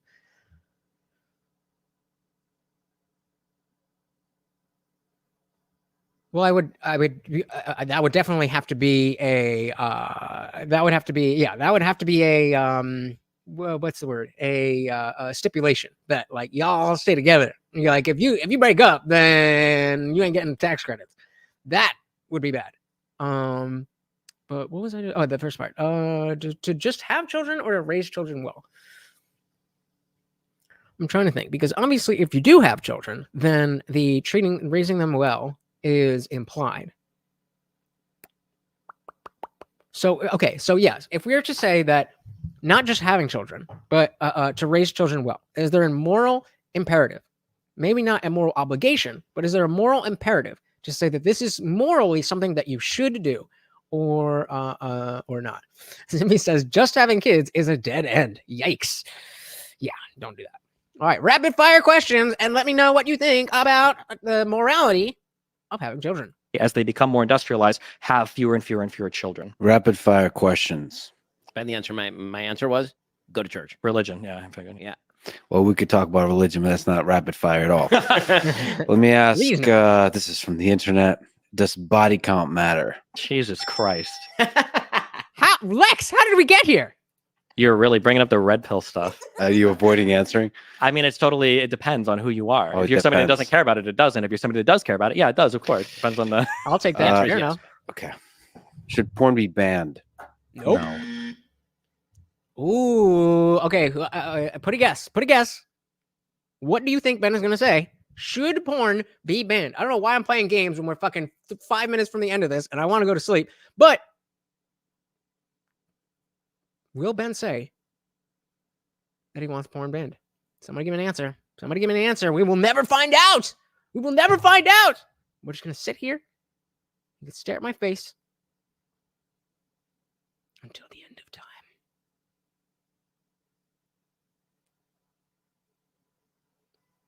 Okay, well, we got that. Nobody's gonna guess on what let's see. I'm gonna say that he's gonna go with no. Only because I think that he would rely on the power of religion to say, well, if you just go to church and do this or whatever, then you're not. If you could do it, yes. There's no benefit to pornography. Is waste of liberty, you fucking fascist.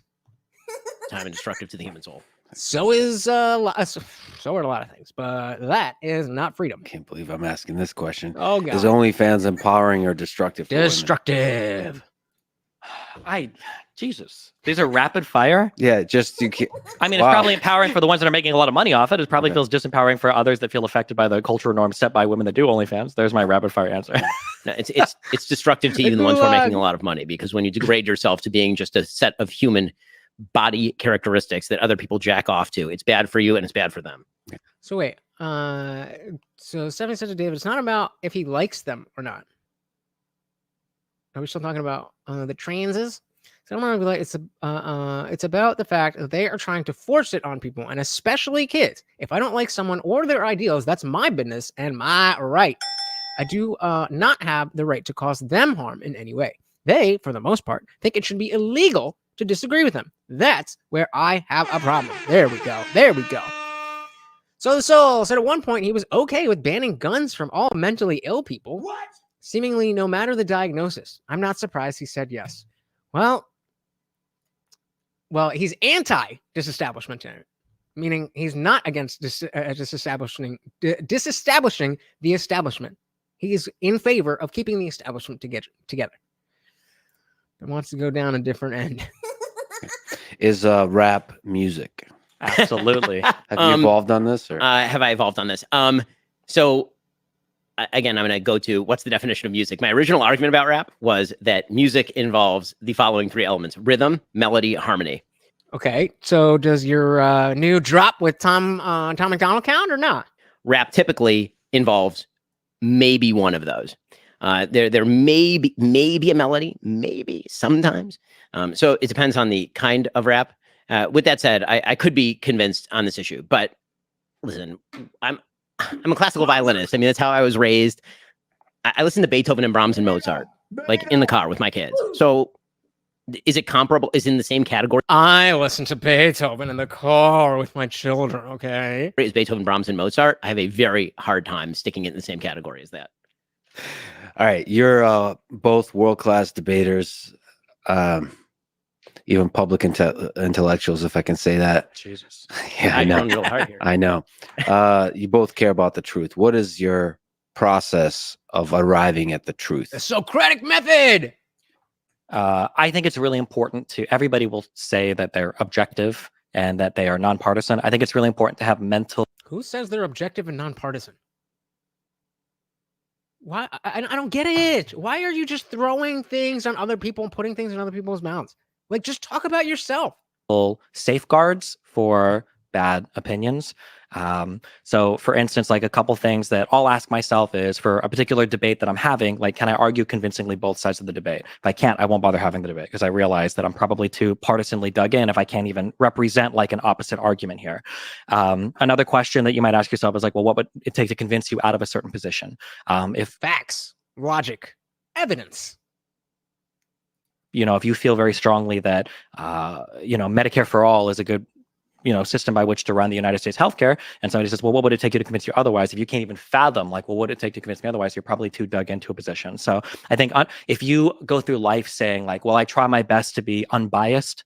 I will say he is correct in the sense that you should be thinking about, if you have a strong position on something, you should be aware of what the alternative position is. However, I reject the notion that you have to have an answer, because when it comes to the last 20 years of my life, every single day, looking at every single angle, talking to hundreds of different people, trying to find, well, how do you know God exists? Maybe I can find that way. And coming up empty every single time, I do not know what would convince me that God exists. Am I open? Absolutely. But I don't know what that would be. Because anything that I could see I'm then relying on my senses, and we all know that eyewitness testimony ain't shit. So there's none. I don't know that there's anything that you could show me that I would be able to determine, well, that is in fact God, and it's not an alien or a machine or a hallucination or a this or a that. So generally, it is good to know, what you believe and what other people believe. As we've established, that's good here. But I reject the notion that you need to have an answer to that question. So I think if you go through life saying like, well, I try my best to be unbiased, rather than saying I try my best to be aware of my biases, because the latter is more realistic and the former is literally impossible. Okay, I think that's kind of semantics there. Unless you're a computer. Yeah. So I think having like actual mental practices that you engage in to try to counter some of the biases that you have is more important than trying to pretend that you're free of all biases and then consuming all your media from one source. Yeah. The Socratic method. Socrates had it right, bro. Ben? So, I mean, I agree with a lot of that. I think that the easiest practical guide is read a bunch of different things from a bunch of different sources, and where they cross is probably the set of facts, and then everything else is extrapolated opinion from different premises. That's sort of the short story. So read the New York Times and Breitbart, and they're going to disagree on a lot. But if the core of the story, and the Daily Wire, certainly read the Daily Wire. If you read the Daily Wire and you read the Washington Post, and there's a nexus of the same thing. I have to fluff the cushions before too, because he sinks them down, or he doesn't like it unless he can do whatever. So before every show, I mean, he's only like 20 pounds, but then you can pretty well guarantee that at least, if we're all blind men feeling the elephant, at least if we're all feeling the trunk, we know that there's a trunk. Does anybody put a one in if you don't know what he means by blind men feeling the elephant? There, right? You may not know what the elephant is. And if you're feeling frisky, then watch Destiny as well. Thanks. You've talked about, having a conversation, debating Ben for a long time. What is your favorite thing about Ben Shapiro? My favorite thing about Ben Shapiro is... What would be the funniest thing to say here? I would say his iteration of WAP. At least when we're in election season, he's very critical of his own party. I appreciate that. Okay. Fair enough. That doesn't... I feel like Ben generally tries to adhere more to the fact-based arguments than other conservatives that I listen to, which is something that I appreciate because it's more fun to fight on kind of like the factual grounds of discussing things like foreign policy or whatever, rather than people that only inhabit the idealistic or philosophical grounds because they don't want to learn about any of the facts. So I appreciate that. Ben, you've gotten a chance to talk to Destiny now. What do you like about the guy? A lot of the same sorts of things, but it's really fun to see how you do your process. That is a cool thing. That is a cool thing. It's a gift. It really is. When you fucking watch his shit, and I don't watch his I don't watch him live, but whenever he puts VODs, whether it's an hour, 3 hours, I usually will add it to the playlist. I don't watch all of them, but he has a good, especially as somebody who is trying to make a living as a streamer, he's got a good process. So Soul said, I do like that Ben usually does stick to facts and is open when he uses a religious argument. Except for the there was what was it? Rationality rules. I think I put it in the chat. Did I not? Yeah. Damn, rationality rules keeps coming for DW, and he's not missing. Not the last link was the Tom McDonald from Stephanie, but if you look at that, he whiffed. Context in the fact that Ben can drop them bars. All right, let's finish it up, guys. To the audience, because honestly, doing what we do, so much of what we do is sitting and reading and being behind closed doors and educating yourself and talking with people. But getting to watch you do it in real time is a really cool window into how people think and how people learn. So that's a really neat thing. Well, gentlemen, this was incredible. It's an honor. Thank you for doing this today. Yeah, thanks a lot. Thanks for having me. All right. Shit. We made it through. We did a 4-hour stream. We've done 7 hours on this goddamn conversation. I thought it was fun. I hope you guys learned something. I definitely did. And I had fun. And that's what we do here. So I really, I'm going to drop the link to the Discord here one more time. It is free to join, guys. It is free to join the Discord. You'll get you'll get access to the free channel and the current events channel where Darian is in there all day posting stuff. And I invite you to come hang out. We have awesome conversations. But if you join as a member, Zippy gave a shout out to Zippy. He gave 5 people memberships. Those 5 of you and anybody else who joins the membership, hit me up. Join the Discord and hit me up and let me give you the permissions for all of the channels. We got a lot going on over there, including the after party. That is where you want to go. You are not stuck behind your keyboard. You're actually on screen with me and everybody else. It's a grand old time. Thank you so much for this, guys. I really, really, really appreciate you hanging out with me. Let's give a shout out to the comment of the night from Dietrich. So I'm transitioning right there. Oh, okay. I guess you can only go 4 hours on Instagram. We yoinked it. All right, beautiful. Shout out to Dietrich, and of course, let's give a big thank you to Soul. Sent the cash app. We had our boy Zippy the Strange giving out them memberships, building the community. That's what we're doing here. And of course, the sponsor of the stream. The sponsor of the stream with $15 PayPal said, YouTube, fuck you, ain't getting none of my money. And sent it through. Thank you so much. I really hope you guys enjoyed this two-parter. If you didn't see the first part, definitely go check out the Monday's stream. It was a little bit different. Obviously, as you saw, we were only about 10-20 minutes into the 2 hour and 20 minute video here. And, you can't see the thing anywhere.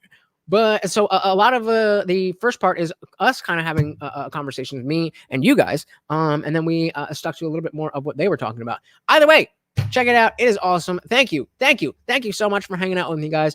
I hope you enjoy this. And again, I can't thank you enough. I'm live every Monday, Wednesday, Friday, 8 p.m. Eastern. Make sure you are here. If you are on Rumble, Kick, Instagram, Facebook, wherever else, Twitch, X, this, that, like, share, do all the good stuff. You know how to do it. Thank you guys once again. That is Morty, and I have been your host, Lutch, aka the Indian Jesus, here to resurrect the second coming of common sense. Until next time, guys, I am out of here. Peace.